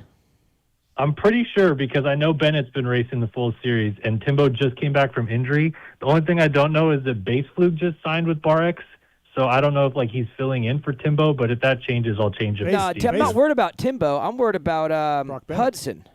Oh, no, Hudson's been in for the whole series. I mean, we're going a long ways across the country. I'm just making Hold on. sure. Are you breaking news about Baseflug? He's back? No, he did. He posted. He's racing this weekend. Are you going like Brock Bennett? Is that who he's Yeah, talking about? I'm gonna he's go. from Bakersfield. Why wouldn't he go to? I guess that's Yeah, true. that's I what I just. was thinking. Why wouldn't all he go to? All right, I'll be safe. I'll just go. I'll go 22 with him. Double check on Hudson and then have me a backup just in case because that's just a long way to go for a Virginia guy. All right. I mean, PRMX, he's on the team. He's racing. Oh, he is on the race, team. Never but- mind. I was All right, actually a little disappointed, Not bad. Kellen. I thought you would give us Phil. Do you want to have a wild card for Phil? Oh, add a 5th guy for both. I mean, if you guys want, how much more points do you want to lose this weekend? Phil goes 5-6. Okay. DB? I mean, you need to give me an overall. Yeah, overall. Because that. Oh, yeah, sorry. Duh. I feel 5th. 6th. All right. Yeah, I'll go 5. All right. I was looking at my post on Instagram for the moto scores that I did a poll with earlier. So, all right, Kellen Brauer. There we go. Anything else for Kellen? Just what's next for you race wise? When are you going next? I'll be at Unadilla, but I'm also going with Steve to ride this nice new Honda in 8 days or whatever, 7 days. So Is that I'm in. Millville? Yeah, Honda's having. I don't even know if I don't know if publicly we can talk about it. I don't know if media has. You it. already did. Yeah, you already said it. I did. Yep. Yeah. Okay. Yeah. Monday after Washougal, flying to Millville, 2027 Honda 450 test on Tuesday. So next Monday night, this show will be remote from Minnesota. The fraud will be working the cameras. Oh, sweet. Marks, you're going to help us remotely. I don't need to, but yeah. Okay. And we're hoping to have Jed and Hunter, Trey Kennard, Lars, Ryan Dudek. I think the 7 Deuce Deuce is going to be there. Like, dude, we're going to have a cornucopia of guests. The Martins? Kiefer will be host. I never even thought of that. We got the fucking The Martins, on. dude. We could have the Martins on. Yeah. Load it up. That'd be a good show. Right. So stay tuned next Monday night. Should be a banger show with the help of Kellen Brauer. And Kellen, you're going to ride, right? You're bringing your gear?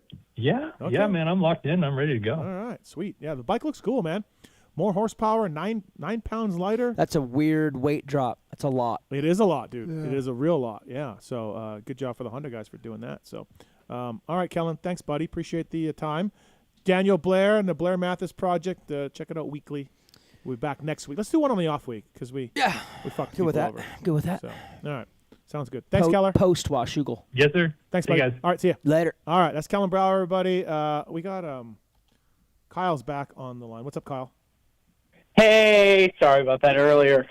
So earlier today I was listening to Kiefer's podcast, and he mentioned that the AMA hasn't paid them yet for any of the races. Yeah, I saw that, and then I put out a tweet today. I know riders that are all paid up, so I don't know exactly what's going on, but they haven't paid Aiden, I guess. I think he said he asked some other riders, and they also weren't paid. Yeah, there so I are. wasn't sure. It's weird because, again, I put out a couple of texts, and guys are telling me they're all paid up, and then other riders are saying they haven't been paid. So I don't know. There's MX Sports pays it, so I don't quite know what's going on. There is a. It's like so with the off weeks, you have time in between the deposits, you know? Like it's every 2 weeks after the race, but then if you have an off week, that's 3 weeks because you have the off week. So it's 2 weeks, and then if there's off weeks, you got another week in there. And now you got Loretta Lynn's coming up, so they're going to be busy doing there. Yeah, like I said, some guys I talked to are all paid up. Aiden isn't, and some other guys aren't. So I don't really know, Kyle. Yeah, I don't really. I mean, it's not like they don't have the money or like they're not going to stiff anybody. Yeah, you know, it's just something weird in bookkeeping or something going on. Yeah, I have no idea. So why some guys are paid up and other guys are not. So. Well, tell Gauldy his 2,500's getting paid by the AMA. So yeah, there we he's go. Good to go. All right, sounds good, man. You guys are all pussies. Thanks for the call. Appreciate it. Thank you. Tyler's on 5. Tyler, what's up, man? You got a race tech rant? Yes, I got a race tech rant on the Deegan bed bugs. They're a lot, dude. They're a lot. A lot of them are a lot. Yeah. It's just getting, and don't get me wrong, I like Deegan. I have a Deegan jersey. Nice. But they're getting to the point where it is just, dude, it's insane. Too much. What I don't get is now the bed bugs are like, there's all these Deegan haters. No, man, they're only there because you started it with your rider. Like, Deegan says the stupid shit he says, wears the T-shirts, does all the things he does, and then when people react with astonishment, they turn around and go, what? No, man, if you were just normal, like a Lawrence or Cooper Webb or any other rider, there would be no pushback on you, bro. So when you say, we got these haters, you bring it on yourself by not being like Cooper Webb or Colt Nichols or Lawrence or almost anyone else. So, like, the bed bugs it's the Spider-Man meme. It's the Spider-Man meme. It just, I don't understand why people don't get that. The reason Deegan has the haters, because really, let's face it, there's not many haters of the riders out there. Like, there's obviously fans that don't like particularly riders, but there's a group of people, and it starts because of the way Hayden acts. He acts that way. People push back against it because it's against the norm, and then the other ones go, what? It's been created and accelerated, though, because I feel like the edges have gotten real firm. Like the real diehard Deegan lovers and the Deegan haters, they do exist. Right. They're at war. But there's a lot in the middle, and that's the people that get kind of in the crosshairs of this. Because I can give this Hayden, guy, he's got a Deegan jersey. I can give Hayden 10 compliments in a row, but then if I'm like, but I don't like his gloves.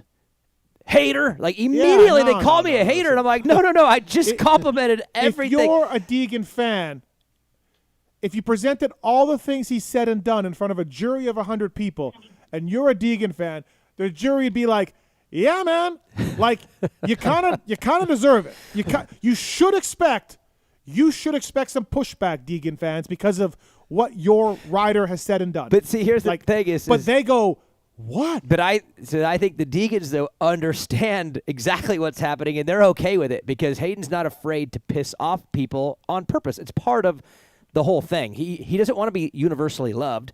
He wants to play the game he's playing, and that comes with both sides. Well, so they get it. You just can't do that and then throw your arms up and be like, what? But the edges of the fan base are the ones that are like really confused by him, and most in the middle completely get what's going on, what he's doing, and are like good with it and bad with it depending on the week. The latest thing, and again, they bring new fans to the sport. That's a good thing. But the latest thing now I've seen in the YouTube comments is the Honda is just faster. what can Hayden do? The Honda's just faster. Like, you can see Jet. There's nothing Jet's doing. The bike's just faster. Like, and these people just don't know. So you're saying if the people saying that, they're saying if Deegan was on a Honda, he'd be winning? Yeah, the bike is the problem. And these are new fans that have come over that don't maybe understand. And you're just like, come on, man. Like, come on. So I think he's great. He makes things very fun to my cover. thing today that I seen was that like I said, I like Deegan. I respect his grind, all that. Sometimes he takes the trash talking a little too far, whatever. I like it though, but whatever. It's cool to watch.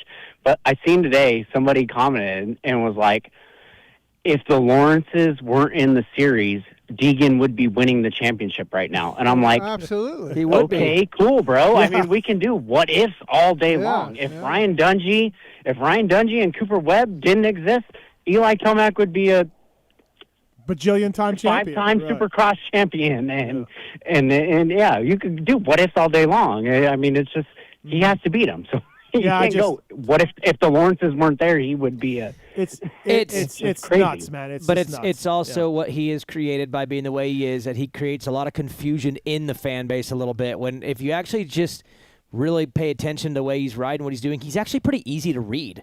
Like, he's doing really well. Mm-hmm. He's in his rookie season. The Lawrences are on another freaky level.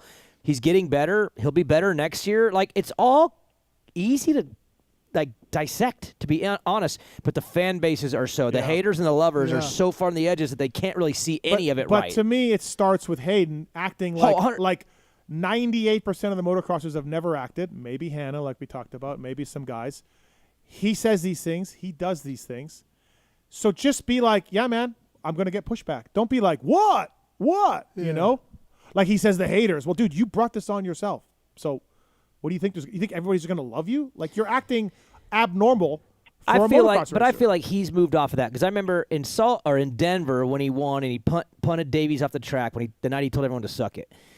He said that's for all the haters and doubters, and I truly believe that he was actually thinking that was somewhat real, when really there's not a lot of doubters and there are some haters, but the haters are a direct response to him that he kind of created. So.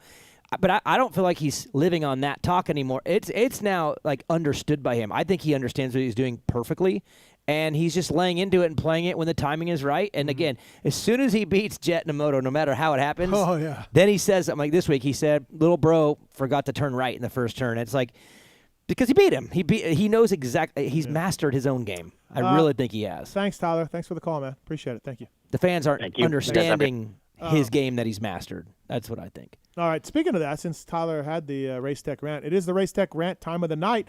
PulpMX saves you with Race Tech. Suspension seminars are going down. Did you ever use Race Tech back in the day? Paul Feed, is he still on it? Yeah. Oh. Yeah. Paul Feed, great genius guy doing motor work and suspension work down in Corona, California.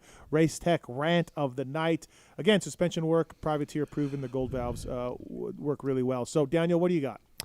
So my Race Tech Rant isn't from me, because I'm not affected by this in any way whatsoever, but I'm just passing on rants that I've already heard from multiple people.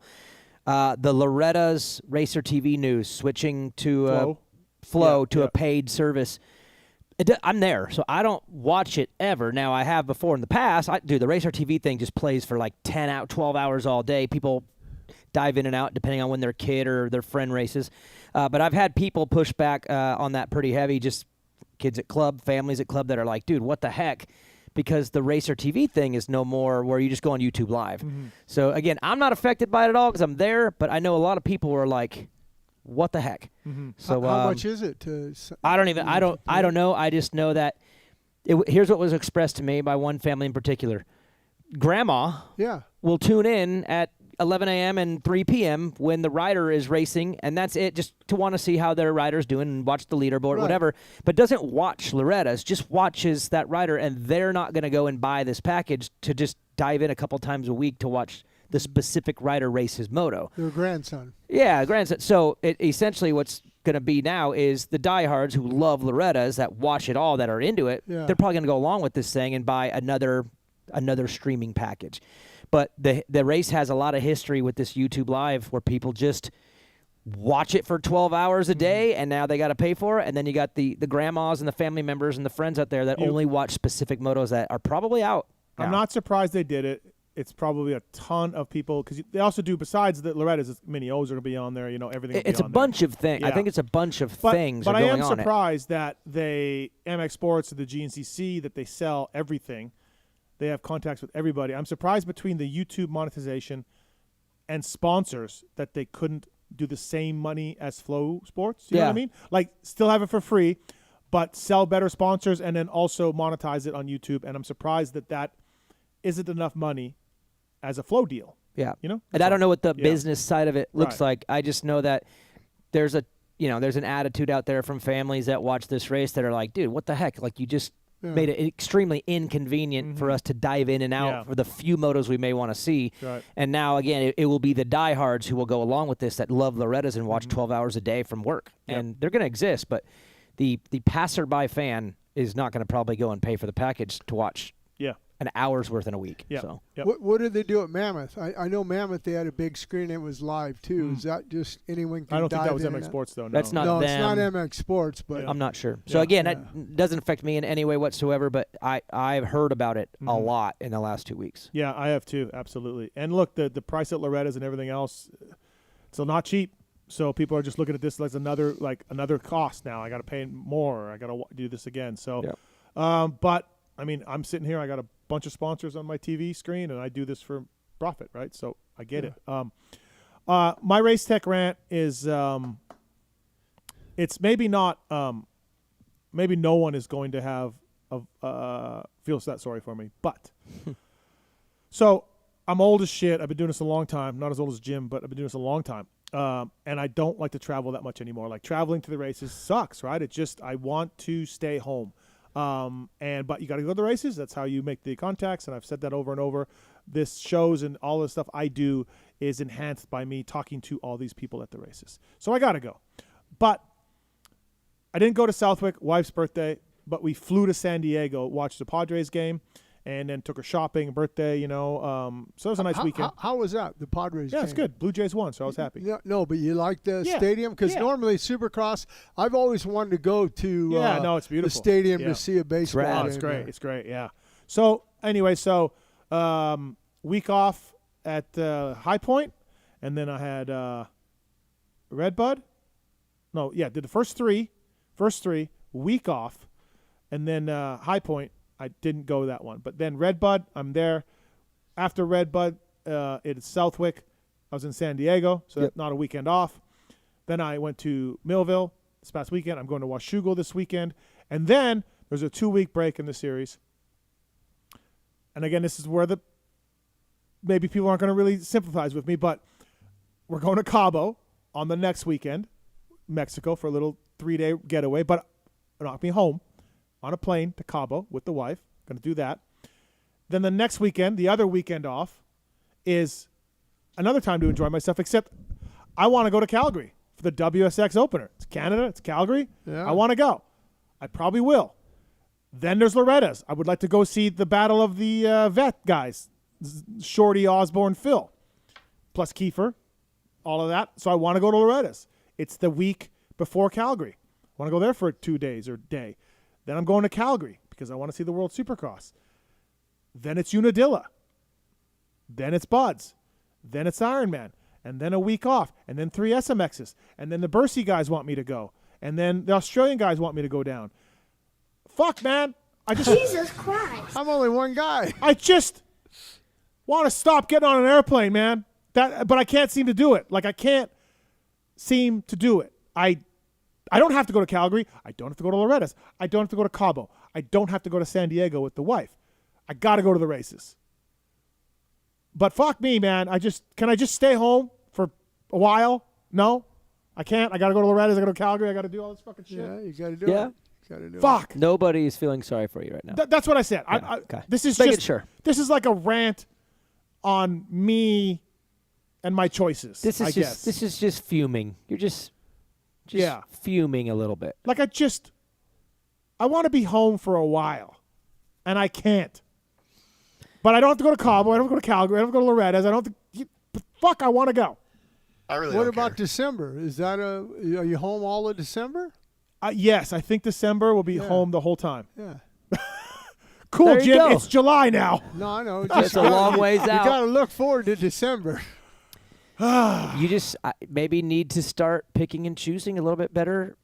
I know. Life management. Well, maybe I won't go to the World Supercross round, Daniel. No, you go to Calgary. Okay, I got to go to You gotta Calgary. go to Okay, I gotta Calgary. go to You already Calgary. said you're going to Calgary. So Yeah, and you said you were calling rollerball and getting them a ticket to go. I will. I will call the awesome rollerball.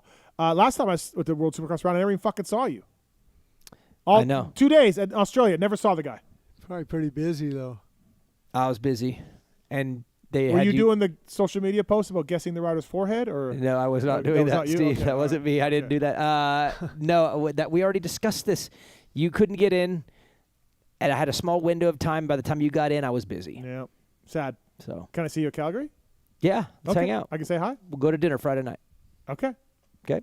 What's Doing that terrific. good steakhouse in Canada they have? The Keg? The Keg. The that's Keg, it. yeah, the I Keg's remember good. Is that a I spot? remember- Yeah, I it's- remember the Keg. Keg's good. There it is. Yep, Keg's good. They Yeah. probably have one in Calgary. I don't know for sure, but I would imagine so. Okay. So that's my race tech rant. It's just my fucking schedule and airplanes and all of that. So I will tell you that that's one area where even today I don't fly that much anymore. Mhm. And being on the plane today, I was just like, no way could I be back in this life. Yeah. Like I don't like being here is cool. Like I'm here and I'm like sweet, Yeah. but I can't stand airports. I can't stand the airplane. I can't, and I don't know how this entire industry. I did it too, so I Yeah. get it. But it's brutal. It's the plane What part. about, hey, this guy here to your left flew all over the world like when forever. when it wasn't like nice. Like Gnarly. Like I guess the airplane travel was better because it wasn't not as much security. Yeah, you But- didn't have Yeah. TSA and Right, all that right. stuff. I mean that's what I hate about TSA. I mean they look at me as like I'm a criminal. Like now at least you can have your shoes on when you go. Yeah, in. You're the not shoes are. sticking That's seal. new to me. I didn't even know that. But Yeah. I will say that I swear, if I was still doing, that's why I got out of the broadcasting when you left. I said, you know what, I'm done. I got grandkids. I want to hang out with them. I don't want to fly no more. I get all that. But then I started going, what an asshole, Jim. Think about all the riders that have to fly each and every weekend. You know, yeah, but you still. did it for so No, ever. I did. Did you have much of an off season ever? No. Like you just kept No, going to races, when right? I had an off weekend in the U.S., like during the national, Yeah. Loretta Lynn's wasn't around when I was there. Yeah. I would go to Japan and I'd do schools. Yeah. I'd go to Europe and I'd do schools. Yeah. I'd go to Europe How and many I'd do miles? I would do a Supercross, and then the promoter would say, "Hey, you know the UTV National in Uppsala, Sweden is the GP is the weekend before. I'm going to come over there for that." You know, so like yeah. what would be in your prime? What would be the most amount of weeks in a row you stay home? Like December?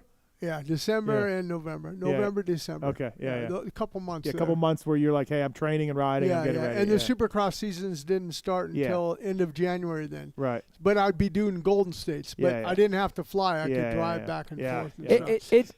I get it though, because once you get in the zone, it's just part of what you do. Everyone can kind of recreate their habits and life. But I've definitely have gotten spoiled to life right now. Like World Supercross, there's 5 of them, and they're long, gnarly flights. But that's okay because it's just 5.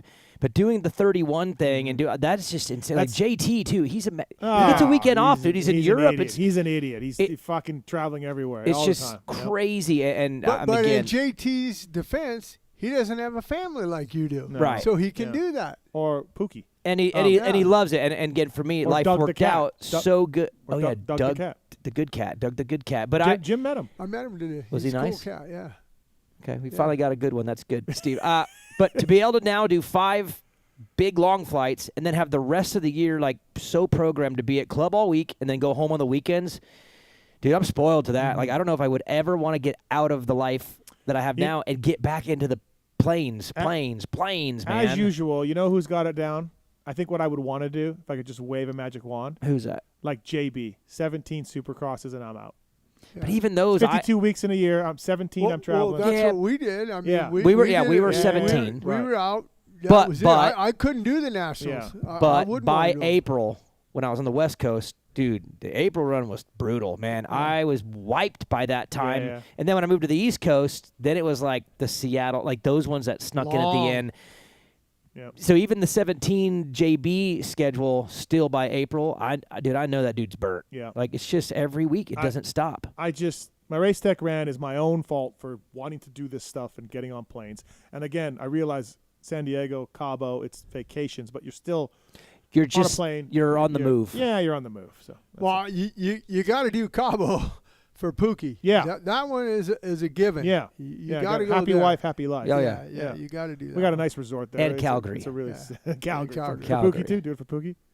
Yes. Yeah. Okay. Yeah. All right, race tech rant. You got anything, Jim? Anything that you mad at anything? Venting about it? Any renters that make you mad at one of your 9 houses or 19 houses? Yeah, I hate when they leave them destroyed. Even though I have a deposit and they're not getting it back, I'm still the one. And I've sent you photos of me scrubbing the toilet, the sink, the bathtub, all that. I just, I don't.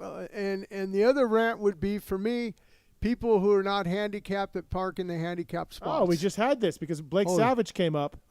For the show. Yeah. He's handicapped. Yeah. And he said that he sees it all the time. I can't stand that all the time. I say something to Do people. you? Oh, yeah. They'll walk in. I go, you don't look handicapped. And they go, that's none of your business. I said, yeah, it is my fucking business. I go, get out of that. And I've had them pull out of it. Really? I go, yeah, because, I agree with you. I don't like I've that. never parked in one in my life. Yeah. And you can ask Jordan Burns from Moto XXX, another rant that I have, and he knows it. I hate cars that leak oil on my driveway. Oh, yeah. I tell them, park that goddamn son of a bitch out in the street. Yeah, you can't be doing that. No, I don't like that. No. I don't like that. All right. Race Tech Rant, everybody. Racetech.com for more information on that. Icon Meats. Daniel, do you like this Icon Meats? Yeah, we have them at oh, Club that's right. too. Yeah, they're Club. They're, part of they're Club stuff. incredible. We burn Can you eat through these them. things for, what do they got in them? The staff Well, burns through as long as them. they don't have sugar. I think they do. 0 grams of sugar. Oh, 0 grams. Okay. 0 grams. Flight update. My flight's delayed, so I can stay all the way through. Oh, what? So. Okay. Icon Meats PulpMX 26, the code to save. The beef sticks are combined with bison, elk, venison, pork. 1 Savage, 1.7 ounce stick, packing 16 grams of clean protein. And these people are moto people, the Icon people. They got tracks in their They're yards. so They got good. Bisons and everything else going on there. Beef sticks go full send, bison, elk, venison, and pork, like I mentioned. And please check out Icon. I love the honey barbecues. Marks, are you done with yours or? I think I am out. They lasted 2 weeks. Damn, dude. The guy sent you 2 boxes. They're Yeah, good. one I have per at week. least one a day. Mark, Tallon, update? Yeah, mine's gone too. But the honey barbecue, it is good, and everyone says it's their favorite. But it's actually like my least favorite of the group. What? It's still good, but I like just the flavors of the original like jerky. Dude, they're all fantastic. No, yeah, honey barbecue. At least one a day. Honey barbecue We've is got a little too sweet. every one that they make, just in Is boxes. it okay if I take one? Yeah, I'll give you some, Jim. Yeah, I'll give you some. I got boxes. I'll give you some. Okay. Thank you to Icon Meats, by the way, for coming on board. And Michelin as well. Thank you to Michelin. Starcross 6s, of course. Mountain bike tires. They got the new E-Wild series. They've taken the DH tire in an E-Wild series, and they had a baby. And it's the new E-Wild tires for mountain biking from Michelin. MichelinMan.com/motorcycle to learn more about them. Tires across the board. Gold Wings, dirt bikes, street bikes, cruisers, all of it. Thank you to those guys for coming on board. Michelin as well. Jim Holley, Daniel Blair here. Yeah. Okay. But one what? other thing Yeah. with the handicap. Oh, yeah.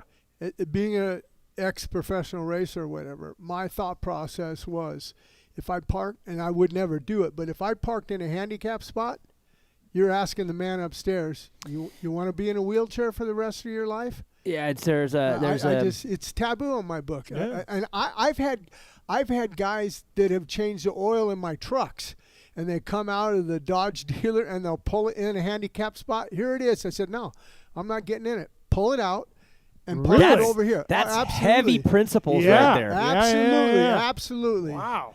You can ask Scott Mountain. Yeah. His son used to work for Adam C. and Cirillo, as a matter of fact, at B Mountain. Okay.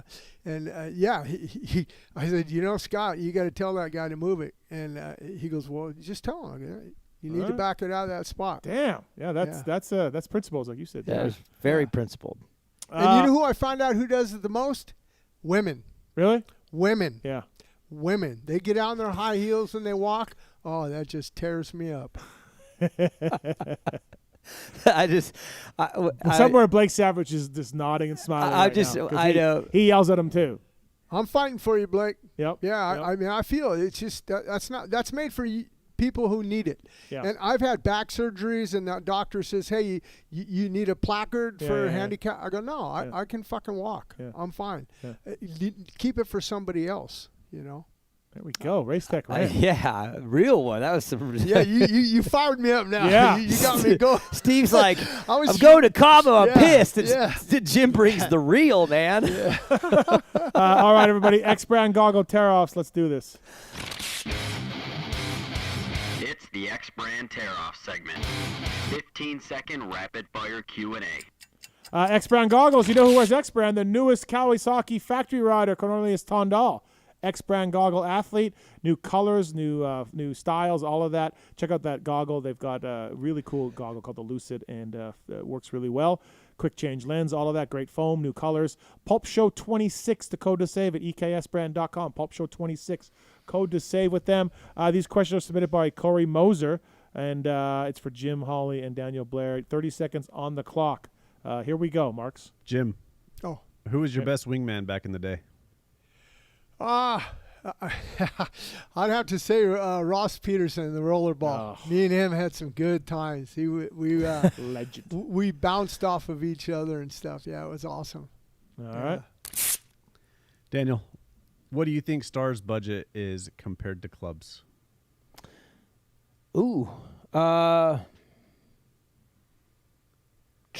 mean, I'd say at least triple, maybe quadruple. Do we have a number? I mean, then I'd have to give up numbers. Okay. Can't do that. Jim, you've traveled all over the world. Which country has the best looking women? Sweden. I've heard that. I've never been to Sweden, but been to Finland, but never Sweden, been to Sweden. World Supercross last year. Yeah, So. beautiful. Yep. I knew some Israeli models over there.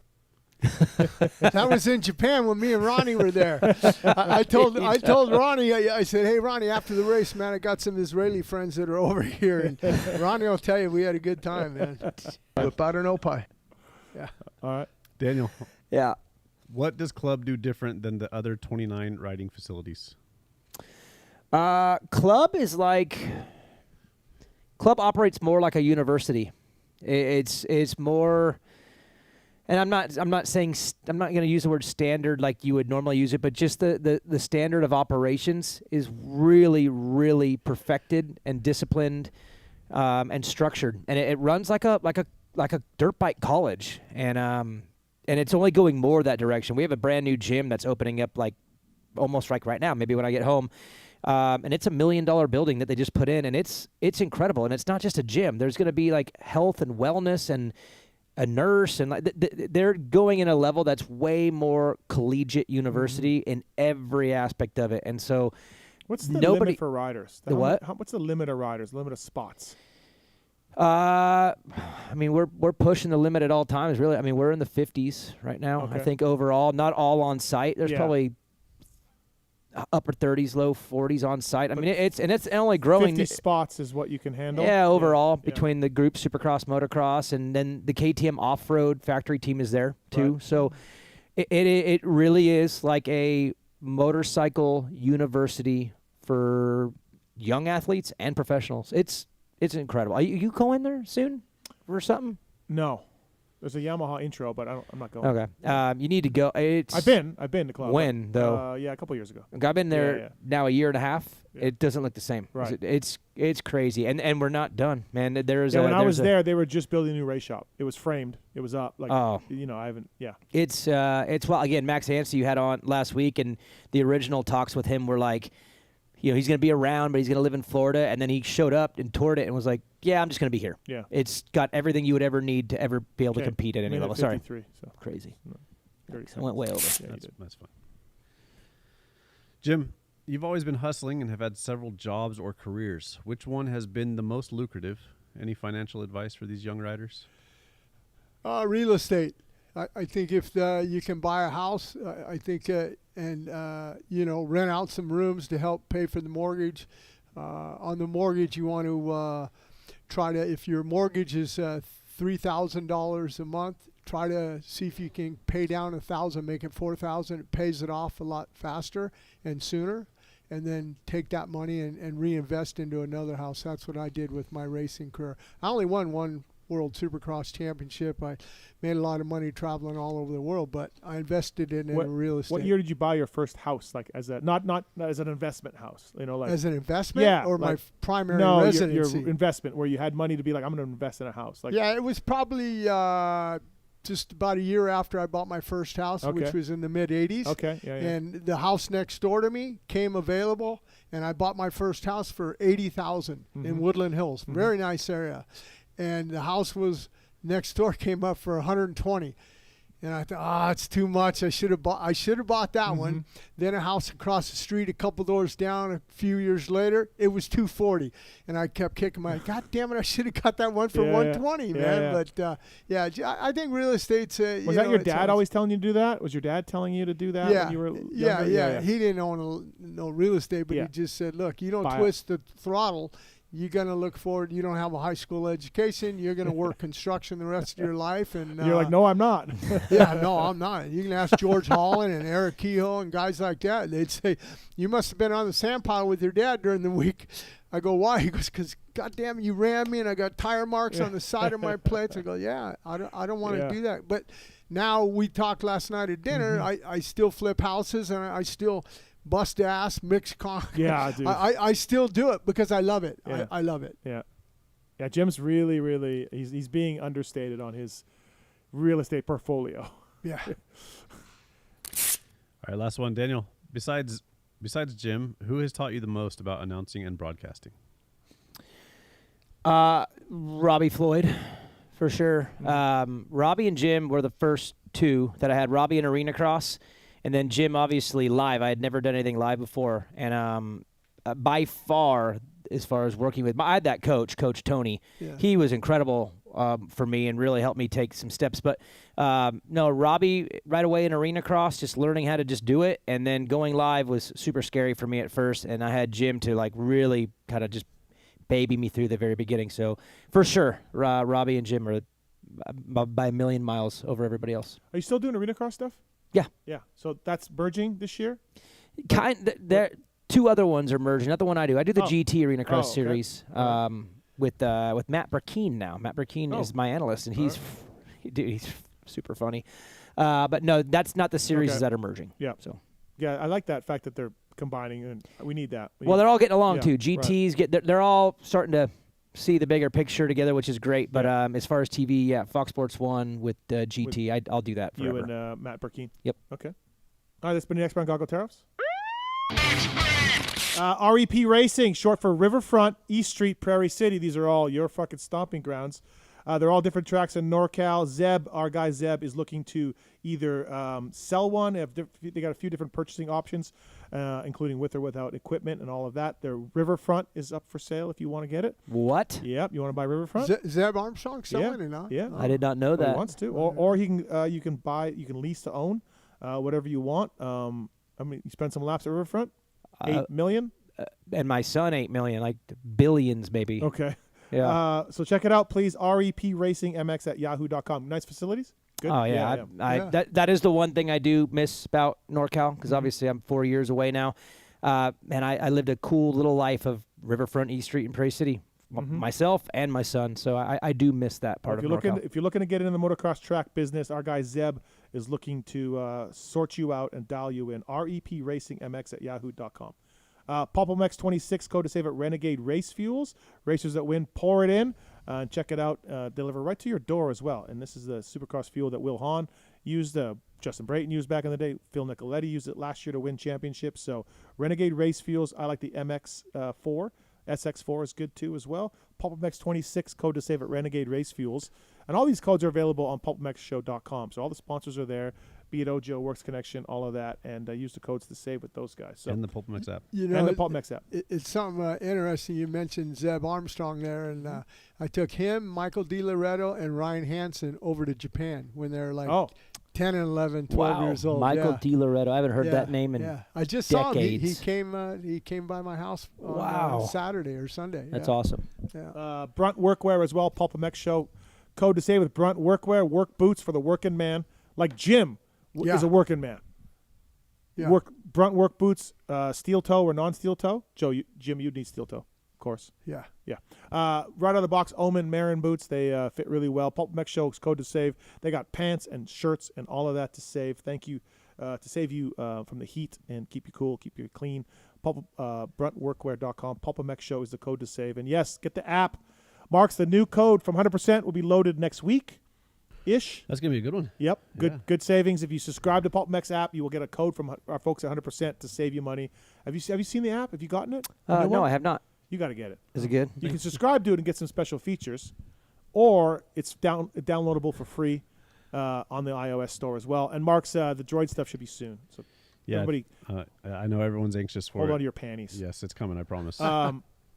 Check out the app. Exclusive discounts, exclusive shows for a subscription fee, but it's free to download, and you can listen to all the shows. Just if you want to subscribe, you get some extra features. So please check that out if you can. And Daniel, so getting back to you, World Supercross. Yep.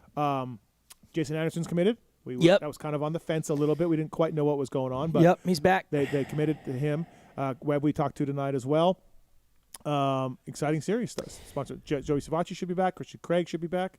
Yeah, really excited. Obviously, Max Hansey, too. Had him on last week, so that's good for the 250 class or SX2. But Enzo's moving up, right? Enzo Lopes moving up to the 452. There's a few little movement. So the one thing about World Supercross that I do like a lot is these teams are like franchises. And I love the fact that this is an individual sport, but I'm a team sport guy, too, Steve. We like team sports. We like football. We like these things. And so World Supercross has this like franchise model where you bring 2 450 guys and 2 250s, and there's a team championship with the points. And if somebody gets hurt, you have to place that. You have to take someone out, put someone in, and it's an accumulation, and the teams take it serious. Like Yariv, obviously, is all in on this. Dustin, won it last we year. Had Pipes in here a month ago or whatever. Same exact thing. Rick Ware, obviously, went and got Webb, Hill, Anstey when Cody Schott got hurt to go along with Simonson and 250. So it's cool because there's just another layer, like for the broadcast even, like we get to call the racing like normal, but then there's this team layer, and it kind of matters because these rosters, these guys are moving around a little bit because guys are trying to grab guys to do better in this team championship. So I like that because it just adds one more piece to the coverage outside of just pure racing. And the teams take it super serious. There's rules as far as what can go in the crates. You can't do anything extra, so it has to be very equal. Everyone has to bring the exact same amount of stuff. And then even this year they added a new team 595 KTM out of Brazil. And I mean, I'm going to break a little bit of news here for the amateur folks out there, but my guy Luke Fauser, Orange Brigade kid forever, one of my favorites, got him a deal there. He's going to be racing in Calgary too for that KTM team. So what about Glenn Koltenoff? He's racing in Brazil now. Would he do something like that? No, he wouldn't. In fact, a year ago we talked to him. Does that team have their rider roster filled out yet? Yeah, they got Aranda, okay, Morans. And then I'm not sure.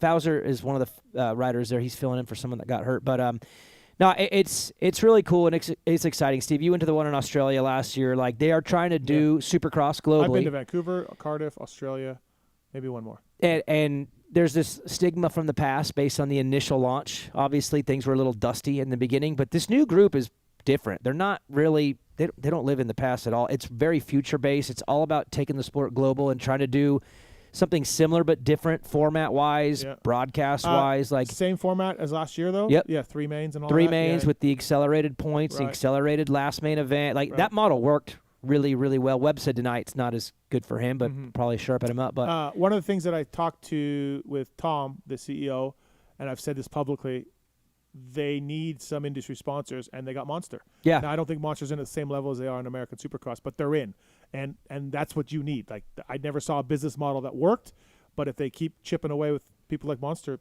it can work. Yeah, and we had obviously extensive conversations last year. Even for me, just getting back into the broadcasting at all, I was a little iffy about even wanting to get back into that at all, let alone this series. That was a little iffy. But I was sold pretty heavy last year, went in and enjoyed it, and they pretty much did everything that they said they were going to do, and it is proving itself. Again, Monster coming in, getting Cooper Webb.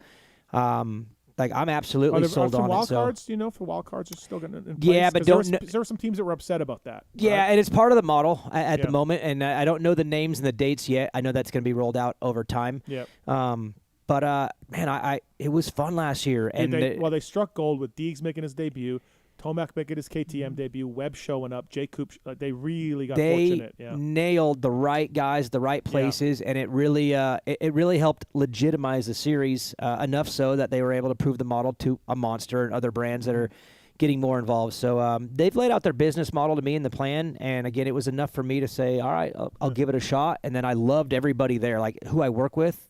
They're just, it's all innovative towards growth and doing something new and different and big, and just it's an aggressive model and style, and I that fits me. So Gypsy's an interesting choice for the broadcast team. Obviously, he jumped in last year a little bit. Yep. I don't know if he can be the analyst. You should be the analyst, but then he can't be play-by-play because yeah, you're good at that. So it's a little confusing to me. Like I couldn't do that job. You need a Jim Holley. You need. So, in my opinion, I think here's the easiest way to explain it, because if this was brand new news, it dropped today, and a lot of people are like, wait, what? If we hadn't done it last year, then it would be like, wait, what? But we actually did it last year, and at the last round, Ralph had a travel issue. Right. 48 hours before the race, we get there, and it's like, Daniel, you're going to play-by-play, because I was the analyst. You're going to play-by-play, and Jace, you're going to the booth. You got this, buddy. And we literally had no prep, whatever, and we just said, let's rock and roll and just see how it goes. And it was really good. Like, it was awesome. The chemistry was good. And in reality, I'm a little bit of an outside-the-box broadcaster because I'm a natural analyst who learned play-by-play but kind of lives in a hybrid lane a little bit. Yeah. And he's he's outside of the box analyst because that's not even what he naturally is. He's a storyteller and a super fan who really sees things differently than others. So the way I see it is drop the gate and just let it rip, and don't go with the typical play-by-play analyst model that exists in the corporate setting. It's not corporate. It's all streamed now. It's on W+. Even Monster Energy Supercross is on Peacock. We're not – the old corporate boxed-in model to me is kind of dead. So, like, just drop a gate, and if two dudes know how to communicate and have chemistry, see how it goes. Right. And luckily we did one. And it was actually really good, so we'll bring it back and do it again, actually with some prep. And Kristen's down Kristen on the floor? Obviously is back. She's been with them since the very first one. Mm-hmm. So, no, we all had a really good trip, and we weren't even prepared for it. We just kind of we just honestly winged it so gnarly. I mean, dude, we weren't even at a normal desk with headsets. We were doing it with handheld mics, and it worked. And it was like, why try to reinvent something different and try something when that worked? So, they announced today we're bringing it back, and it's me and Jason Kristen calling World Supercross. WSX, cool. Nice. I got to go to Calgary. Got to go. Steak Friday night. You got to go just to say hi to Jace. Got to go for the keg. Got to go to the keg Friday night. Yeah, the keg. I always remember that when I did Toronto and Montreal Supercross. The good. keg. Solid. Good steak place. So, yeah, check it out, everybody. Max Dancy's exciting for you guys next year. Supercross Super only exciting. 2-year deal. It's going to start in SMX this week. We got him on last week.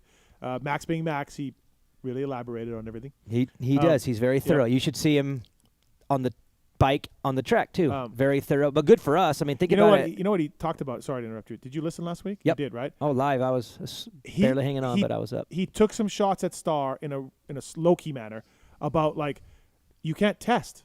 They don't want you to test. I want to test, and it's not test day at Star, so too fucking bad. It's moto day. I felt like that was a little shot at Star, like, hey, I'm not happy with my bike.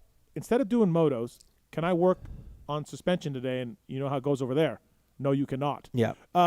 So in my world, I listened to that, and I'm like, yeah, some low-key shots, fighter Star. And he mentioned how you can test. He can test. Yeah. I listened to it too, and I felt like he just told the truth as respectfly as he could. Yeah, and I'll even tell you this right now. I mean, when I say shot, it's not just saying. The Star program is working clearly. Obviously. Right. But no, I can tell you right now, even at the track right now and in the locker room, like, he doesn't really talk bad about Star. He's just kind of said, like, these are the areas where I was a little boxed in there, that I wasn't able to do the things that I would like to do. And I get the reason.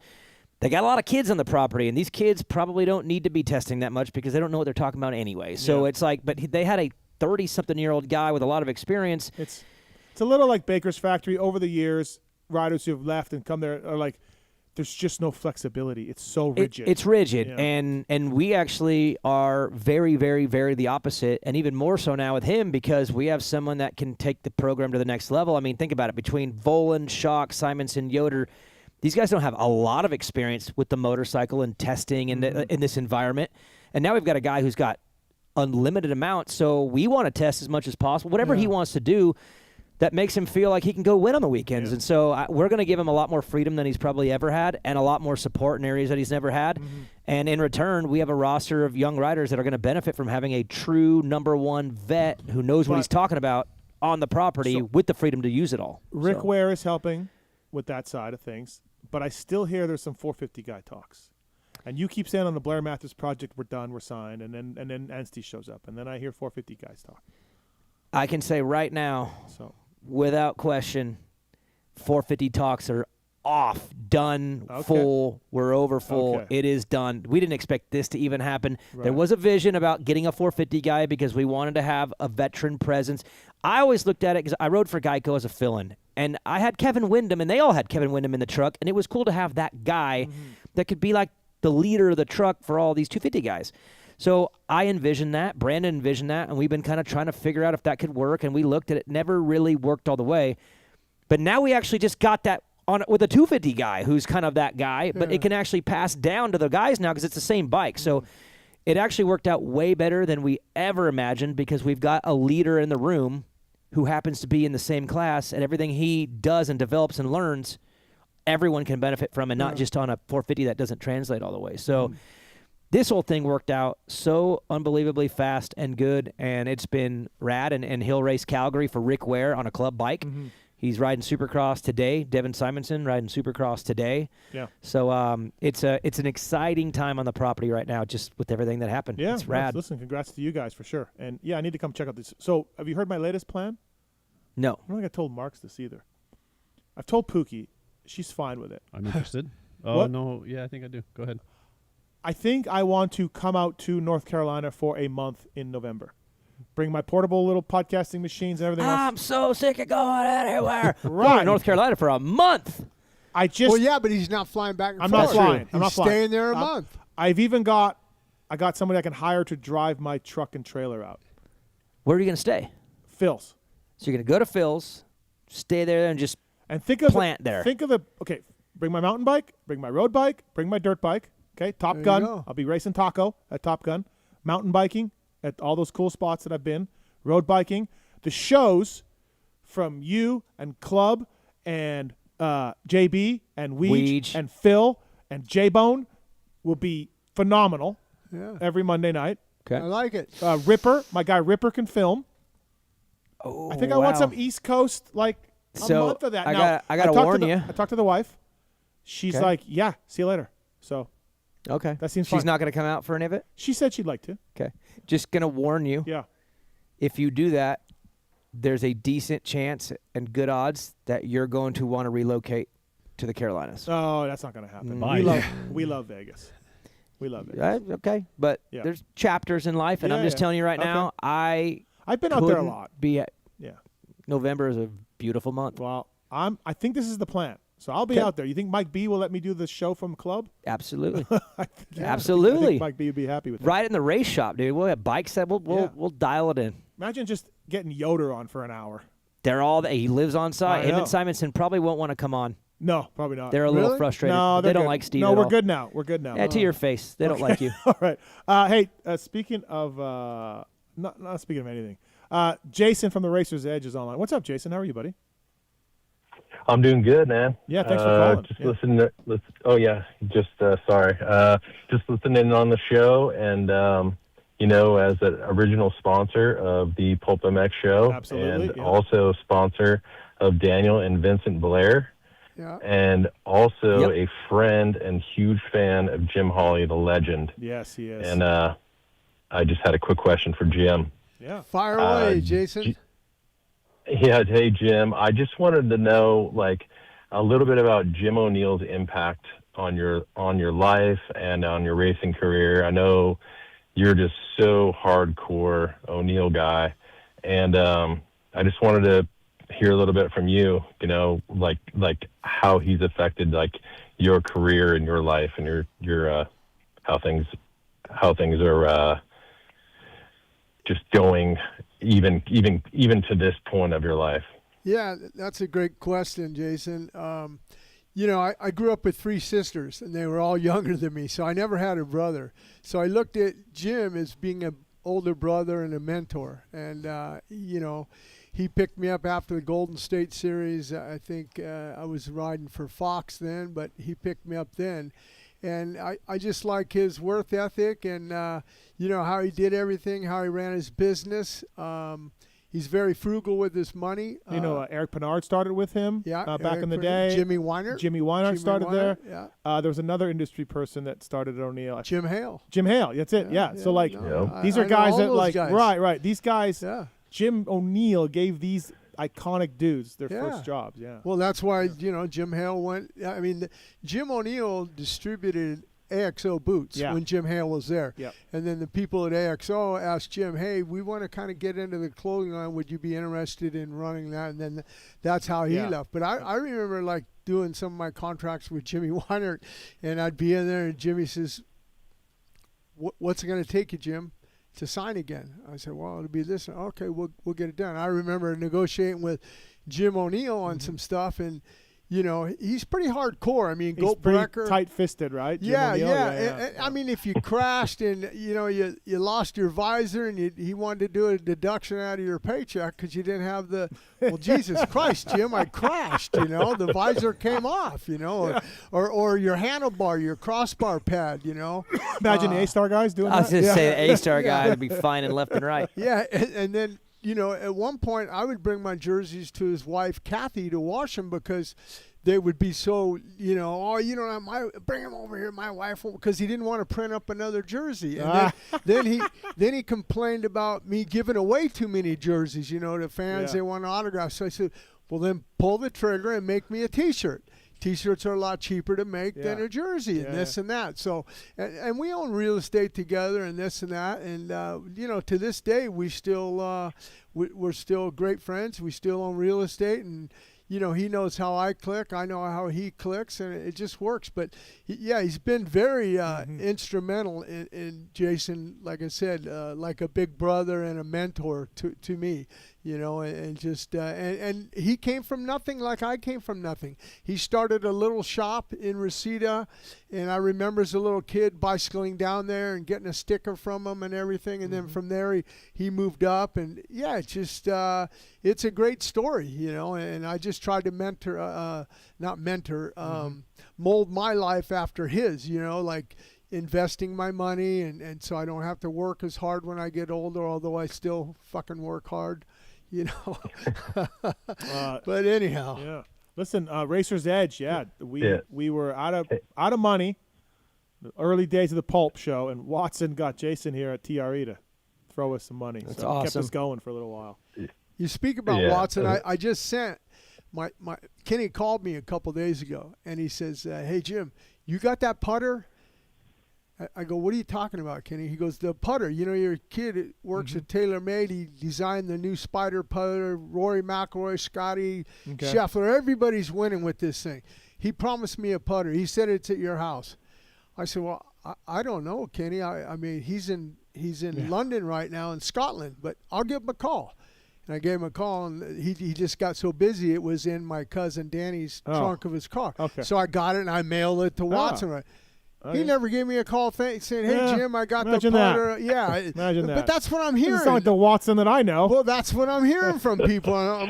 So I got to call into my son. Right. Hey, did Watson ever bother calling you? Kenny, in the prime of Pulp days, would sit here and be like, "You know what sucks about the industry is the people that flake out and never call you back, and there's all these people that just say they give you your word and they never call you back, and then dude, the next week of the races, people be like, fucking Watson never called me back for months, man."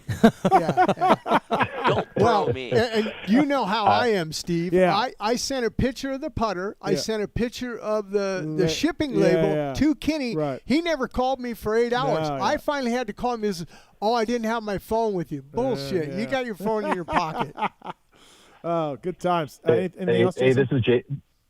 Yeah, I just want to say you guys are all legends, man. I really enjoy the show, and Daniel, the way you've grown in the industry is awesome. And Jim, you're like a grandfather of this industry. You guys are awesome, and I respect you guys a lot. And congrats on everything you guys are doing. Thanks, Jason. Thank you. Appreciate it, man. Jason. Yeah. Thank you. Appreciate good talking that. to He's a great guy. He sponsored Timmy Wiggin. I remember when we were doing those races up in Red Bluff and stuff. Yep. He'd come up there and he was sponsoring. Yeah, Timmy. sponsored me and my brother back in the day. Always helped out. How did riders. NorCal Blair Brothers get SoCal sponsorship? It may have been through Watson. Okay, all right. I think it was because it might have been around. I think because Kenny was helping me out with Utopia. There was a little chapter where I had Kenny. I rode for AXO. He helped me get that deal. So I had some. Kenny's helped a lot of people on get deals. Oh, and stuff. he was my band's manager for one night. Oh, he was. One night. Right. What's up, Steve? How are you? Hello. Yeah. What's up, bud? Hey, I was on listening for so long I almost fell asleep. Anyway, I wanted to, me personally, credit Jim Holley for starting the bagger craze because I personally remember seeing him in either a dirt bike or a dirt rider jumping a full dress Harley. Oh yeah, Dirt Bike Magazine. Yeah. You blew off the saddlebags and everything, right, when you landed? Oh yeah, the running boards, everything. I jumped a BMW 1200 at Castaic Shane Trittler's track. Yeah, whatever Rick and Tom Webb and those guys they brought out. And they say, hey, can you jump this? I said, you I'll give it a try. You and Steve Simons? No, who was Rick Simons? No. The Schwartz. Who's the other guy that was kind of nutty? Test rider. Steve Schmitz? Steve Schmitz. He was also. Yeah, he was good. He sent some stuff. Yeah, he passed away. Thanks for the call, Steve. Appreciate it. You're right. Jimmy is the OG. Absolutely. Bo is on 3. What's up, Bo? You there? All right. Oh, Bo. Bo's gone. Lost him. Bo's been on hold for a while. Joe, what's up, man? Joe. Jumping Joe. Guys are tired, I guess. All right, hey, let's do the motorsport.com. Tweets it. Tallon? That's my mom. Motosport.com. Tweets at Tallon segment. The ultimate quad lock Honda race bike sweepstakes is here. Teamed up for 14 weeks of prize packages from the guys at Fly and many others. O'Connor O'Neill, talk about O'Neill as well. They got this bike each and every week at the National as well when the quad lock team is there. They'll be back for Unadilla, I believe. Motorsport.com/win to learn more about this. And also OEM and aftermarket parts available at motorsport.com. Free shipping over $79.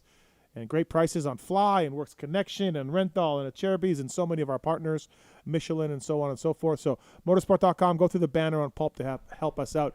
So we didn't announce you guys here this morning. Then we put out a tweet saying, hey, got questions for these two. So we might not have that many, but Tallon, go ahead. All right, first one from Fuzz Sanders 13. He said, so we have a North Carolina show with Webb, Smith, Bradshaw, and even Phil. Who is the best rider from North Carolina? Wow. I never even thought of that. That is wild. That they all from North Carolina. Well, Bradshaw is, right? I mean, Webb. Yeah, he was Eastern North Carolina his whole life. Webb is it. Webb's it. That's my old school brain. Oh, as the best. Yeah, the best. Webb's got 3 titles. Yeah. Damon's got 1 regional. Yeah. Webb's the best rider. Yeah. Yeah, I'd have to agree. Yeah. But Damon paved the way for him. He did, yeah. I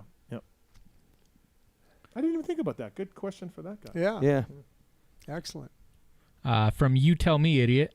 Would Sexton even consider a beta Triumph or Ducati team? Crazy that it's either Yamaha or his own thing. These don't have any budget to throw at him. Yeah, I don't think he would. I don't think he's interested. If it's his own team, what bikes he using? Yamaha. Oh, he would do his own team on Yamaha? Yeah. Oh, man. So. Wow. Yep. I listened to Ricky Johnson's podcast and said he needs to get it together, you know. Well, I mean, yeah. He's ridden for a lot of guys. The longer you go without getting back your domination, the harder it is to get back. Whatever happened at Colorado, I watched it. Was it a bike problem? Yeah, bike problem. It was a bike problem. Bike problem. Bike was sputtering kind of all day a little bit, and finally, That's too bad. What a rough story. Yeah. He was on Race Day Live at the National at Millville, and he told James and Weege brought it up to him, and he said, "You'll have to ask Cowie what happened." Now I heard another thing at Hangtown. If I'm Cowie, did he ghost rode the bike into the pit, or is that just a rumor? No. Well, I haven't seen any photos there's or a anything. full ghost ride where you step off the back. Sure. That'd be like a missile. He didn't do that. I don't think he missiled. He didn't do that. Right. But he rode in and just dropped it and just stepped off. and dropped it. Yeah, but see, do you know what I mean? But to me, I like Chase. Don't get me wrong. Yeah. He's always helped me out. Would give me a jersey for City of Hope because we raise money for the City of Hope every year. I like him, but I got to draw the line right there, man. Like, hey, you're the one setting the bike up. You're the one telling Kaipo and all the engineers how to set this bike up. You got to account for if you're unhappy with the bike, it's on you. That's my personal opinion. Listen, Chad ghost rode his bike into the side of a van at Yamaha Test Track one day when I was there helping him, and I went off on him. Yeah, I went off on him, and it started our descent to the point where at the end of the year he gave everyone a bonus on the team but me, because he didn't. And I was the same as you. I'm like, listen, fucker. Like, we're all trying hard. I understand you're frustrated. Right. But you just sent this into the back of the test van. Clutch lever hit the side of the van, went down the side. Like, well, I'm with you, Jimmy. And here's the other thing: what happens if he sent it and it hit someone and broke their leg? Yeah. You know what I'm saying? Yeah. Or he hit the side of the van, the throttle stuck wide open, and it spit across and hit somebody. Yeah. No, listen, I wasn't having it either, Jimmy. It was again, weird story. I was brought up, my old man. He kicked the shit out of me. Oh, I was gonna say I would have never kicked the shit out of me. I threw my bike down once. That's it. Oh yeah, dude. One time. I was 14, and oh yeah. Yeah. Remember those old garage doors you used to just open up and they were kind of wood or whatever. Not wood, they were metal. You know, I've been kicked through one of those before for my old man. You know, it's wild though, because when that happened, I felt like he lost all leverage. Period, because you can't do that. So his leverage was gone. The very next week, the bike goes off at Colorado, and it's like he's kind of got the leverage back now. Like, you know what I mean? Because that is so dramatically physical to him. Yeah. But that's how ugly that thing got in a matter of 7 days. Yeah. A ghost step off into a locked up. I mean, what a disaster! Listen, I've kind of been on the fence about him leaving because I don't know where he goes. I don't know how Cowie lets him out without a huge fight. I don't know how they separate, but I also said I don't know how they stay together. Well, I interviewed Chase this weekend. Definitely not staying together. They're not staying together. No. Okay. I'm now on that side. Okay. Definitely not staying together. No. But I mean. But how can, if he leaves, and I understand, Jim, what you're saying, he deserves a lot of the blame. They put the pro circuit setup on 1 week. They got Jamie Ellis from Twisted. They got a different suspension guy. They got their factory setup. They got different wheels from W. So they have bent over backwards to try to get the bike working for him, and he hasn't been happy. So I get that. However, Jim, how does Dan Fahey stay there if they have another $1 million rider fight to get out of that deal? And I like Dan. I like Dan. I like Dan. But how did they get Prado out of that deal? How did that work? Well, he didn't qualify at Budds Creek, and they're like, all right, that's enough. Right. He had to pay a little bit of money. Now, correct me if I'm wrong, but I remember when I signed my contracts with the factory, there was a disclaimer in there that if you didn't represent the company and but throwing your bike, that's not representing your company, right? That could be grounds for dismissal. Totally. It could be, yeah, but I don't know what's written. But they're also in this weird spot where they're all competing and wanting to win, and he's the best guy available. So you're like wanting to make it work, but you kind of know it can't. And it's crazy that this. But it did though. I watched him win at Anaheim. You're right. So I watched him win at Anaheim. That's the problem with this. Cowie got put in a position where they had to be way more open than they've ever been and change their ways to accommodate this guy. But in reality, when he won Anaheim, they should have said, that's your bike for a month, dude. We're not playing this game with you. We've already heard about you. You just won. We're not changing anything. But they were trying to be cool with him, and the nicer they went, the worse it got. And it's like that was two sides that really didn't understand the other one going in. Chase saw what happened with Jorge and Cowie and didn't care. Cowie saw what happened with Chase and KTM and didn't care, and they kind of got what they deserved, to be honest with you. They both went in and just kaboom right out of the beginning. I mean, if I'm Mr. Kawasaki in Japan, I think it's a woman now, whoever's in charge of writing checks for race teams, you had these riders, 2 of them, beg, borrow, steal to get out of their contracts. I'm looking at Dan Fahey. What are we doing? What is happening over there? But to me, it looks like they're doing everything they can to make him happy. But there has to be something going on where 2 riders have wanted out of these deals so badly. And I don't believe the motorcycle is that bad. I just don't believe it. It's not. And the guy who I'm going to say is the number 36. Garrett Dude, he's been Marchbanks. awesome. Yeah. He is on it. He hasn't made millions of dollars, and he is making that bike work, and he's running in the top 5, 6 position. Now, if Chase, granted, he's not going to beat those 2 guys on the Honda. He's not going to do it. He's not going to beat Deegan. Maybe if Deegan fell in the first turn like he did at Millville, he could get a third or whatever. But just ride the bike and suck it up and just, let's ride it. Ben is you know on what 3. you know what it reminds me of though, Steve, and it's not the same. You would know the details in the inner workings, but this is what happened when Yamaha stopped running their factory team and offloaded it to start. Cowie's got to do the same thing. They need to find someone else to run it and put their hands off of it. They're doing the same thing that Yamaha did, where they can't get it right. But okay. So talking to Bradshaw, Webb, talking to people who were there, mechanics and people like that, they were inflexible. McCarty and Bob Oliver were inflexible. They didn't want to give the bike any less power. They wanted more power. They wouldn't go outside of their box. They were very rigid, and they told the riders, you need to be better. That's what they said. And you know, which Cowie was doing, but then they kind of opened it up for Chase. You look at Jamie Ellis and Matt and W Wheels and Pro Circuit Links, Pro Circuit Forks. They're trying different things. That's not it being inflexible. That's crazy, though, because they're having to go outside of their normal mold to satisfy a guy. They're probably not even good at going outside of their normal mold. And they got him, of all people. Yeah. It's just a grenade, the whole thing. They just called Jamie at Twisted and said, hey, bring your ECUs, bring your skills. And do something. Help us out. No factory's ever going to do that. Yeah. They did, So, all right, let's It's crazy, man. Ben is on 3. He's got some Millville thoughts. What's up, Ben? Well, Steve, thanks for taking my call. And hey, it's great to be on the line with the best race day live team ever. Yeah. Thanks, man. Ever. I know back before it was RDL. I mean, before we even knew what that was. You guys were laying the groundwork. Slice and dice is what they called us. Thank you. And Steve, wasn't it great to be at Millville again? Oh, what a weekend. Yeah, Millville's great. Loved it. Well, since we got the wise Holley on the line, I just wanted to throw some wisdom out there and let him add to it. It comes with travel. I had to travel for work. I wrapped up about 25 years. When you do cybersecurity, you never know when you're getting on a plane.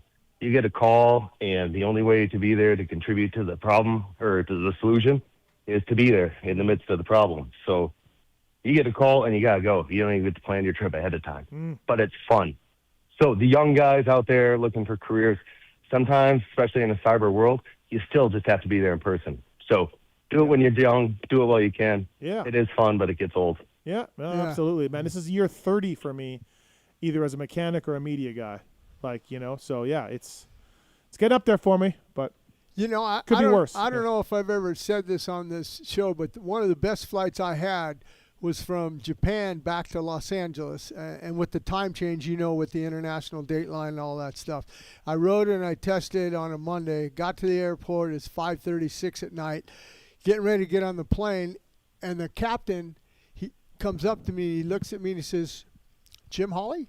I said, yeah. He goes, oh, man, big fan, man. I watch your racing. Wow. Thought it had to involve his daughter, but it didn't. No. It didn't. So, anyhow.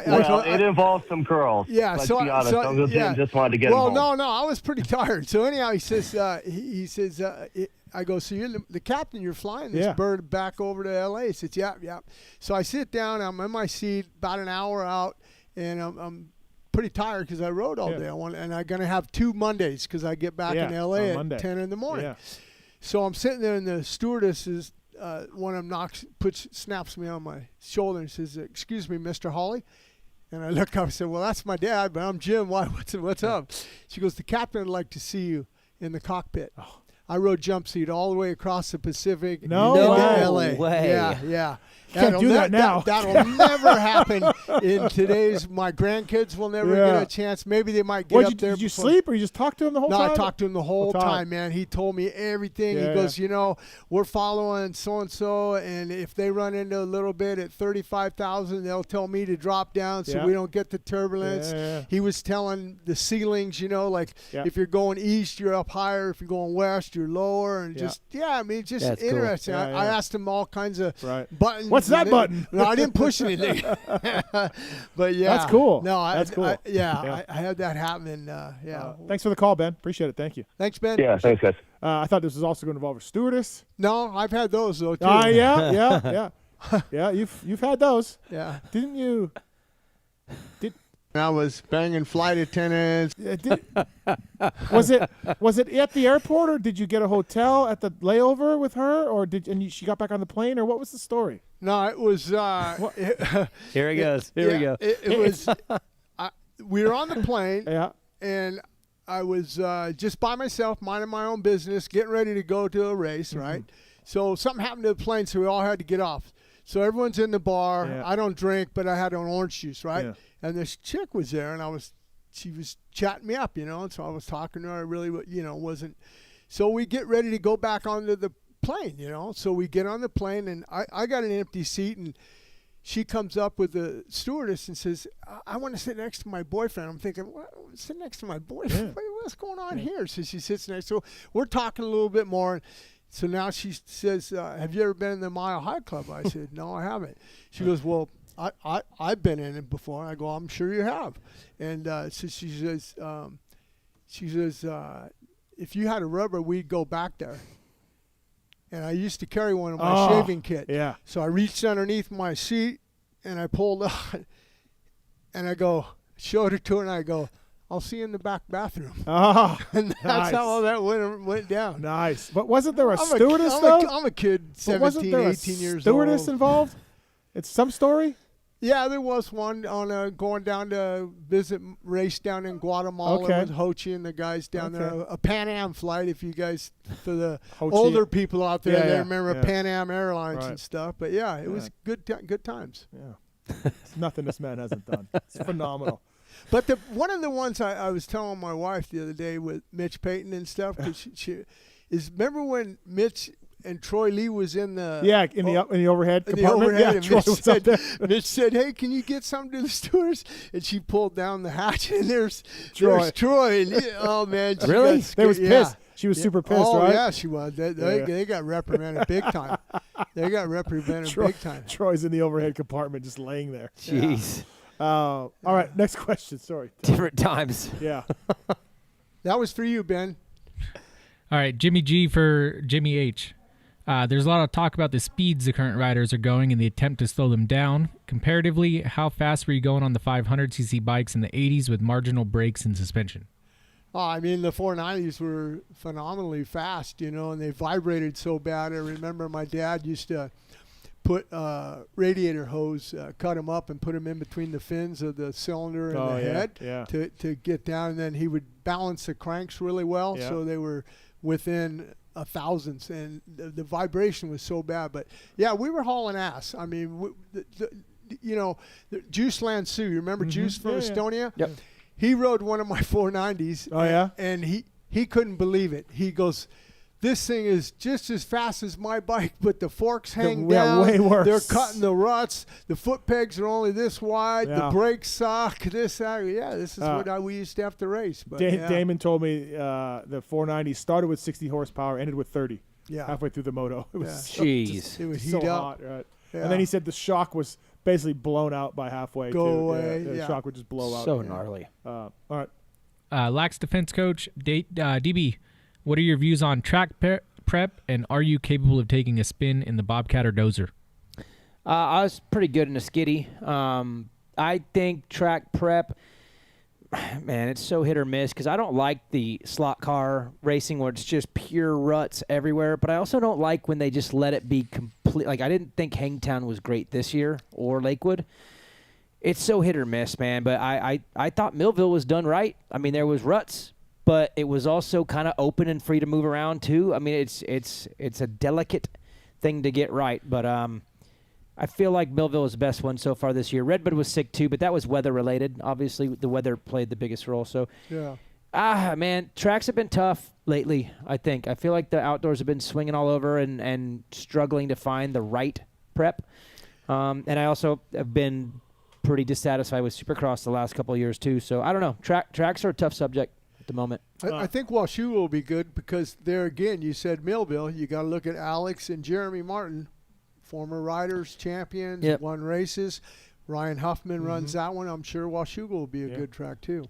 By the way, August 9th, 32 years of motocross at the Washington Town and Country Fair in Washington, Missouri, 45 minutes west of St. Louis. Jim's probably raced there back in the day.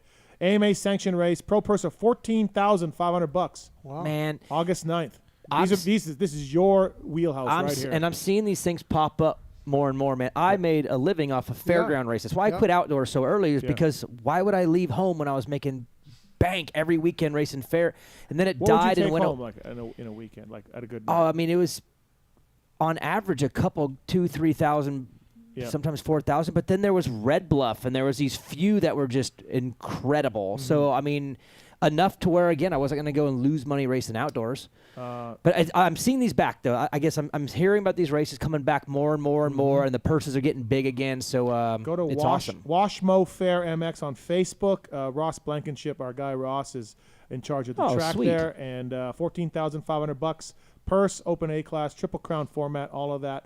August 9th in Washington, Missouri. Check that out, please, if you can. That's awesome. Ryan Brees does a lot of that, too, right? The Northwest. races. Me and Tiger Lacey used to hit them all over, but Brees does well up there and that stuff. And I think it's a cool part of the sport that went away and needs to come back strong. MotorcycleIndustryJobs.com, job of the week. Yellow Magic, looking for a national motorcycle field sales department manager, full-time job for Suzuki, of course. Salary range $150 to $160 a year. That's great money. Not bad. They're responsible for planning, direction, and execution of Suzuki's national wholesale retail sales activities for motorcycles and ATVs. Good job.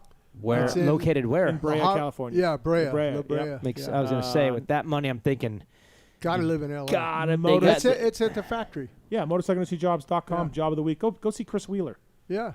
He'll National Wholesale? National Motorcycle Field Sales Department Manager. MotorcycleIndustryJobs.com, job of the week. Upload your resume for free today. That's the job of the week. All right.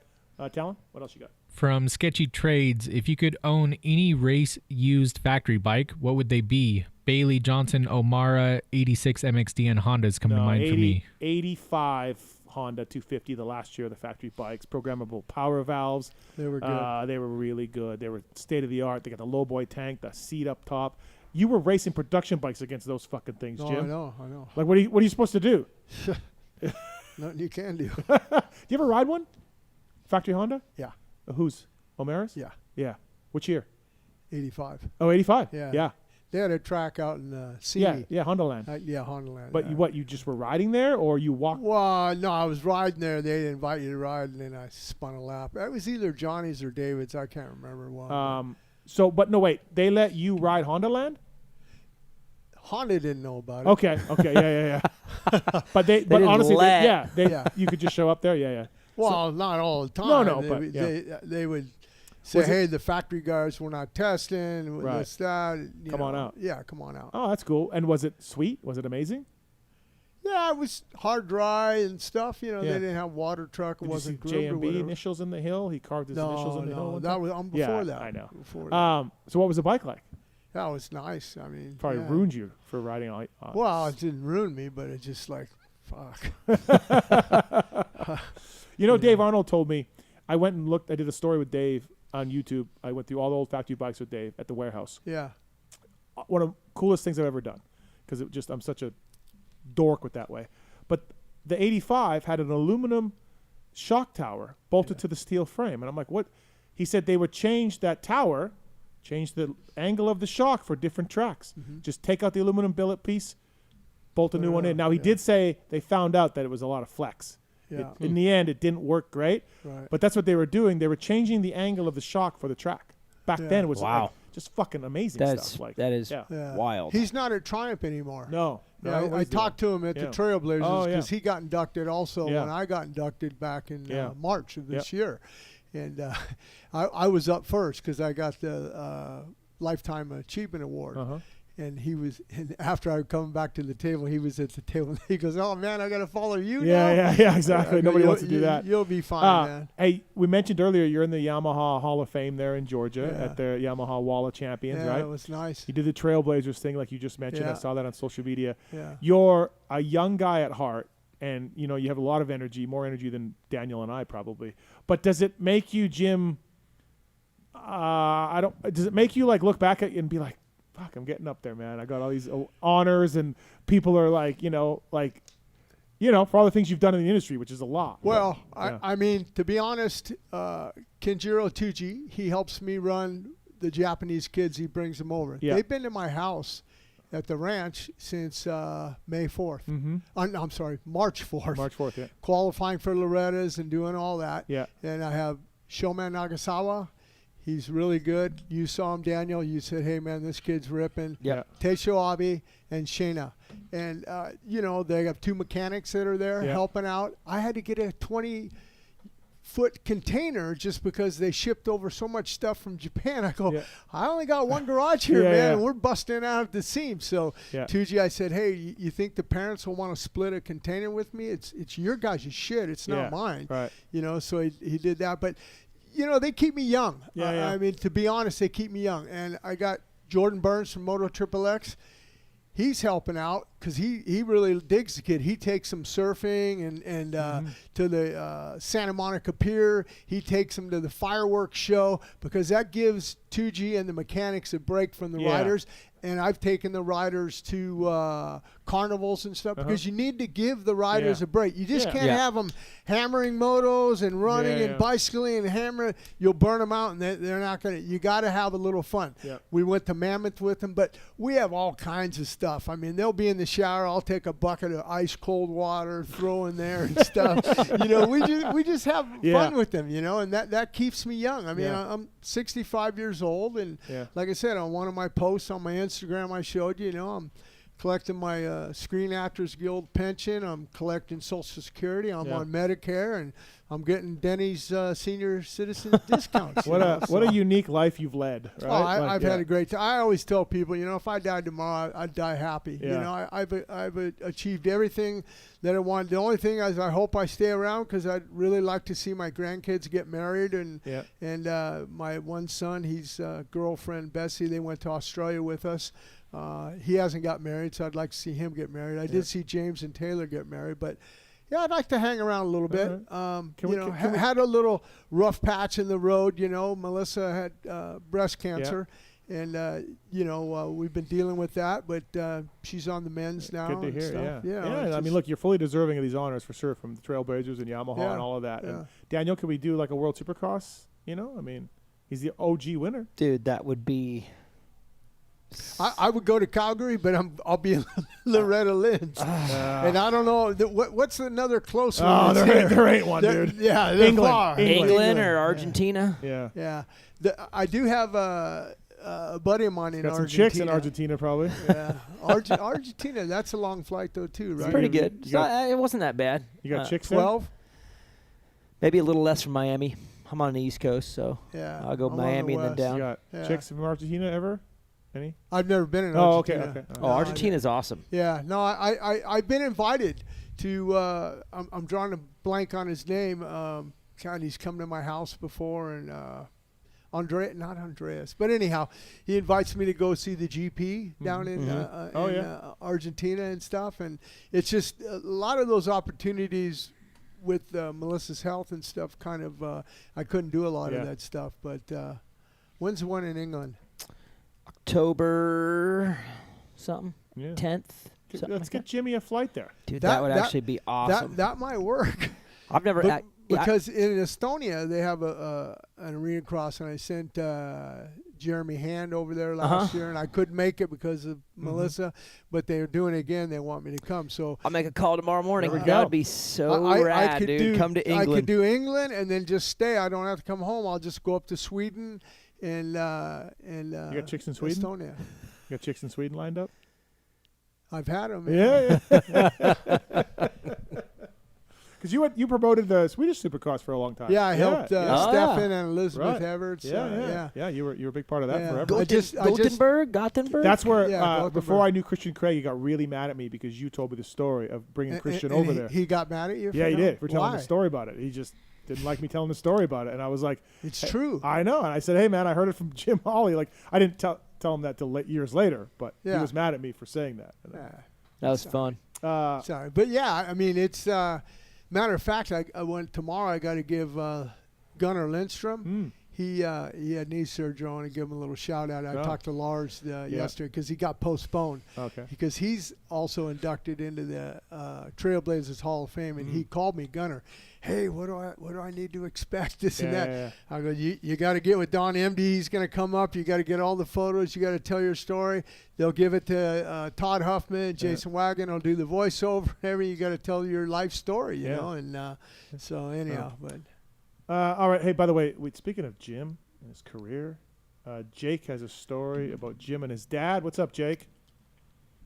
Almost. I want to see possibly if Jim has a story. I just feel like the matchup is almost second to none if you think about the two. But Jeff Chicken Matasevich, Jim, if you have any stories with him, I'm just not sure if you do or not. I don't know if you guys linked up ever. Oh, Chicken? No, he was after It was after my racing career, you know. But I know Jeff, you know, and stuff. He's, I've no, but you know, I remember him having the good battles with Bradshaw and stuff. But I never raced against him. No, I didn't. Oh no! Well, racing stories. Who wants that? You know what I'm talking about? I mean, after this part, anything good, dude. I think he doesn't remember anything from racing. I think I beat him in the women part of things. The best. I'm sure of that. I was talking to Wardy about, and Wardy's just like, I had Lachine and I had to babysit him.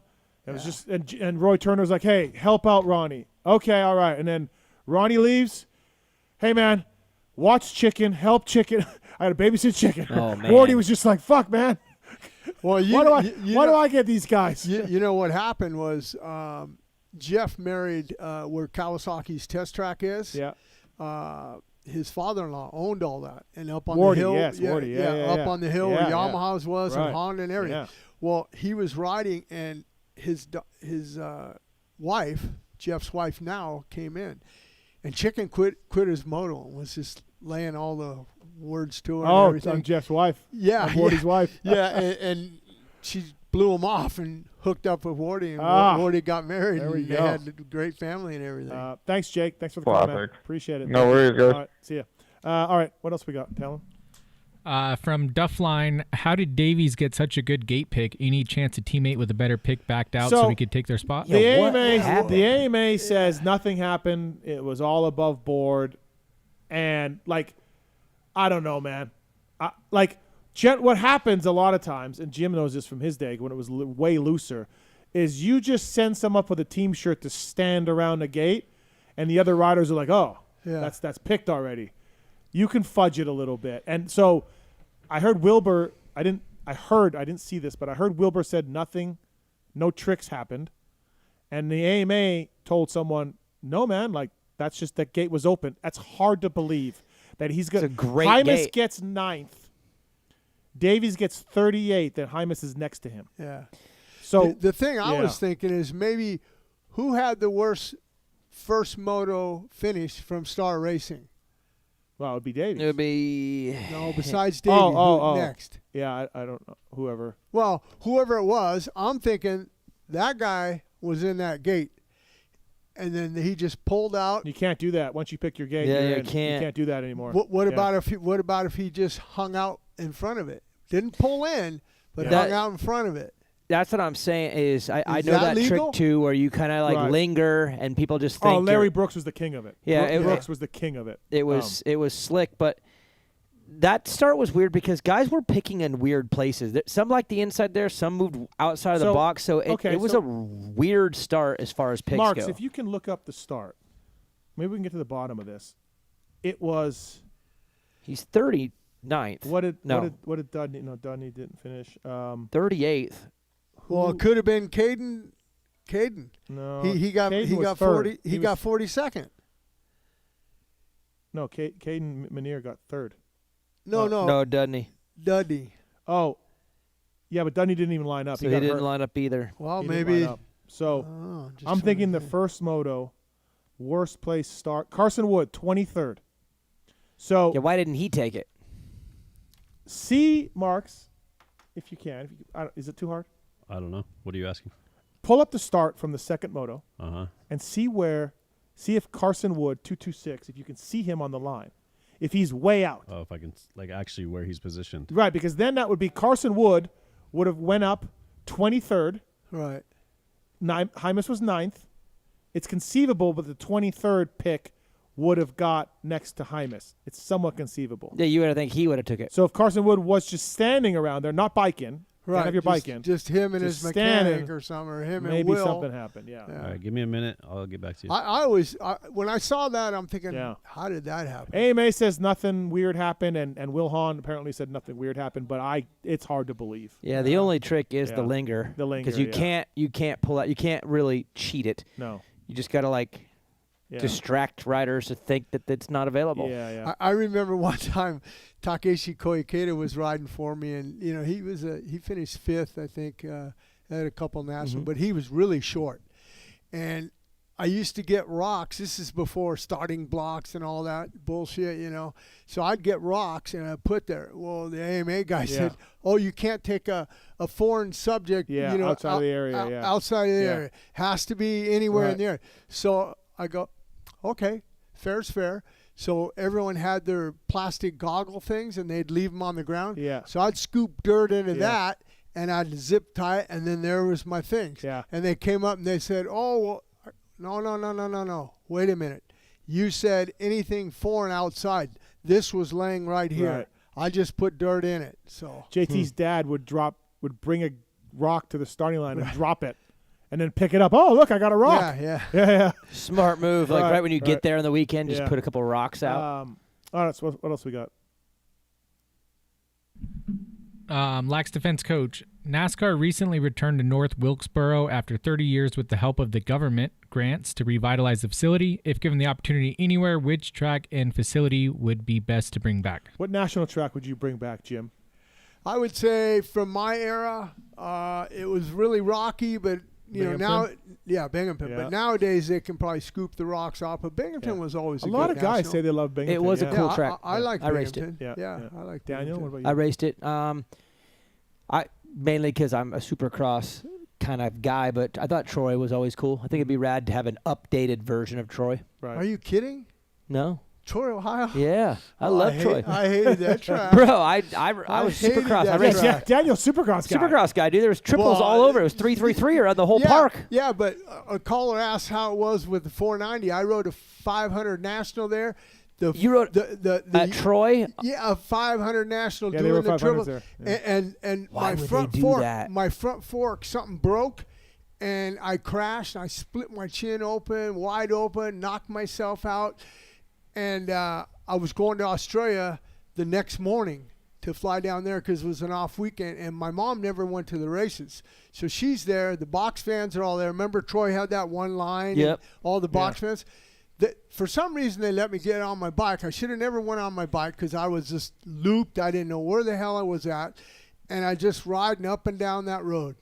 Just riding up and down the road. My mom, 3-4 times I passed my mom. And finally, she goes, "Jimmy, what are you doing?"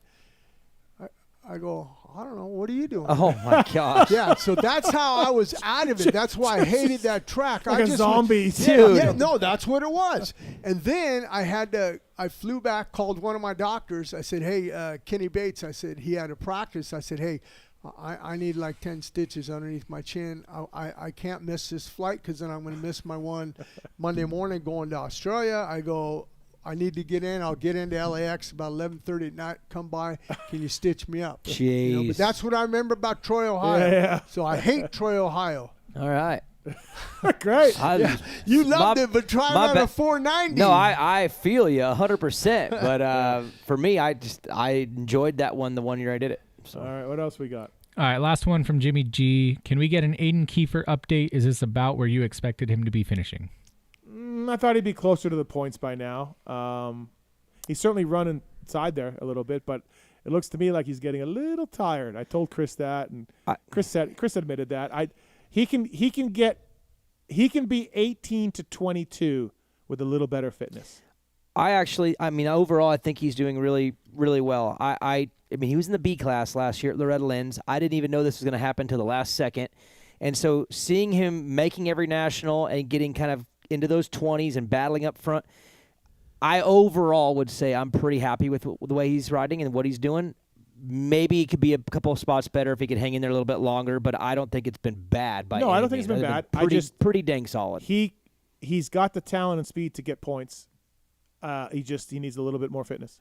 I've been watching him a little bit, they don't show him on TV, obviously, but I look at the results, and I see the results, and he's up in the, 19th to 17th in the beginning, and then I'll look back a little bit past the halfway mark, and I look, and he's 23rd, and then I look again at the end, and he got 26. I'm going, well, did he crash?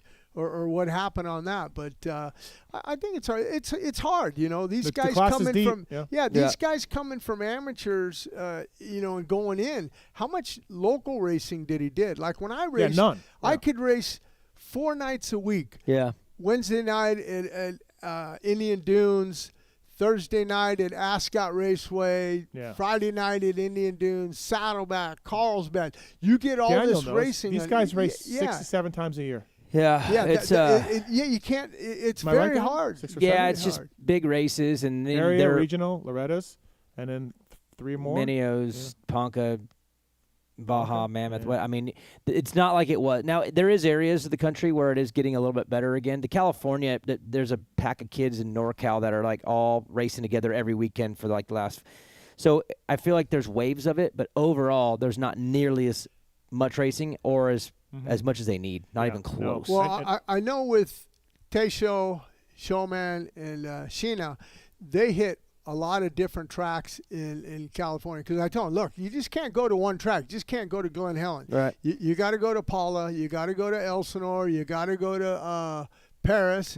DT1, have you been to that track? A lot of times. Yeah, Yep. DT1. Awesome. I haven't been there with them, but DT1 got a couple private tracks, Joe Sutter's and Somas. There's been a whole variety of different tracks out in the desert, but I just was, I'd like to see the racing come back, but unfortunately we're losing tracks, like LACR's not there. They used to have one at Lancaster at the fairgrounds. That's gone. It's expensive too, though. Atalanto's gone. There's been so many tracks. In order to operate and run races, they have to price them up. So now you're $30-$35 an entry fee, 2 classes, $70 for a couple quick motos, or you can spend $30 and go and ride a lot. So they're going the amount of riding over the amount of racing because you can ride for cheaper than you can race. But with that being said, it's hard to practice against a stopwatch. 100%. And then you go racing, you hold on differently. It's a whole different ballgame. And all these kids, and I'm sure most of them, can go 30 minutes, no problem when they're by themselves, but then you put them all together, and it's a completely different world because they're not racing enough stuff like this. Yeah, for sure. By the way, Mark's looked. Carson Wood is far outside Moto 2. So 23rd gate pick.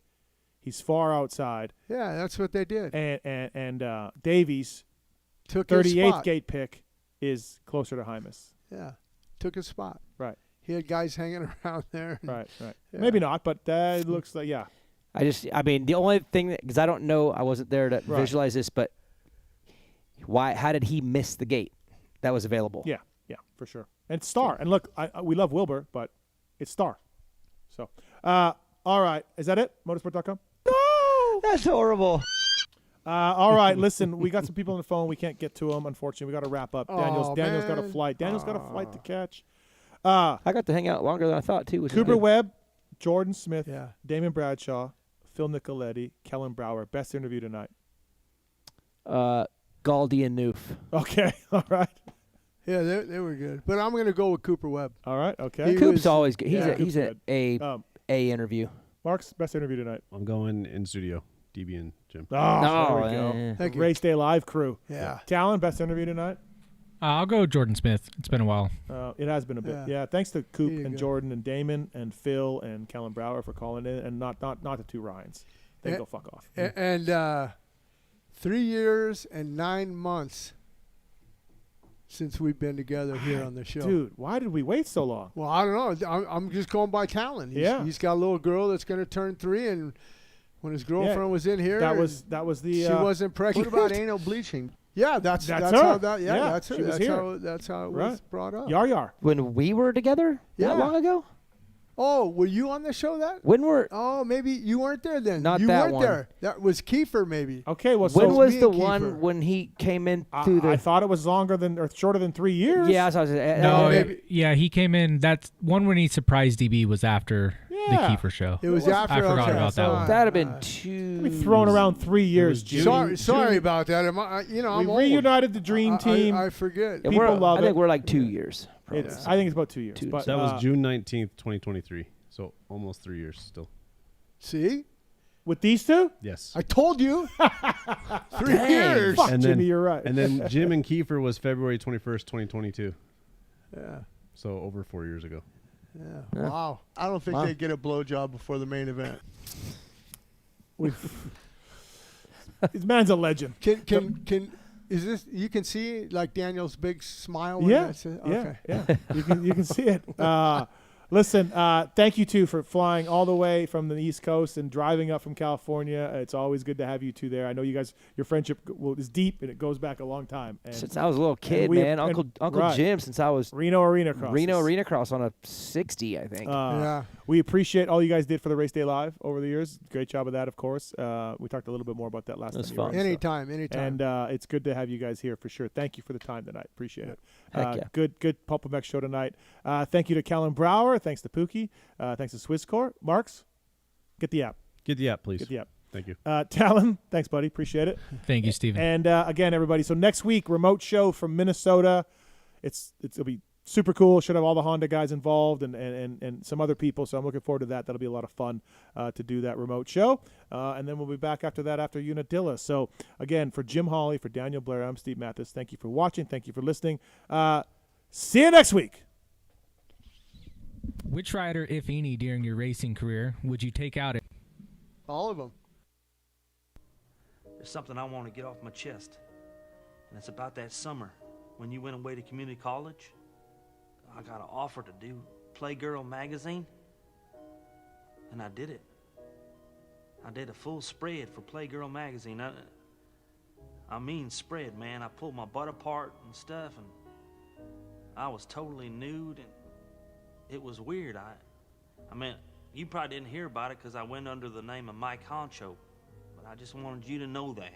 If you could hear me, if it got into your brain somehow, that I spread my butt cheeks as Mike Honcho.